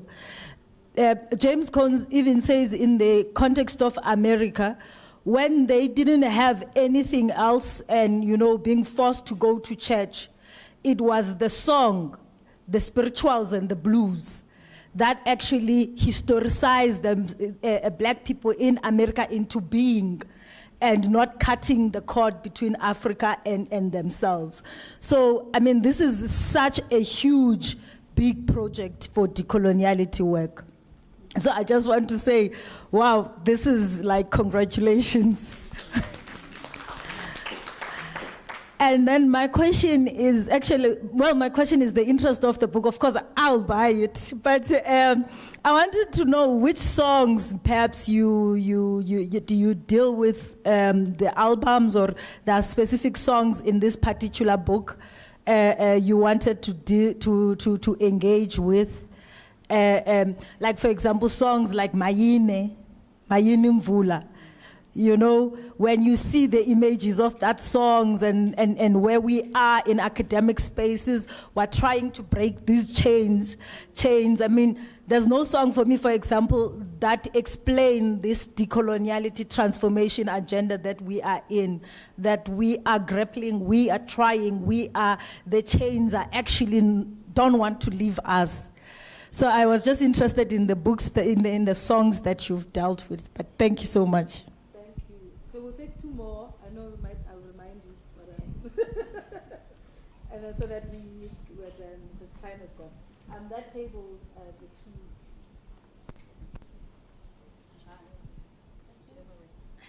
Oh, we'll come back. Ask you, Sibatomi.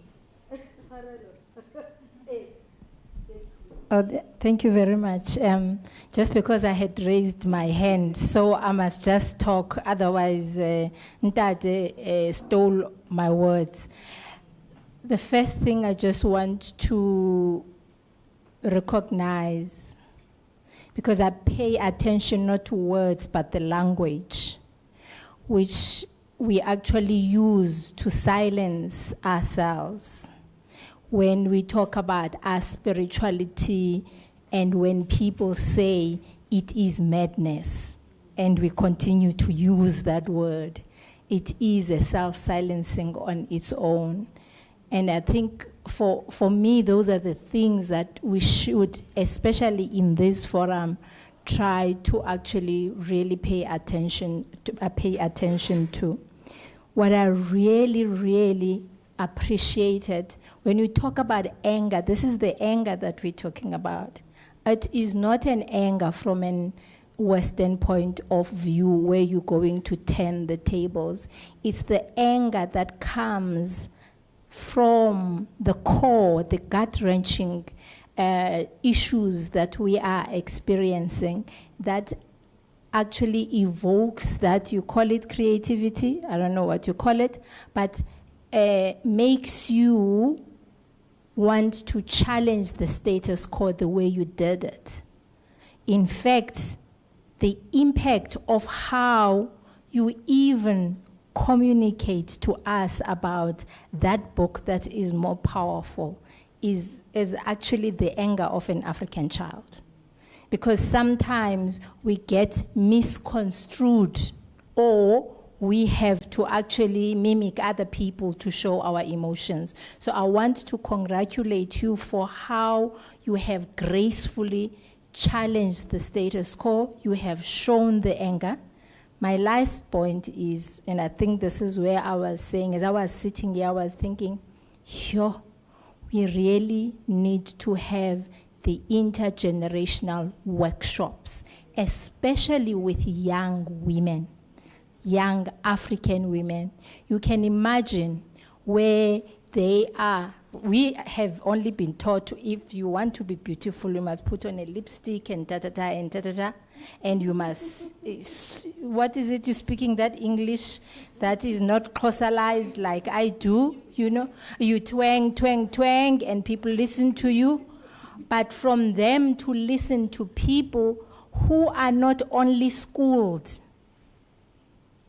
but have used the education to transform their own lives and challenge the status quo, that will really ring a bell to all of us. So when we're talking about community engagement, I think this is what needs to be done. Over and above the council things, but your work as academia, you take it outside the walls of the university. That is where your leadership is going to be impactful. One more, David. Oh, thank you very much. So, God is cool. Hi, Shosho.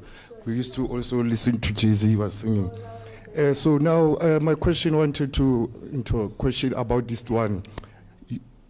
United in diversity. So, yeah, united in diversity.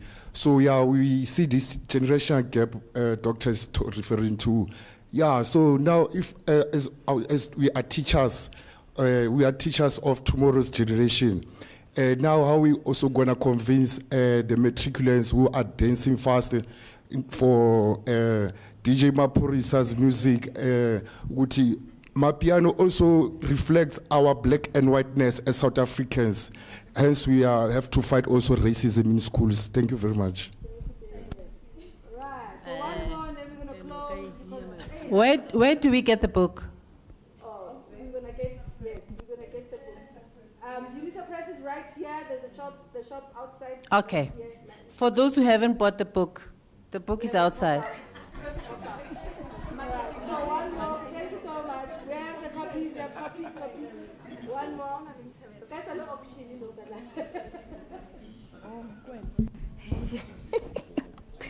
know. Sanbonan. My name is Lesegelinde Plank. I'm with the Chief Albert Luthuli Research Chair. Hey, I didn't want to say this, Prof, but yeah, it's here. One, I think we are really suffering from a patriarchal capitalistic wound that black academics are sometimes ignorant or vala, the sting of saying that we're not doing much.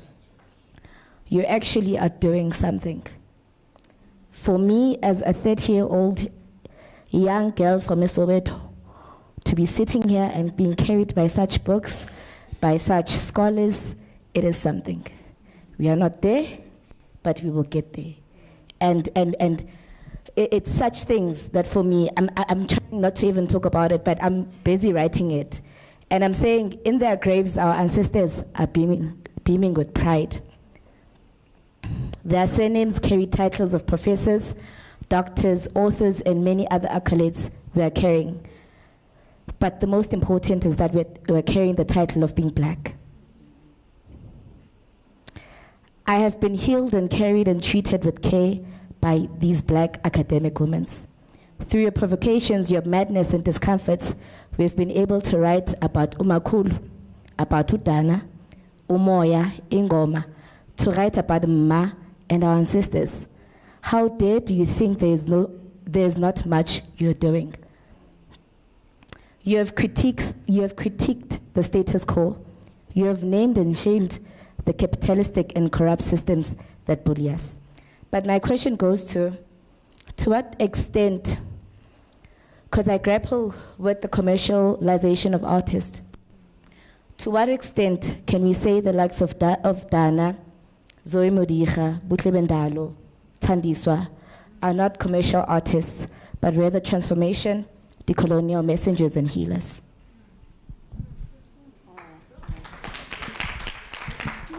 Okay, thank you so much, and thank you for that. I think it's such an important way to be, it's lovely to be seen.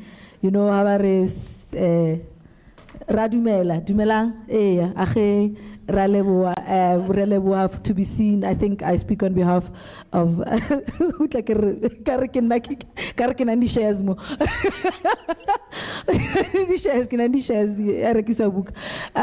But it is lovely, it is wonderful to be acknowledged and be seen, and I think it is a wonderful space, and I think you should bask in that. But as a reminder, we are going to close, and I'm going to both of you just have a moment to, so in your closing remarks, you can touch on some of them are comments more than questions. I think the particular question then is the commercialization one, and one of the which songs, but you don't have to say which songs by the book, because it says selected works.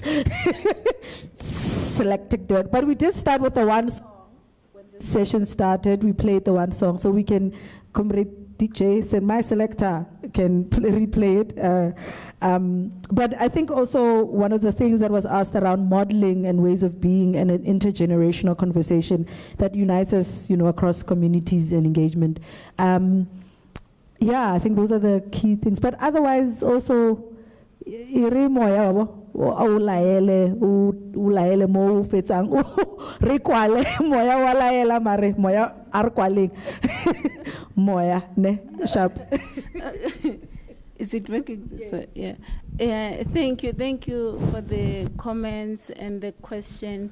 I think I need to really express my gratitude, because, as I said, when we wrote the book, it was not easy, and I remember would spend times thinking how we will be challenged, how we would be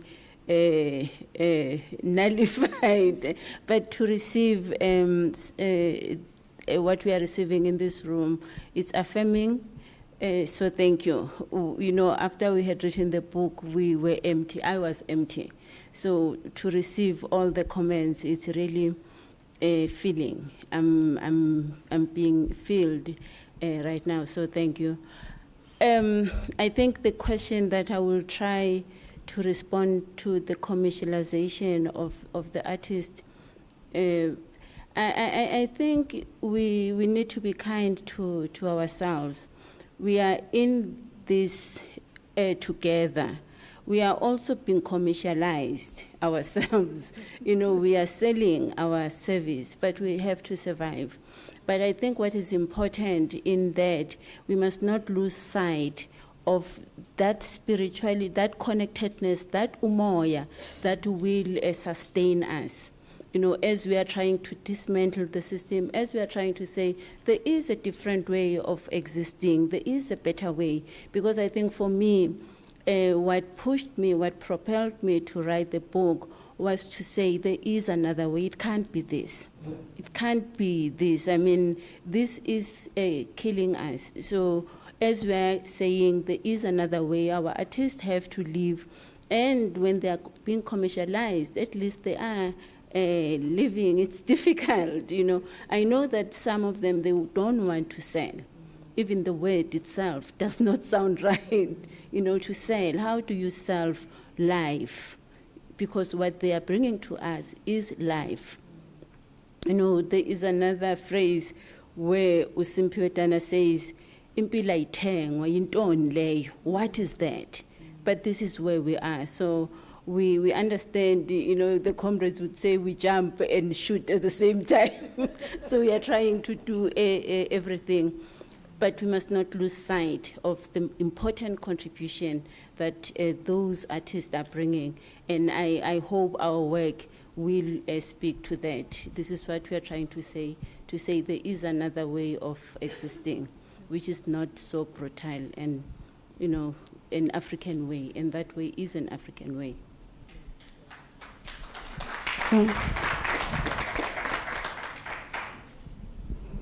Thank you so much. Indeed, on commercialization, I mean, we here now, we professors and doctors, we get a salary. Here we get it on the 25th of... They don't want me to say that. I mean, if we didn't live in a capitalist world, my gosh.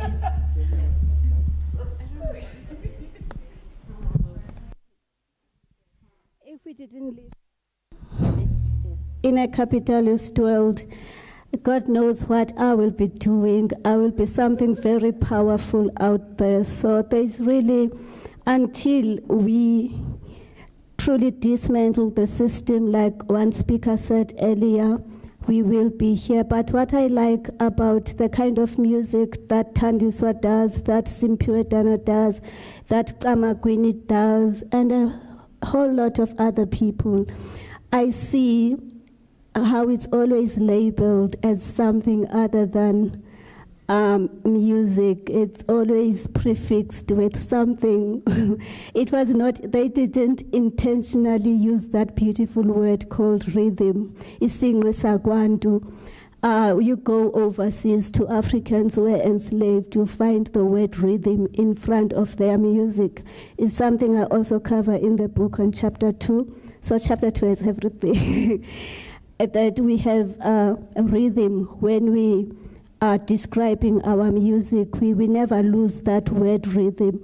And also you find it in I Write What I Like, where Steve Biko says there are two, amongst other things, in the African culture. One is the manner in which we communicate. You never stay. He says there's no such a thing as a conversation between two friends. It's always like when I'm talking with my friend, you find someone behind me wanting to join in.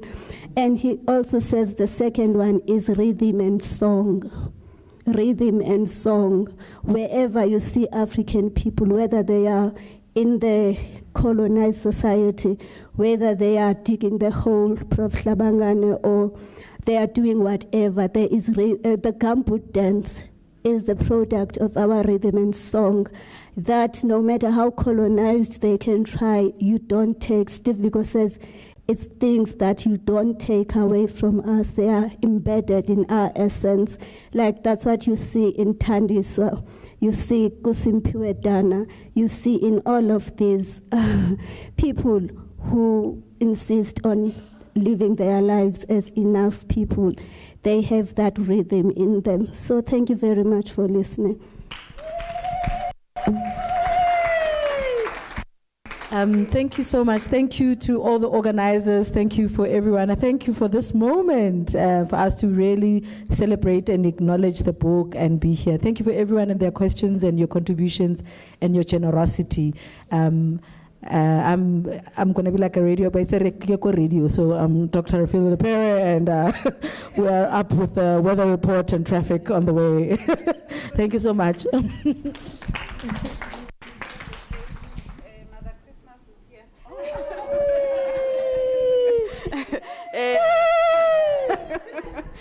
Thank you, colleagues, for the session.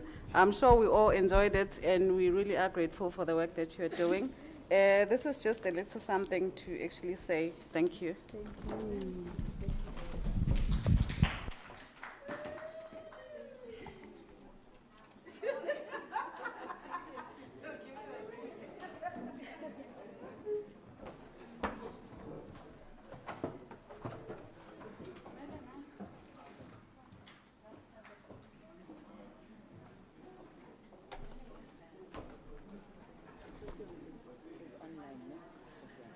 So later, yes? Yeah, so you just say it for the presentation. Okay, so in the meantime, I can call her a logger on. What do I do? So I don't do anything. You will do it. Sharp, sharp. Good afternoon, colleagues. I've been requested by Professor Kuno that we continue so that we are able to finish early enough.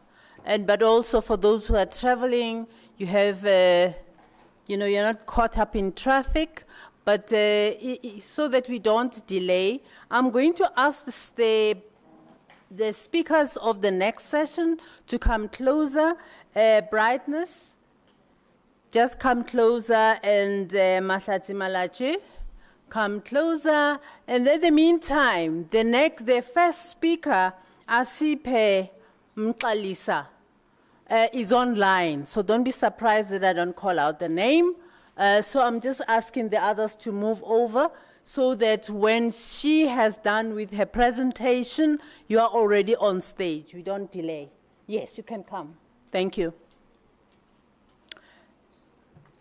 Thanks, darling. I'm now going to introduce Asiphe Mxalisa, and the topic is exploring the experiences of female students in the Eastern Cape. Siphefumla ngamanxiba. We are enduring the pain of GBV. An intersectional perspective on suffering and living in fear. Asiphe, are you ready?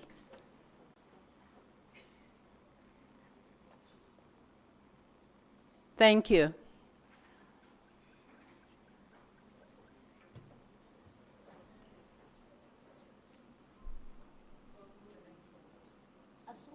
Is it still is it connectivity issues?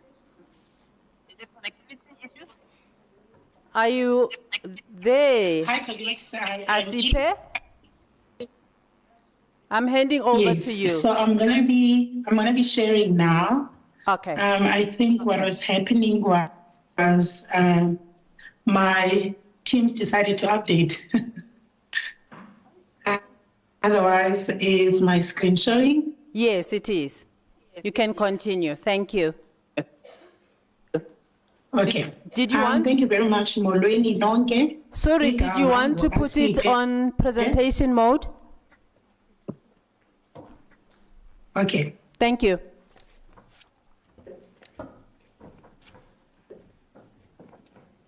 Thank you. Igama nguAsiphe ifani ngumXalisa isiduko nguMampehle uTete uTabashe inkomo zibomvu. The presentation today is part of my PhD project looking at student experiences of gender in higher education post mass fall movements and during or after COVID-19. But today I will be presenting one of my findings, which is also a working paper, looking at exploring the experiences of female students in Eastern Cape universities, Siphefumla ngenxiba, an intersectional perspective on suffering and living in fear.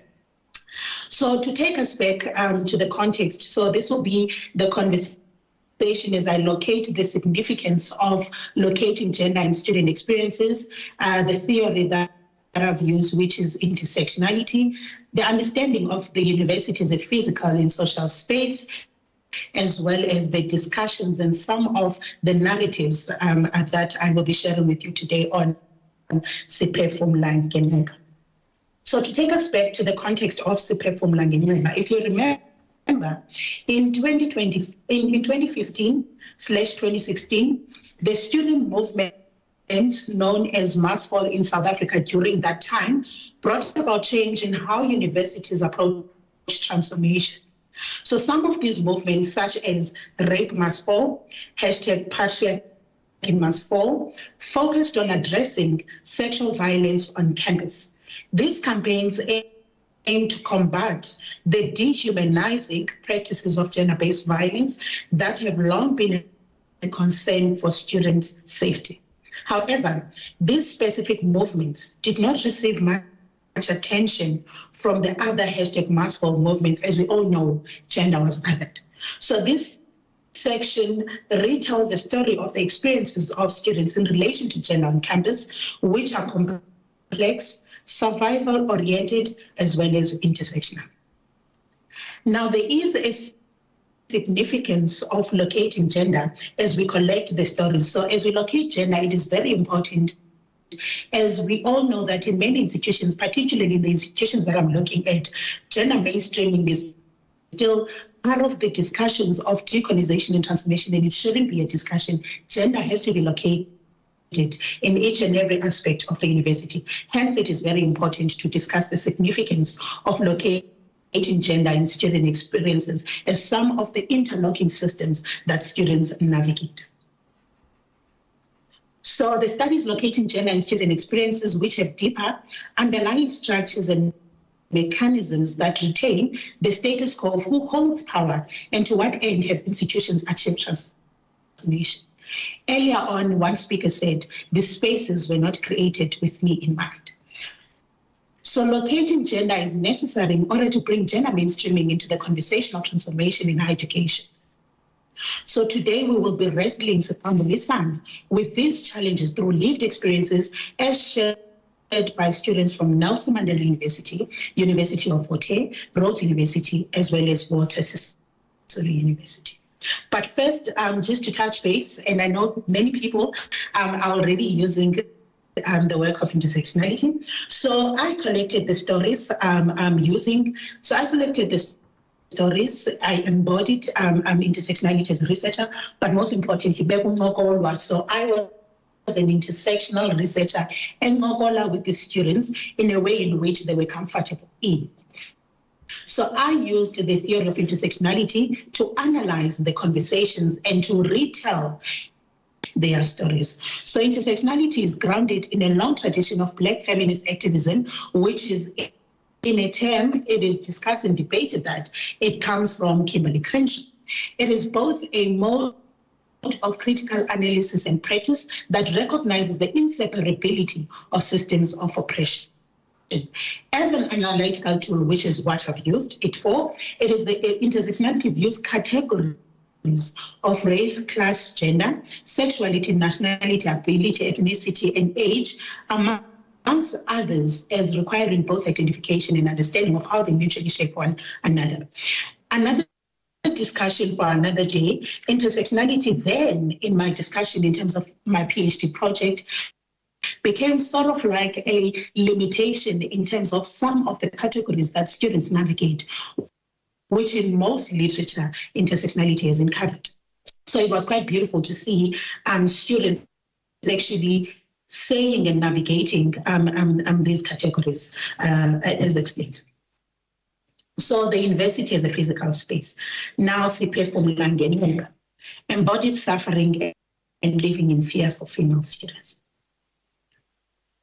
So one of the things to understand is we discussing the CPF Mulangeni, meaning breathing through the wound, is where the term came from. So the term was used on a television, which is insurance vehicle, insurance advert, in the same year, which was 2019, as the brutal murder of Miss Uyinene Mkhwejane, the 19-year-old student at the University of Cape Town. The year 2019, as reflected by Russell in 2020, was a crucial time in South Africa where gender-based violence became yet again a growing pandemic, destroying many, and that year left a big wound inward to the nation. Taking note that gender-based violence has been in existence ever since human existence in various ways. From the stories told, it emerged that students are breathing through the wound by performing due to how pertinent one's safety at university is, as some students already enter the university with past traumas. As students continue to breathe through the wound, they then needed to find ways of survival, in order for them to survive. So through Amanela wounds, there is a story to be told and knowledge that can then be situated. So this situated knowledge simply refers to knowledge that is specifically placed and as a context from which it is produced. And this has been discussed in literature by Bhavanani in 1994. And in this section, concrete experience is then formulated as the source from which knowledge about women is produced. In this section, I also locate the work of Professor Mutseme in 2021, as she writes critically on Amaneba wounds configured through embodied suffering by looking at survival modes to protect one from pain and having a meaning for living. The reaction of survival is in a way of protection from harm.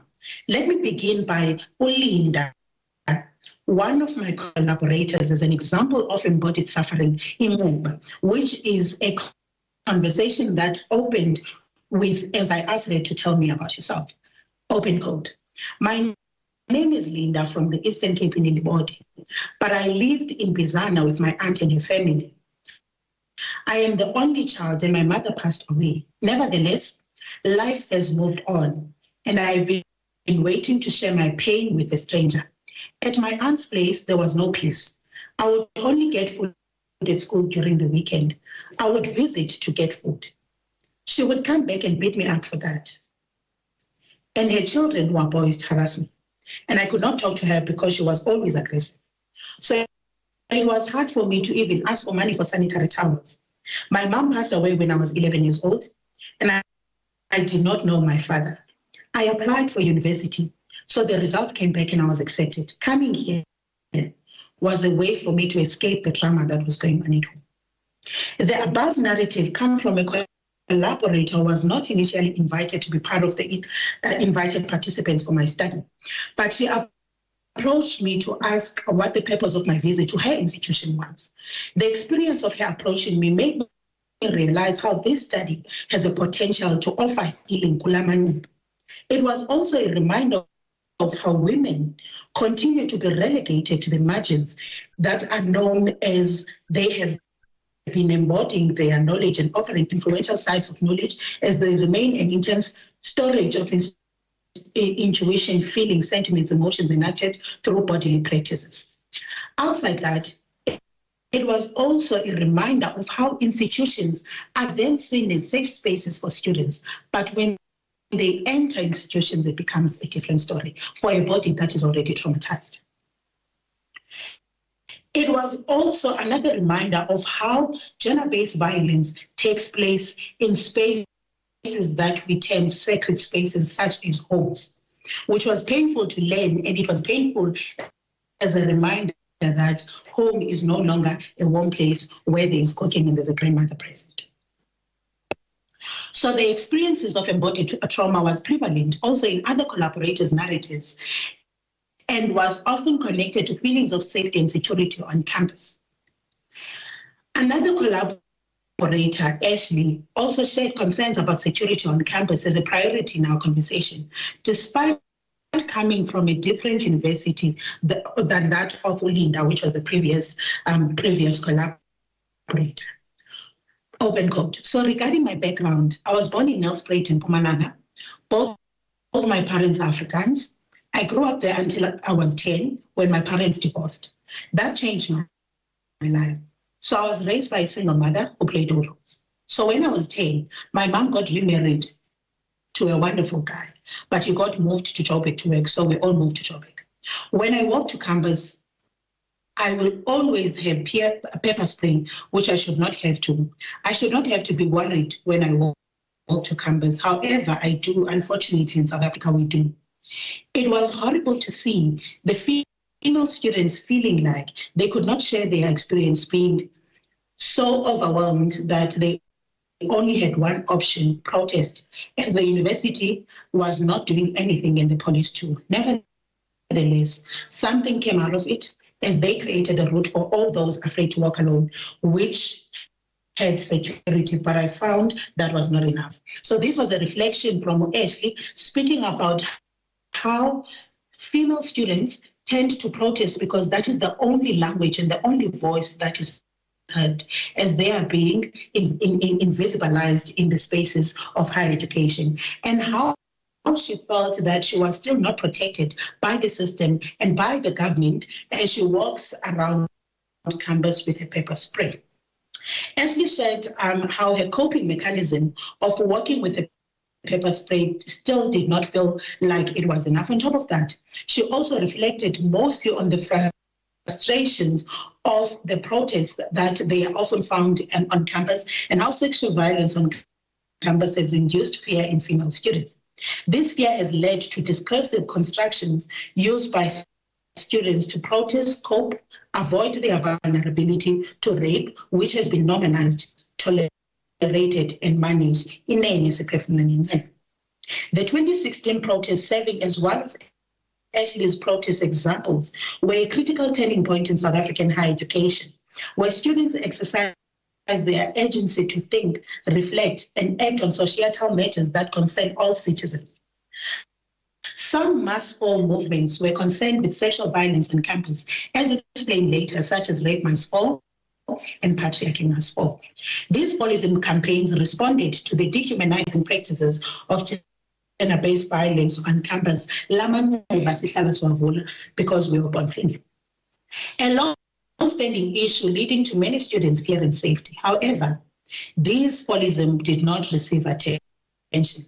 This was further discussed in Dupree's and Simmons and Chetty's literature in 2017, who show how gender-based violence is sidelined when attention is given to other deficient grand narratives.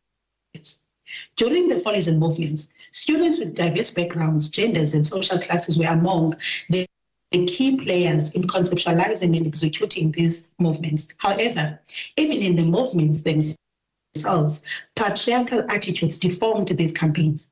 As explained by one of the collaborators in the study, Spoggers, who's originally from King Williamstown and now doing her master's. Spoggers was part of the mass fall movement in one of the institutions, and she shared her sentiments on being a woman in a student political organization during the period of this mass fall. In particular, she reflected on the patriarchal nature of political formations, which are male-centered, reproducing inequality and ignorance when it comes to issues of gender. The reproduction of inequality and gender dynamics in student politics was further reiterated by the sentiments of Spoggers below, and I quote, "I had to separate from the movement during the RU reference list. In politics, there are many trade-offs expected from a woman. However, I was not ready to trade off my safety in being a woman. Violence and alienation during the protests were part of the space's triggers. I was aware of the gender dynamics in the university. However, I did not have a language for it. And when the reference list came, the males in the political formation distanced themselves from this crucial problem. The other thing was that comrades were protecting one of the names on the list. And that made me very angry, as I knew that even though nothing had happened to me yet, being a woman, the woman being assaulted and getting no justice could be me one day." Close quote. So for those who don't know, the RU reference list was a protest against rape culture in 2015 at Rhodes University, which began with a reference list of names that were anonymously published on Rhodes student Facebook group. The above narrative is an example of a woman in the political space of the university. Her experiences highlight the dynamics of the student political space and its vulnerabilities due to male dominance. As Spoggers above explains, in politics there are many trade-offs expected from a woman. The reflection of Spoggers on what it means to participate in politics as a woman is an experience that has history embedded in it. It is not only found in student politics. It is not only found in institutional leadership. It is not only found in government or national leadership. It is a global problem. The combination of class, race, and gender has a significant impact on the social and material aspects of women's life. This creates specific power dynamics that should not be overlooked. The intersection of race, patriarchy, and sexism is then at the helm of gender-based violence as men rationalize violence. The intersection of race, patriarchy, and sexism also opens up Black women to increased vulnerabilities of safety and harm. Scholars have argued that the overlapping identities of survivors of gender-based violence and those affected by being born women expose them to different levels of discrimination, oppression, and violence. In the context of this study, the university's social and physical space continues to disempower the already marginalized bodies. In society, however, it did little to alleviate the victimization of Black women. In contemporary scholarship, we see that rape is still framed as an oppression against Black men, and what is left unsaid and problematizes how many women are victims by Black men and by the very structures that also victimize Black men. The understanding of rape as a political tool has been an ongoing shadow for men in political spaces, including student politics, who run away from accountability accountability and justice by terming rape as a racial fight. The various narratives said above about navigating safety and spaces on campus for women focus on the intersection of gender, race, and class. These narratives reveal the physical and the emotional suffering experienced by women and the strategies they employ to cope with the dominant violent hierarchies that exist not only on campus, but also in their communities. This includes the impact of violations that occur in sacred places like homes and how these experiences affect how students then navigate the system or the university, which is also perceived as unsafe. While not all the narratives came from the individuals who personally experienced sexual violence or physical assault, it is clear that the stories they have heard or witnessed have greatly contributed to their fear of working on campus and living in student housing, where the constant threat of violence is present. To conclude, as Professor Phumla states, we know what is responsible for the scourge of gender-based violence, and we need to confront violent masculinities. The quote by Professor Phumla emphasizes the need to address and reject violent masculinities and the patriarchal individuals who protect and enable them. I could speak more and more about this particular finding. However, it is pertinent to note that many collaborators, female collaborators, spoke up about their fear in navigating their residences and surrounding areas. Some who have been chased, some who experience GBV, some who live with the mindset that they must always protect themselves from men, so that they can feel safe.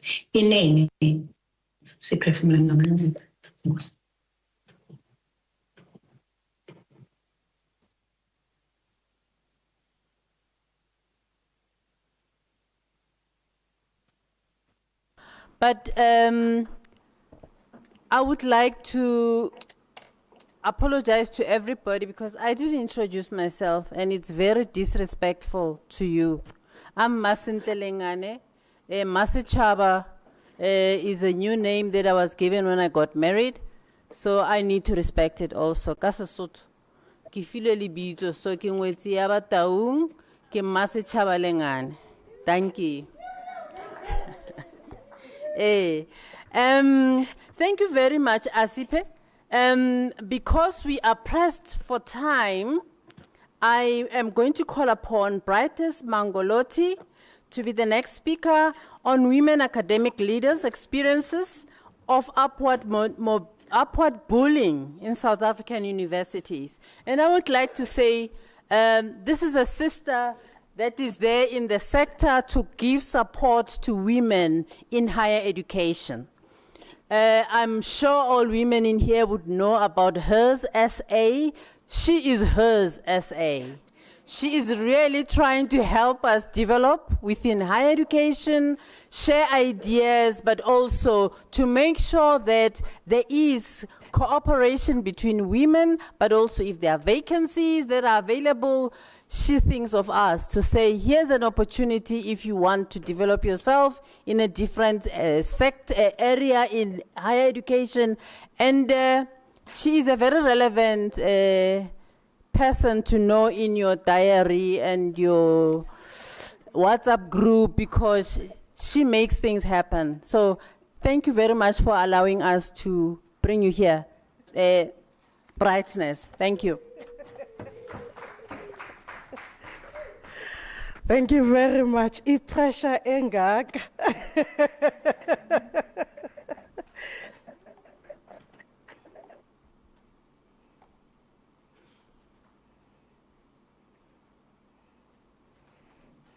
Sure. Good afternoon, Dumelang Sanbonani. I'm not going to do any introduction, but just to position myself as I stand here, I've been introduced as the director of HERS-SA.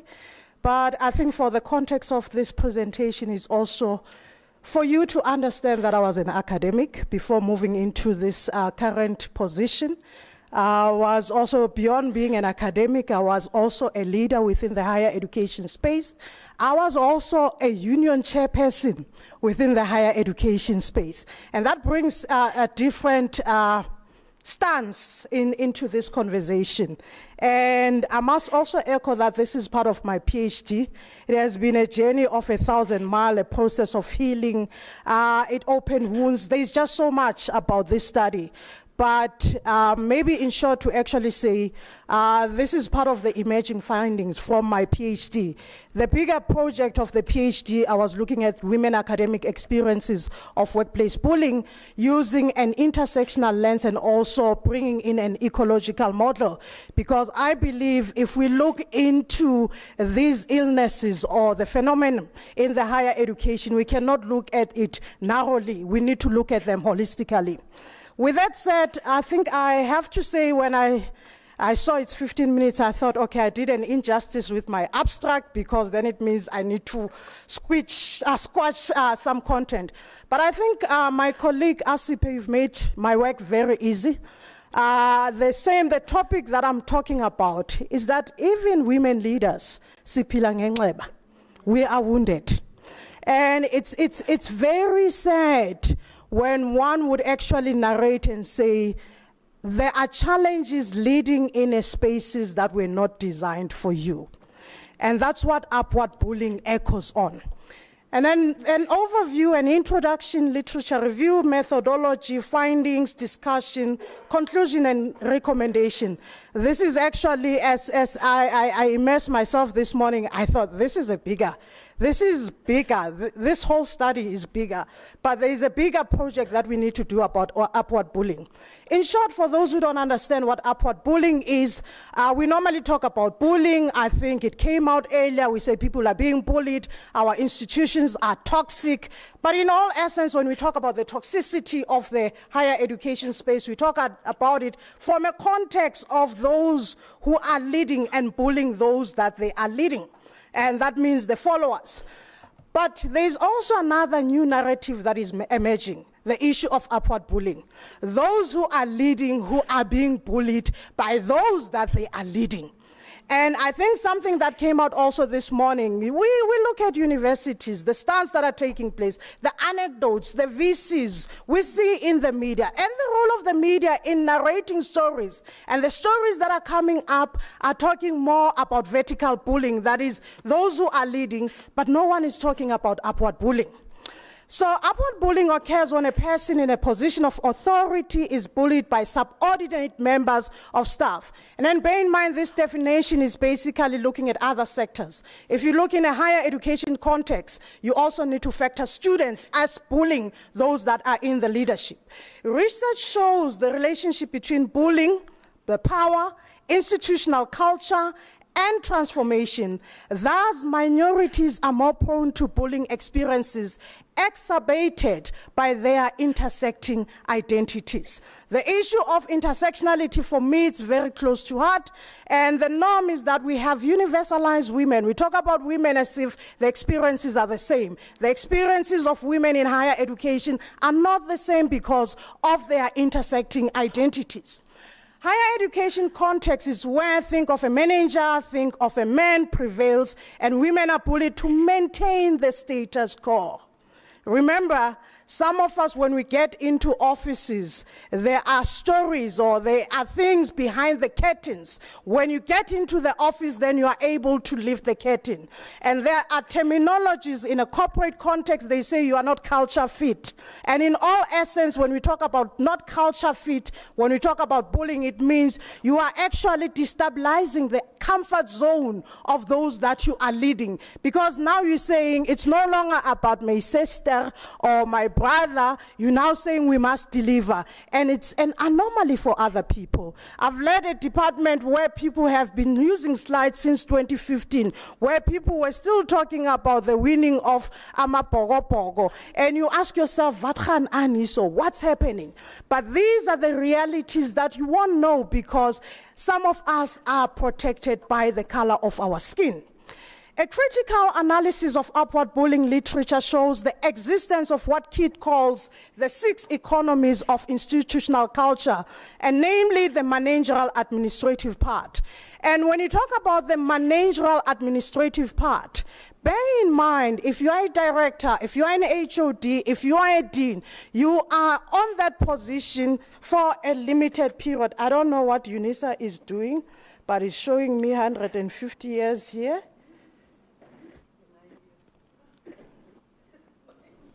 It's reminding me. Maybe bullying has been happening for 150 years. My computer has frozen now. Okay, I think.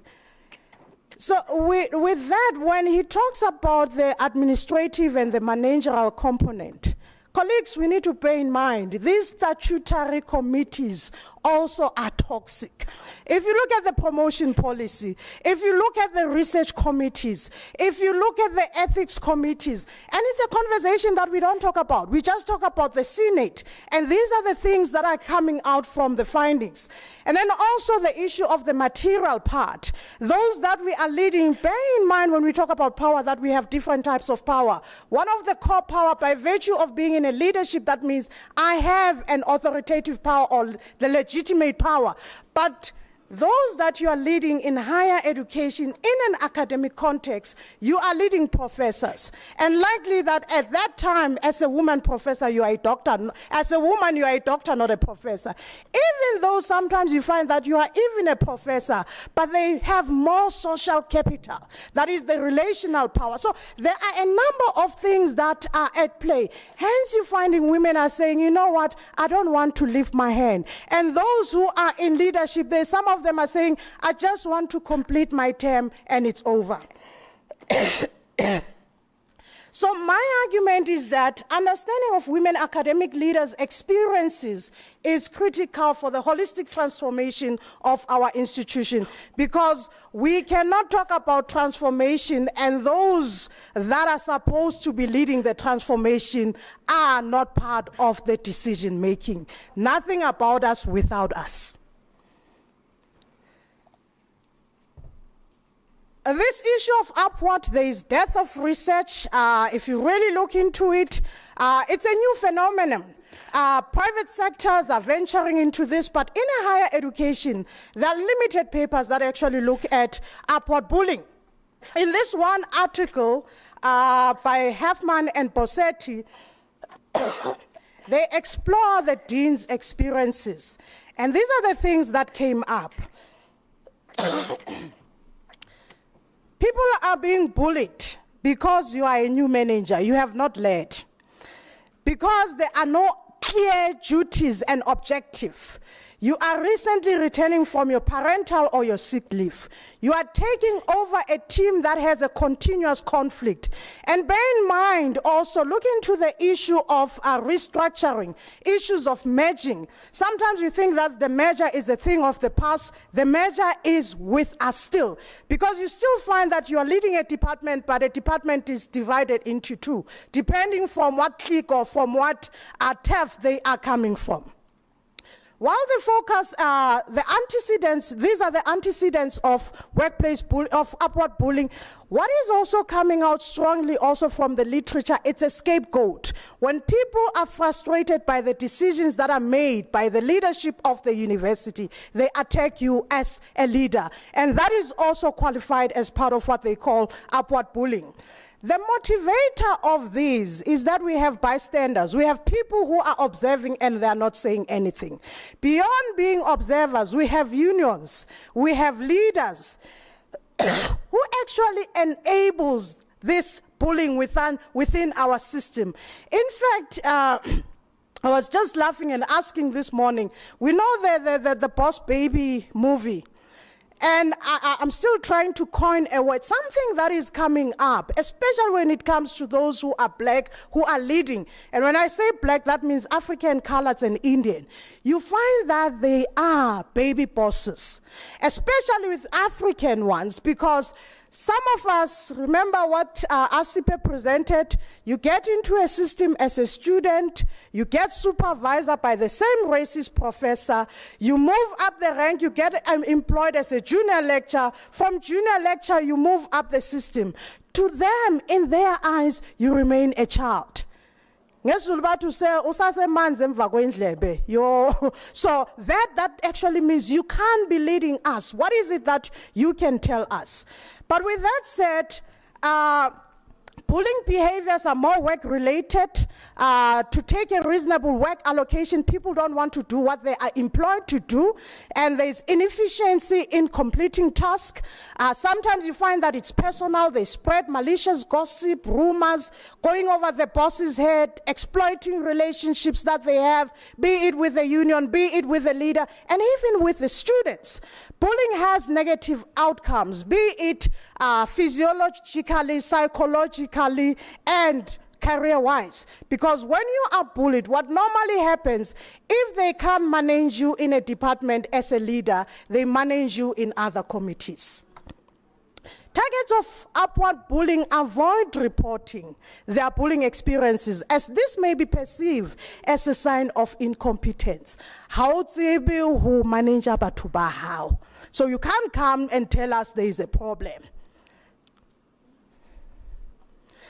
So looking into the methodology, I thought also 15 minutes, I'm not going to delve much about the issues of intersectionality, noting that a lot of people already have explored the issues of intersectionality. But this, as I was saying, it was part of the bigger project. For me, what was interesting, I had 25 women that I interviewed. I did document analysis, but apart from that 25 people, there were 8 women who were in leadership position. And these findings are based on those 8 women. And also, as part of the triangulation, I also interviewed union leaders. I also interviewed HR administrators. I'm saying administrators because it can be a director or a deputy director and so forth. And then a purposive and a snowball sampling was done. This was a very difficult one. The process of getting ethics was also a dynamic on its own, because they said, how are you going to manage this brightness? But with that said, there are 4 things that I wanted to reflect. The antecedent, what are the causes within the higher education context in reflection to these people that I have interviewed? It was the antecedents, that is the causes of bullying, the behaviors of bullying, the outcomes of bullying, and also the moderators, which is what are the buffers? How is it that they're able to cope with the workplace bullying? And somehow it's not really that they are coping.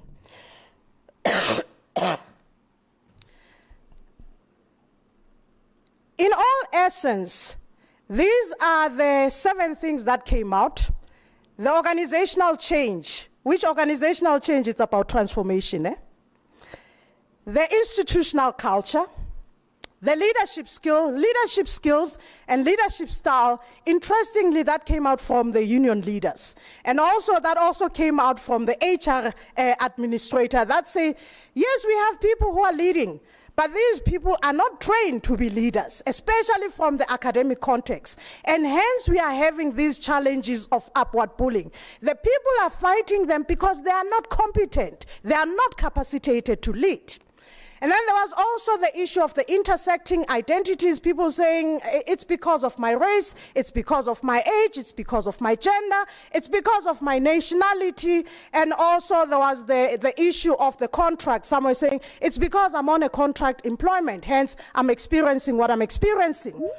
And then another thing that also came up was the issue of challenging the status quo.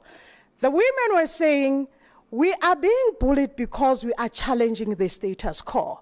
If we now start to unpack the reality of what is happening in our division, we realize, no man, these departments or these faculties that we are leading are a mess.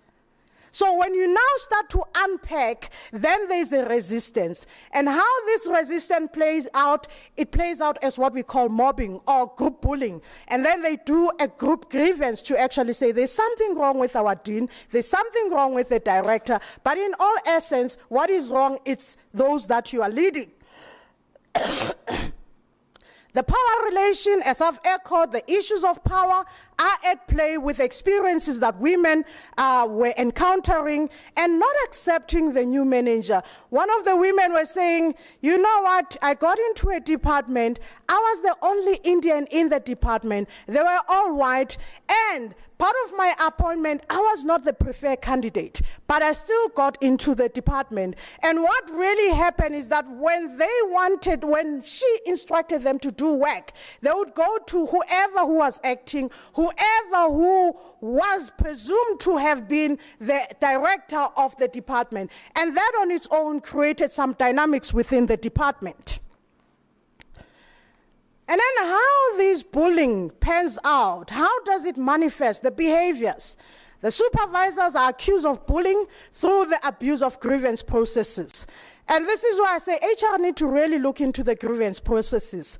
Are they reflecting what is really happening? You need to thoroughly, and I think somewhere, somehow, with the issue of artificial intelligence, it's about time that HR begin to dissect and understand why are people taking sick leave in this particular department? Why are people resigning? Why is 1, 2, 3 happening? Every time we look at this at the exit, and there's nothing you can really do when people exit the system. And then the 6 economies, also statutory committee, okay, when you don't want to, okay, my sabbatical, so what are we going to do? In the research committee, they frustrate you. And unfortunately, when they frustrate you, they frustrate your student. Some of the women were actually saying they look for petty issues in the student proposal. They look for petty issues to actually say, we are not going to accept this proposal because this is what is lacking. But if you look at other colleagues' proposal submission, you find that they have more errors, more mistakes. But they say, no, accepted with changes. One woman actually said, in these spaces, these committees that exist within the higher education, when there are meetings, whether you have to wake up, because if you don't wake up, if you don't appear for the meeting, that actually meaning you will be doing a disservice of your student. They will automatically write off your student's project. So it's very sad how this play out. And also the disrespect, the question credential. One of the women actually said when she was appointed as a director, one of her competitors decided to actually chaff under her door her CV so that she could see that she is more competent, more qualified, with a better memory of the institution more than she has. And then also the disrespect and attempt to undermine the authority of the supervisor by student. This was very interesting. The ones that I read, it's white people. White people were actually saying, yes, we are bullied, but we are bullied by the student. And we believe that this bullying comes, this fees must fall is giving the student the power. And what is actually happening now, the university has more appetite to listen to the student more than to listen to the staff. What was also very interesting, where these same women were actually saying, one of them was actually saying, this is now the issue when you interview, some of the dynamics when you interview a white woman and you are a black person, and they're conscious also of what they are saying. And one of them was saying, I know, Brightness, you wouldn't like what I'm going to say, but I'm going to say it anyway. And I'm not going to repeat what she said. But those are some of the realities. But what was very interesting with this other white woman, because there were 2 white women in the leadership position, this other white woman was actually saying, for me, although I'm bullied by the student, what is actually happening is that it was a vertical bullying. So my supervisor is actually using the student to push me out the system, and they are using the card of race, they are using the card of transformation to actually say, I am anti-transformation.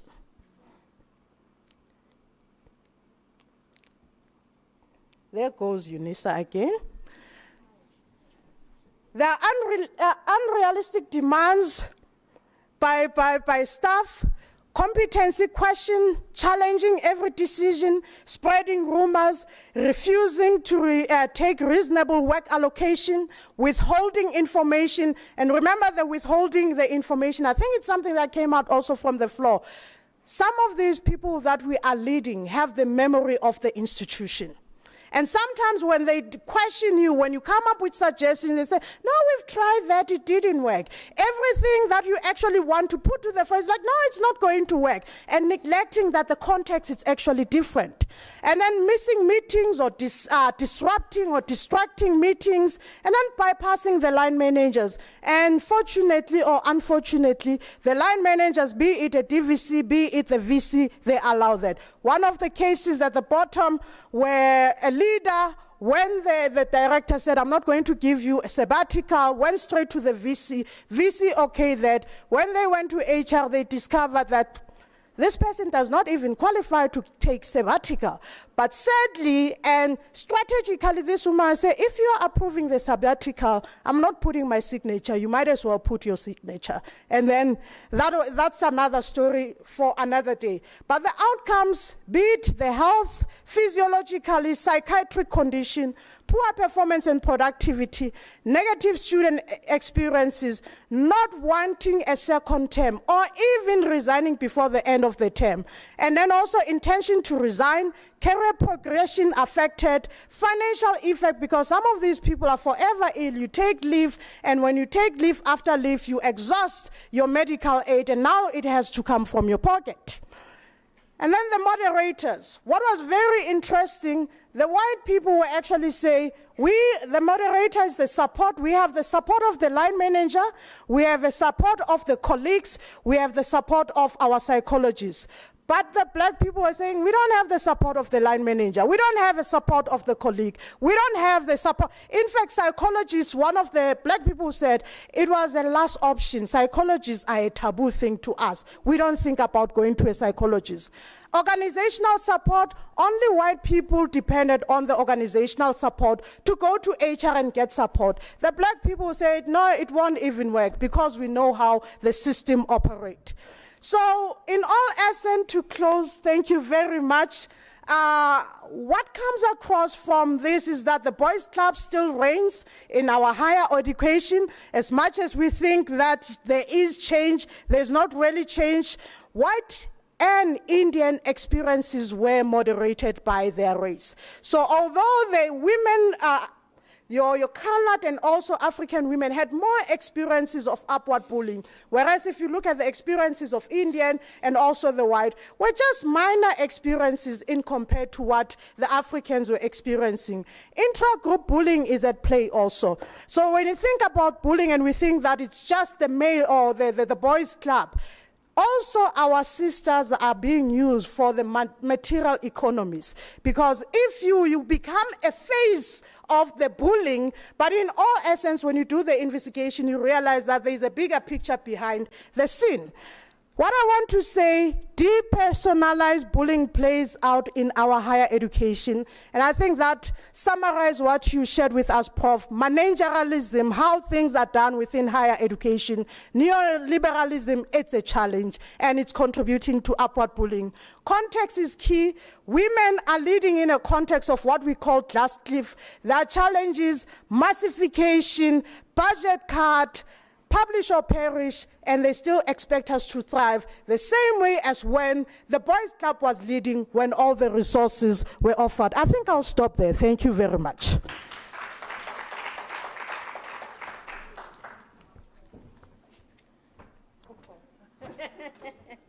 Thank you. I know I was rushing you, but thank you very much. Our next, are you going to present? Yes, I think. Do you need to connect? Is my presentation not there? I'm not sure. Let me ask them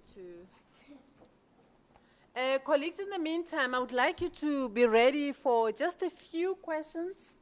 And we are not going to go for the recap for the day. We will do it tomorrow, first thing in the morning. So can do your notes taking and then prepare for the questions that will be answered now.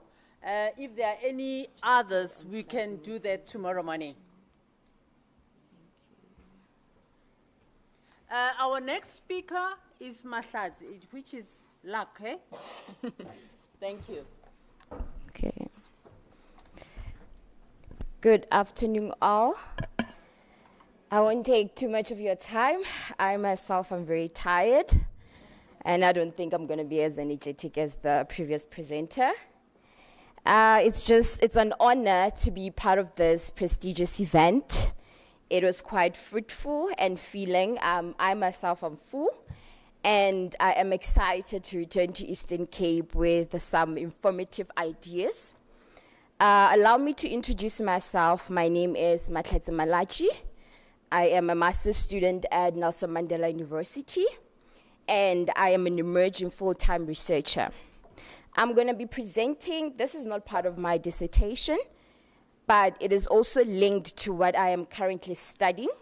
I am currently studying the impact of higher education policies in higher education in terms of transforming student access when it comes to inclusivity. Here I'm going to be presenting a paper on transformation in higher education, a case study of student access and student success at Nelson Mandela University. So the South African government has underwent significant efforts to transform the higher education system, and these efforts are evident in some of the policies that have been mooted and executed throughout the years stemming from 1994. One prominent document is the Green Paper of Higher Education, 1997, which comprehensively outlines some of the issues that we come across in higher education. In order to address historical injustices of apartheid, the restructuring of higher education has been undertaken to foster diversity and ensure equitable access to opportunities for academic achievement. However, because of deep-rooted conflicts, the rates of student access and success in institutions that are characterized as historically disadvantaged and historically advantaged are comparatively low. Various factors, including your living conditions, socio-economic factors, inadequate funding in higher education, the lack of preparedness for post-secondary institution, collectively contribute to limited student access and suboptimal academic outcomes. It is unsurprising that our government inherited a fragmented institution, and as such, it further perpetuated unequal access to higher education, resulting in limited opportunities for higher education, among other consequences. Additionally, it is worth noting that a significant proportion of students currently enrolled in higher education are classified as first-generation students. First-generation students, these are students that are emerging from families that they don't have a history of anybody being admitted to a higher education institution. And as such, they struggle to mend or to blend when they get to the higher education institution. So this paper aims to examine the transformation of student access and success at Nelson Mandela University during the period from 2014 to 2018. The objective was to assess the extent of transformation in higher education, specifically within my department, which is the Department of Public Management and Leadership within the BA Admin program. This will be achieved by examining student access and success as indicators. I know that transformation it encompasses a lot of indicators, but by the purpose of this study, I specifically looked at access and success. But transformation also details, it talks about curriculum transformation, research productivity, leadership, and infrastructure. However, for me, transformation are indicators such as access and success, they inform transformation within higher education. So following the dissolution of apartheid regime and its associate administration, the South African government embarked on a state modernization process which commenced since 1994. The establishment of the National Commission on Higher Education in 1995 marked a watershed moment since it laid the groundwork for reforming the country's higher education system. The Education White Paper of 1997, a very prominent policy, laid the groundwork for the implementation of transformation in higher education to address matters of student access and success. To accomplish the objectives of reforming higher education, the newly established Democratic Government Administration has undertaken several programs and initiatives. Significant endeavors were undertaken, including the integration of formerly segregated institutions, And such an example can be the University of Port Elizabeth, which was established on the 31st of January 1964. However, after the dissolution of apartheid, it was dismantled and merged into various institutions such as the Zwide campus and the Vista campus, which was known as Nelson Mandela Metropolitan University and now known as Nelson Mandela University. To give the statistics, in 2018, over 75.6% of Africans, 12.9% of white students, 6.1% of colored students, and 4.4% of Indian and Asian students were admitted to the universities. Student enrollments in the higher education institution increased by a margin of 28.3% over the period of 2009 and 2019. Furthermore, over 3/4 of students enrolled in public higher education in 2019 were Africans, which constituted of 77.3%, while white students accounted for 11.8%, followed by colored students 5.8%, and the lowest enrollment was for Indian and Asian students with 4.0%. The methodology employed for this study was a quantitative methodology to conduct a qualitative description of the Nelson Mandela University Access and Success Transformation. The process of data gathering is given to the Department of Institutional Planning. So gathering data pertaining to student access and success at Nelson Mandela is conducted annually under the supervision of the Department of Institutional Planning and Strategy, and is facilitated by the Access and Enrollment Office, commonly referred to as admissions, wherein the pertinent information is recorded and stored in the database. The primary objective of the data gathering initiative is to systematically observe and analyze the patterns and developments pertaining to student access and success. The study employed data provided by the Department of the Institutional Planning Strategy to examine the patterns of student access throughout the rates in BA admin program offered by the Department of Public Management and Leadership.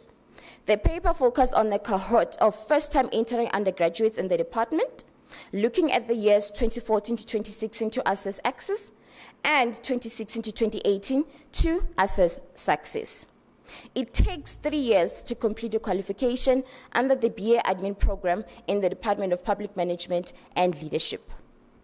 So the period from 2014 to 2016 was used to measure access, and the period from 2016 to 2018 measured the access rate. How many students graduated in record time when admitted from 2014, 15, and 16?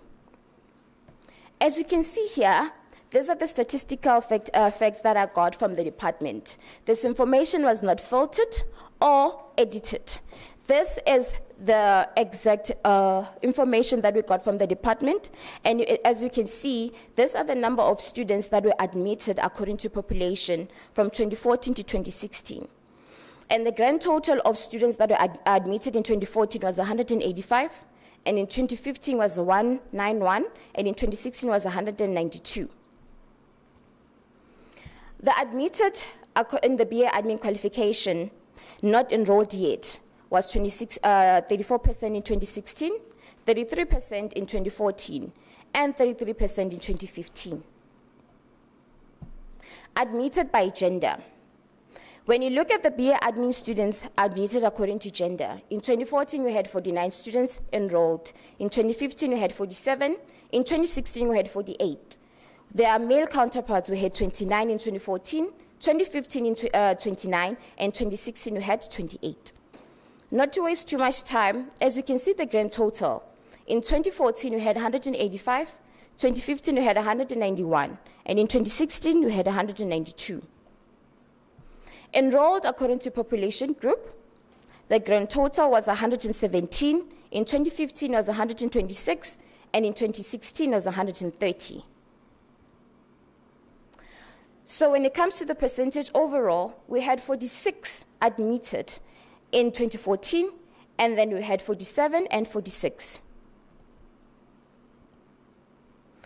When it comes to enrolled according to gender in 2014, 2015, and 2016, the grand total remained the same, was 117, in 2015, 126, and in 2016, 130.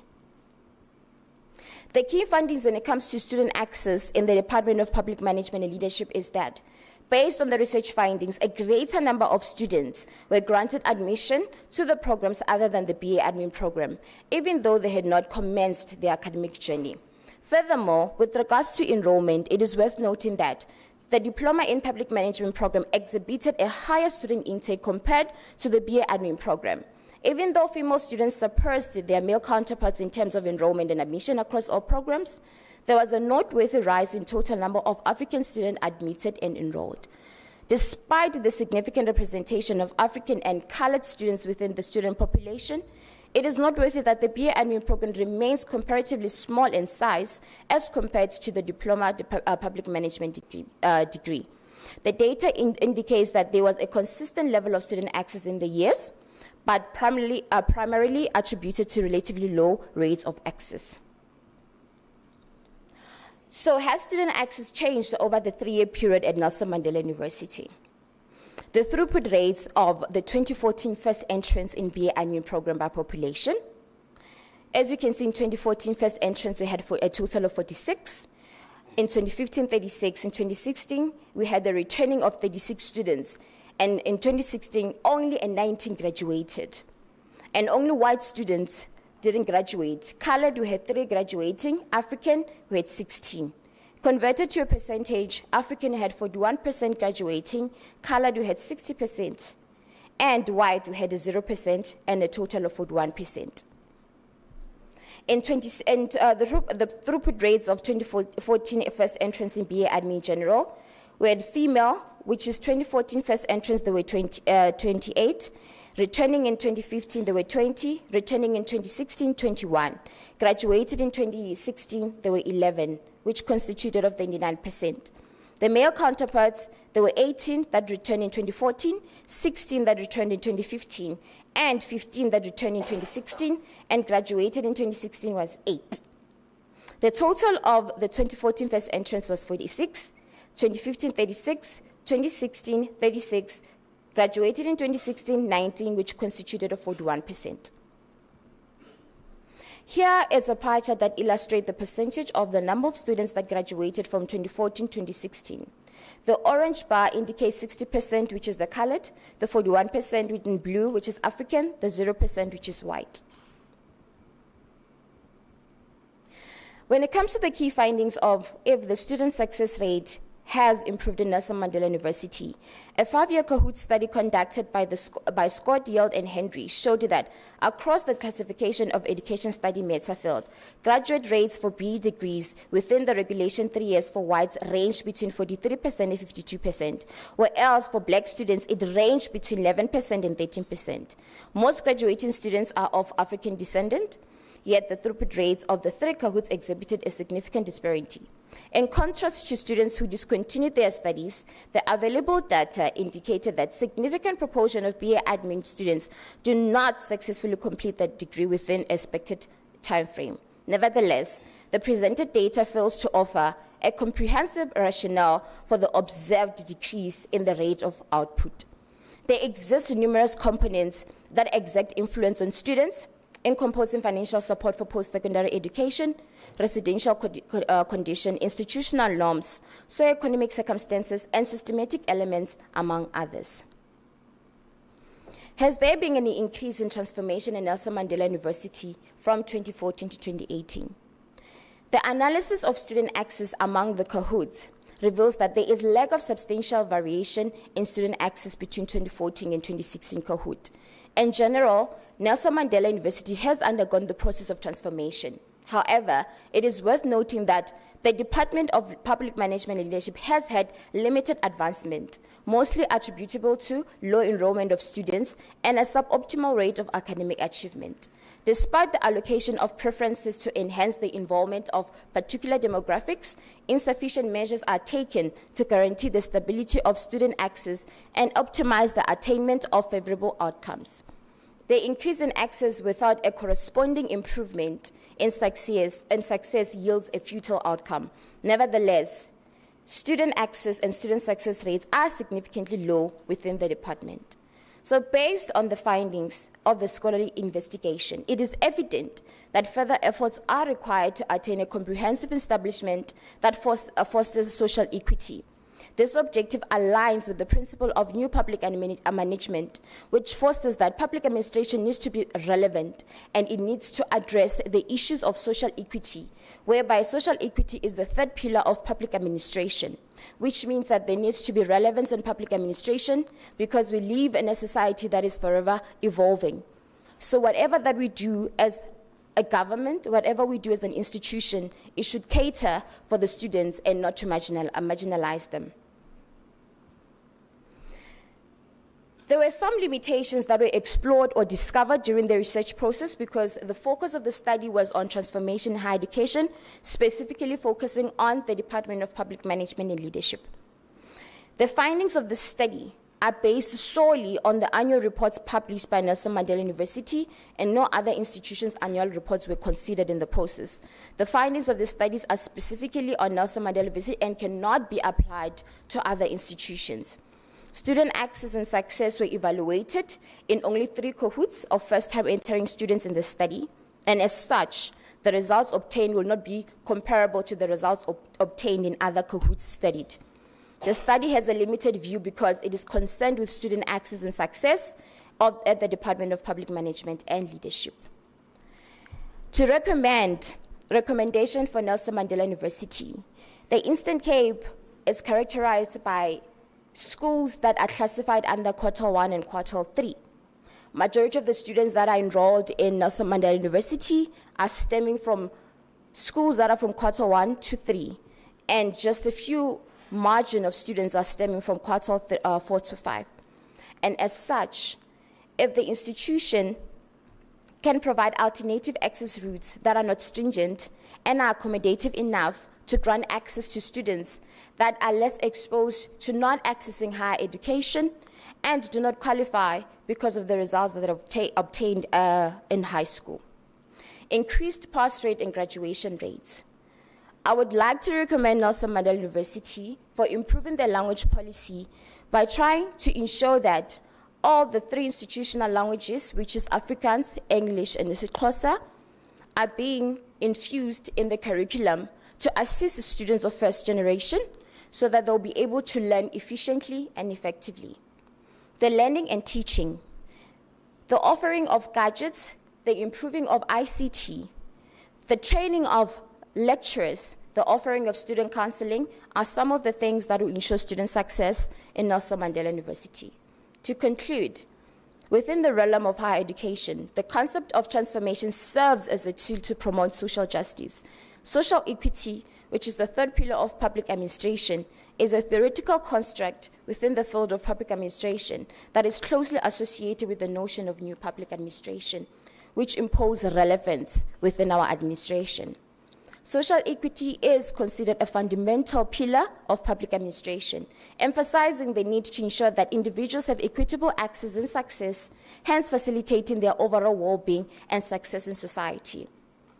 Social equity as a fundamental component of public administration plays a crucial role in facilitating societal change through the provision of fair and just opportunities for individuals to pursue higher education and achieve economic self-sufficiency. Thank you.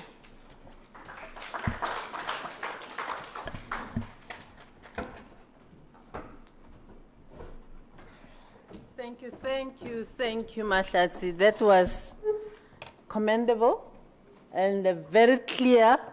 And I would like you to pursue this study further because it's something that we all need as higher education, to reflect on what we call access and success. And I'm really happy that you have brought this to the fore, because when we talk about transformation at times, we forget about where our students are coming from. And this was reflected in your recommendations. Thank you very much. We really appreciate this. Another round of applause for all our speakers. I'm not sure whether we are ready to ask questions. And like I said, Tomorrow morning, we will be wrapping up today's activities, and if there are any other issues that can be raised, tomorrow is still another day. But any burning questions, the floor is yours.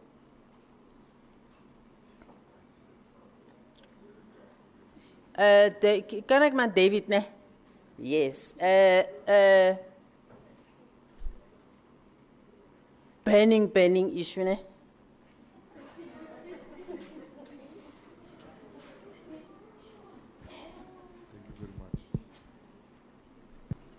Hola, hello. Ayuko hal. But I'm sure the voice. Yeah, I Yeah. can try to project by chance, by change. So thank you very much for the presenters and staff. Or me, my question is more or less, I think it's brought by the worry. By the worry, with the transformation of BRICS, also we see now BRICS now is converted to 11 countries. Or Dr. Dr. Fighter Call. With 11 countries now, we see the countries like Iran, Saudi Arabia, United Arab Emirates, with women which are facing gender GBV, I think it's GBV, yeah. So how us now as a university or the community, how we gonna save South Africa, please?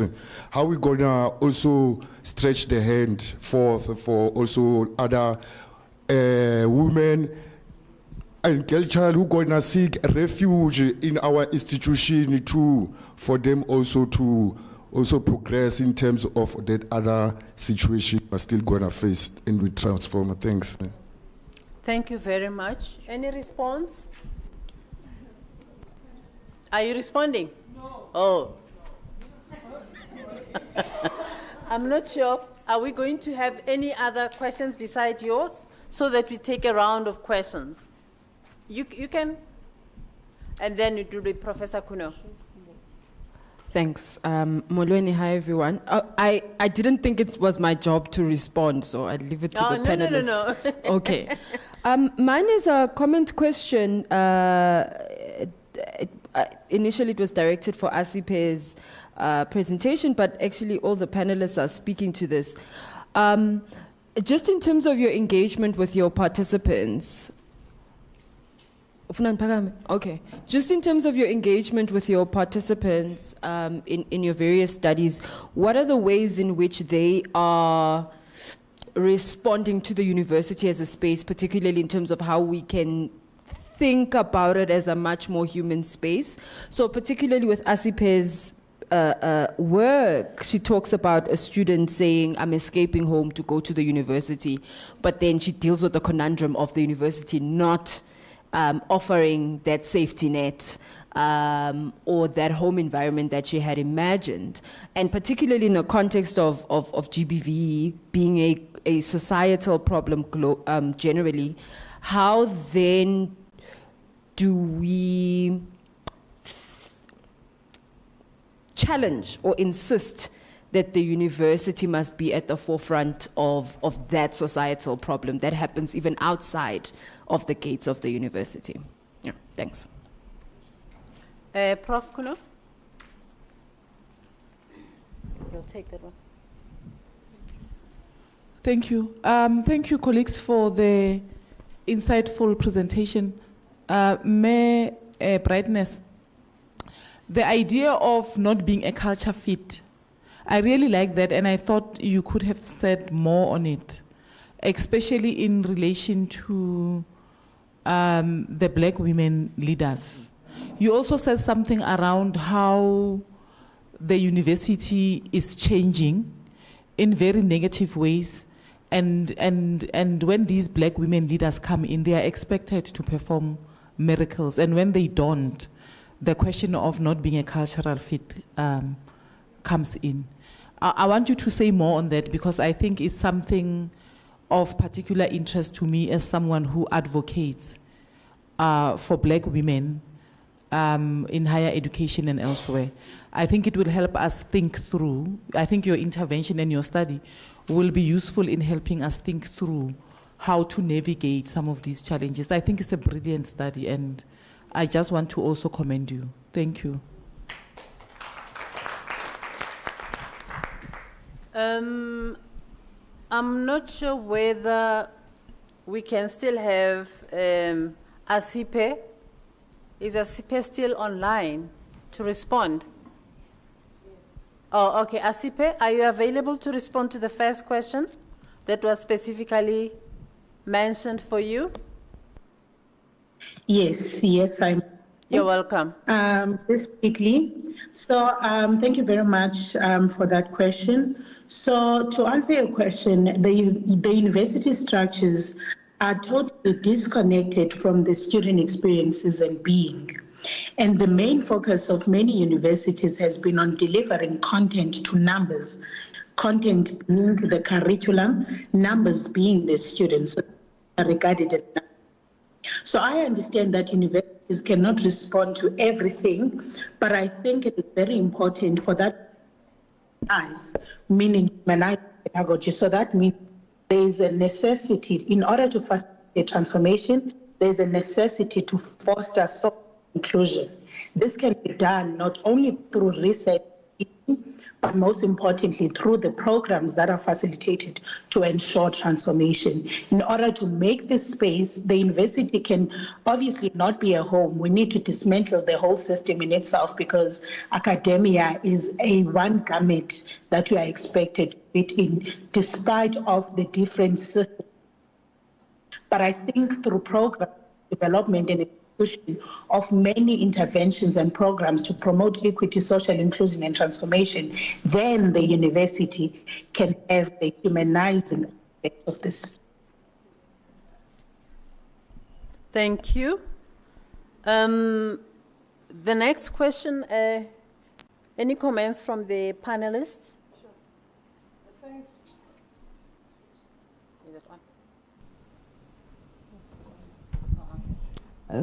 Thank you very much.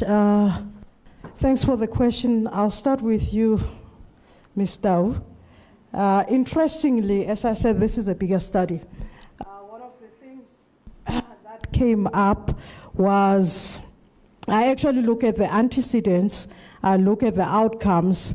The moderator was also the emerging findings, because what is coming out strongly is that when you look at the outcomes, you need to understand why certain women are able to buffer the experience of workplace bullying. So you can't just say post-traumatic stress disorder exists.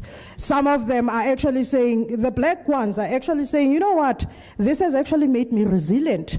And when you look into research, they actually say those are the positive side of workplace bullying. But I'm not sure whether it's about the positive psychology. I don't think it's positive personally, but that's what research is saying. But I believe part of the findings are actually showing that our universities are very toxic. Universities were not designed for us. Hence, I said, think of a manager, think of a man. And the reality, if we want to change the system, we are the first one to celebrate and say the first black leader within a particular department, within a particular university, and then we leave them to be actually attacked by our system. So it is very important that support is provided. And that's why we also talk about a gendered responsive budget for the development of women. And I don't want to just say development, because also it has another connotation to actually say women are incomplete, are not competent, they need to be developed, they need to be fixed. It's about the fixing of women, but it's not about the fixing. It's about creating a space such as my colleague doing the coaching. You need a sounding board as a leader. If we are actually saying within the higher education, you are the only black, that actually means you don't have someone to talk to. You don't have someone to touch base with. You touch something about being the first graduate in the family. There's also a double-edged sword record about being an African leader within the higher education context. People are celebrating you that you are a leader, you have managed to get into this space, and when you begin to narrate your experiences, for them, they are just minor. You know, represent us, but they don't understand that there is a baggage and the pain of representing people, and we cannot transform the system if our governance system still operate on majority. The minority reports are not doing what they're supposed to do. You get into these spaces, you raise the issues, and in fact, you get these committees. It's a rubber stamping process. Decisions have already been made. It's just say, yeah, okay. And sometimes you get labeled for trying to say, let's stop the process. This is not how things are supposed to be done. And hence you find sometimes they even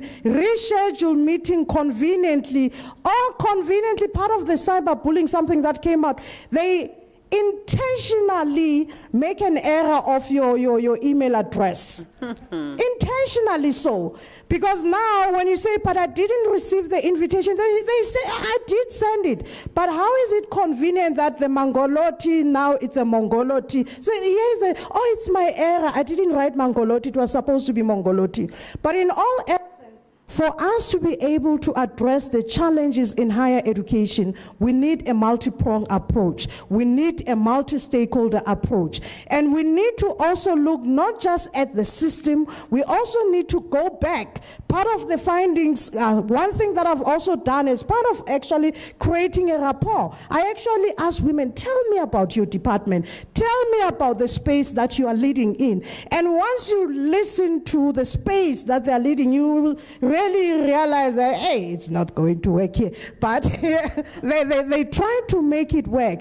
And some of them, because I'm the only African, I'm the only black, for them to get support, they need to connect with women outside of the universities that they are working in. So the part of network, when we talk about the budget, the networking, suddenly when black people are in power, when you have to go to conferences, you have to present, you can't go to a conference without presenting. There is a strategic role about networking as women. You need to network, you need to find yourself in those spaces, because if we are not going to do that for ourselves, if we are not going to collaborate, it will be a business as usual.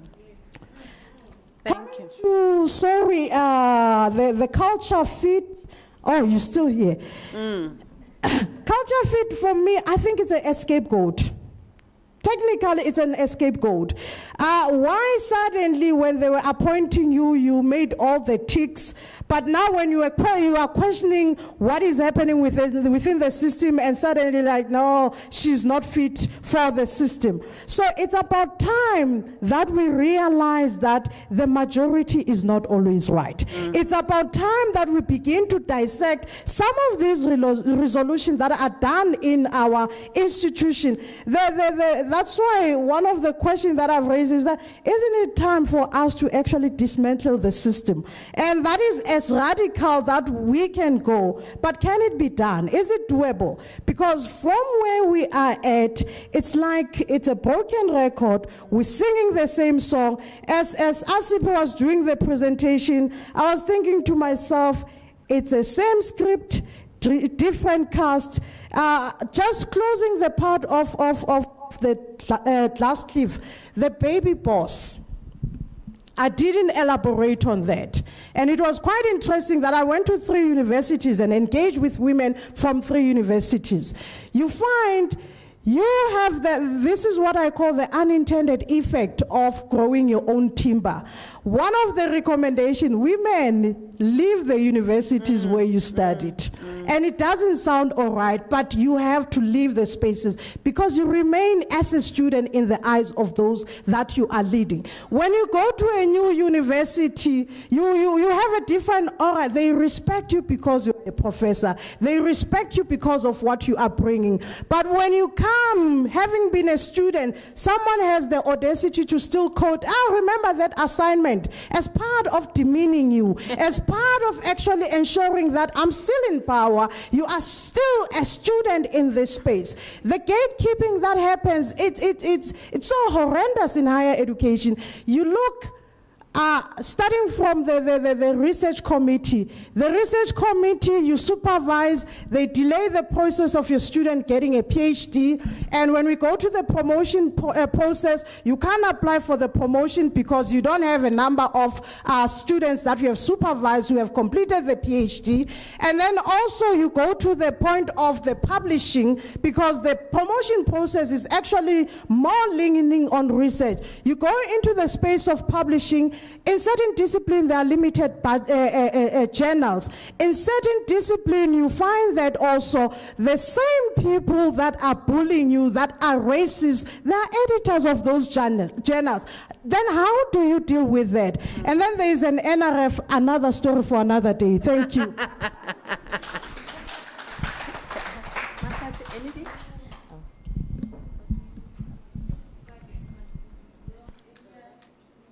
Oh, yeah. I won't take too much time, but for me, it's just to endorse what she just said now, that obviously transformation in higher education doesn't only specifically look at the student populace, but there are other factors that we are struggling with, and I'm quite happy that there is research now that is opening a platform for this very uncomfortable conversation where the bullying is also stemming from your subordinates to the top management. They make it difficult for us emerging scholars where they're using students as a yardstick to get to the supervisor or anybody who's supervising you because they don't go with their philosophy or the kind of management or models that are being incorporated in their management styles. So those are some of the conversations that we need to have in institutions, and it's just the beginning of greater things and just to be well informed about such issues. Thank you. Thank you. Thank you very much. There was a burning question.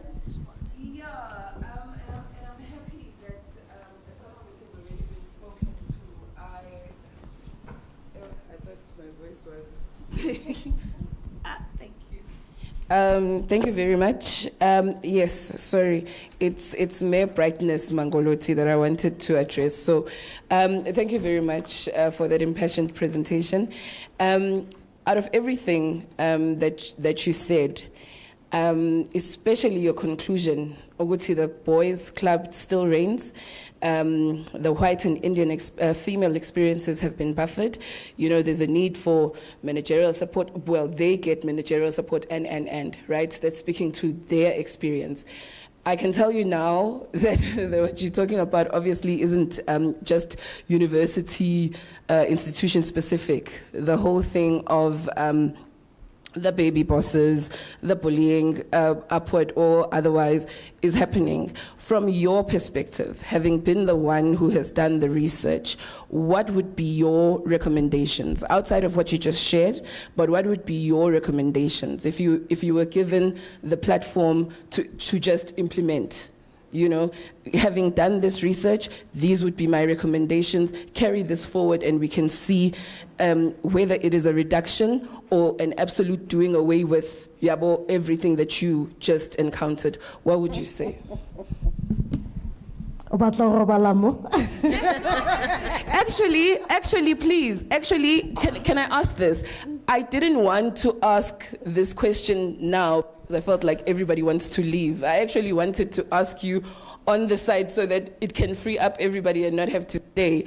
But if you feel like it would be a longish discussion, it's something I would actually want to do with you, even if it's on the side. I really would like that feedback from you. I'll give her 2 minutes, and then you'll have 5 hours with her. Okay. Thank you. I am happy with that. I think there's another paper that I wrote that actually talks about gender workplace bullying as defeating the whole process of transformation. And for me, it's part of some of the themes that I came out from that paper, it's that black man, you are on your own. You can run, but you cannot hide. Also access denied. And some of the women also were talking about access denied. The whole process of the interview, it's a chaos until you become appointed. They question this, they question that, and when you are suddenly appointed, you really know that you were not the preferred candidate. But I think a more integrated approach into looking at our system is required. Finance department, we don't talk about finance. Let's start by finance, because budgeting also comes from the finance. I don't think finance is speaking the language of transformation. Finance, although they talk about sustainability, we talk about the 3 Ps, the people, the planet, the profit. It's still about the profit. When decisions are made, it's about the bottom line. That's where the problem is. So there is also a need for HR begin to dissect the data that they have, because I believe HR is not doing justice in dissecting the data that they have. Our research committees, our Senate, although Senate, we say in the Senate we have black representatives and so forth, but when have you had a conversation with that black representative? And when you get into the Senate, it's actually an endorsing process, because decisions are made by this committee. It's just to inform the Senate to say this is what is done. When you begin to question, now you are delaying the process. There's a lot that is wrong. But what I can say, this is not a famous statement. I think the way things are, we can't continue.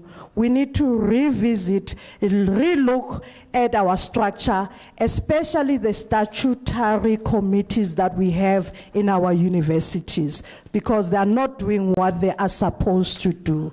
The same tool that was used to build our university cannot be the same tool that is used to bring transformation in our South African context. Until we ensure, I think, Prof, you argued, you brought in a very interesting issue, and that's why I was also saying, let's begin to now say, how do we begin to be responsive to our context as universities? I don't think we have begun to done that.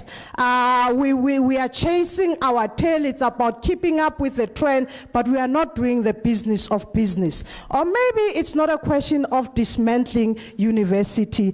Let's make the university what it's supposed to be, because as is, it's not what it's supposed to be. Thank you. Thank you. On that note, and that it's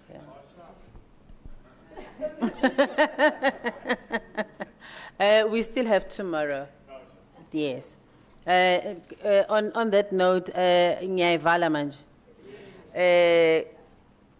Colleagues, peers, siphefumula ngenxeba ne? Amanxeba ethu maningi.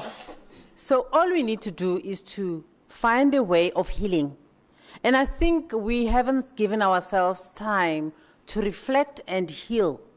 We're always looking at, oh, yeah, that happened, this is happening, but can we say we're moving on, having a positive outlook? You create that. I always say, at times we become victims of the past, but we need to be bold enough to say, I am going to do this. This is going to be my legacy. This is what I'm going to leave behind as what I have done by contributing to transformation. All of us as individuals have a role to play. You don't have to be in academia. You don't have to be in admin. You don't have to be a student. But your role is to making sure that we make this a better place for all of us, for the next person.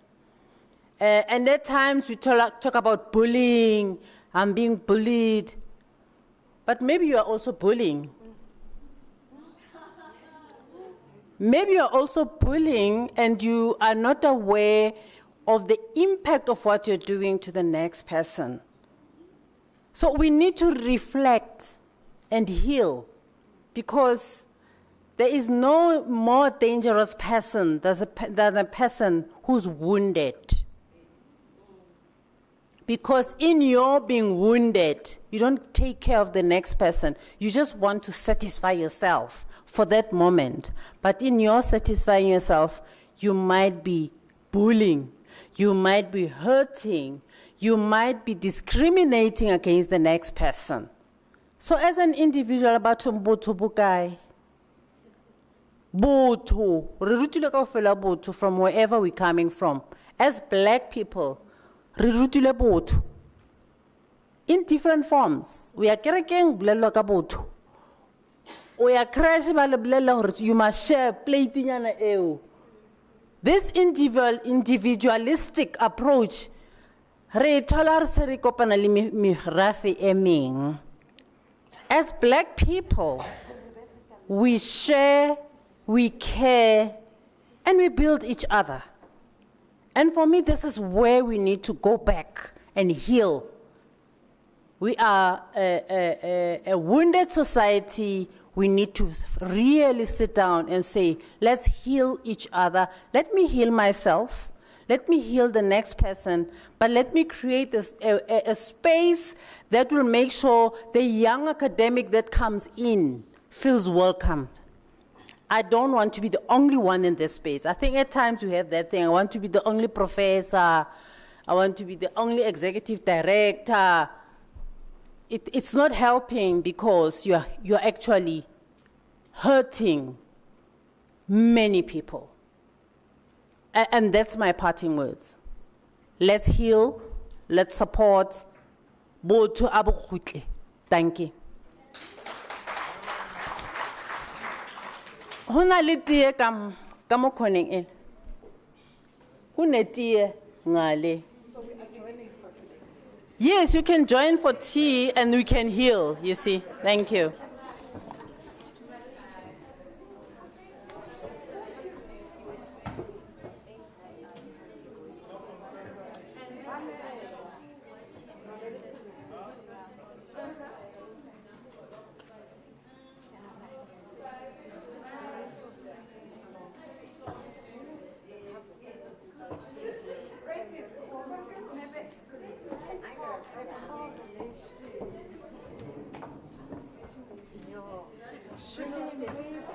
You're working with Andre. You have connections with Andre because I felt like there are so many synergies.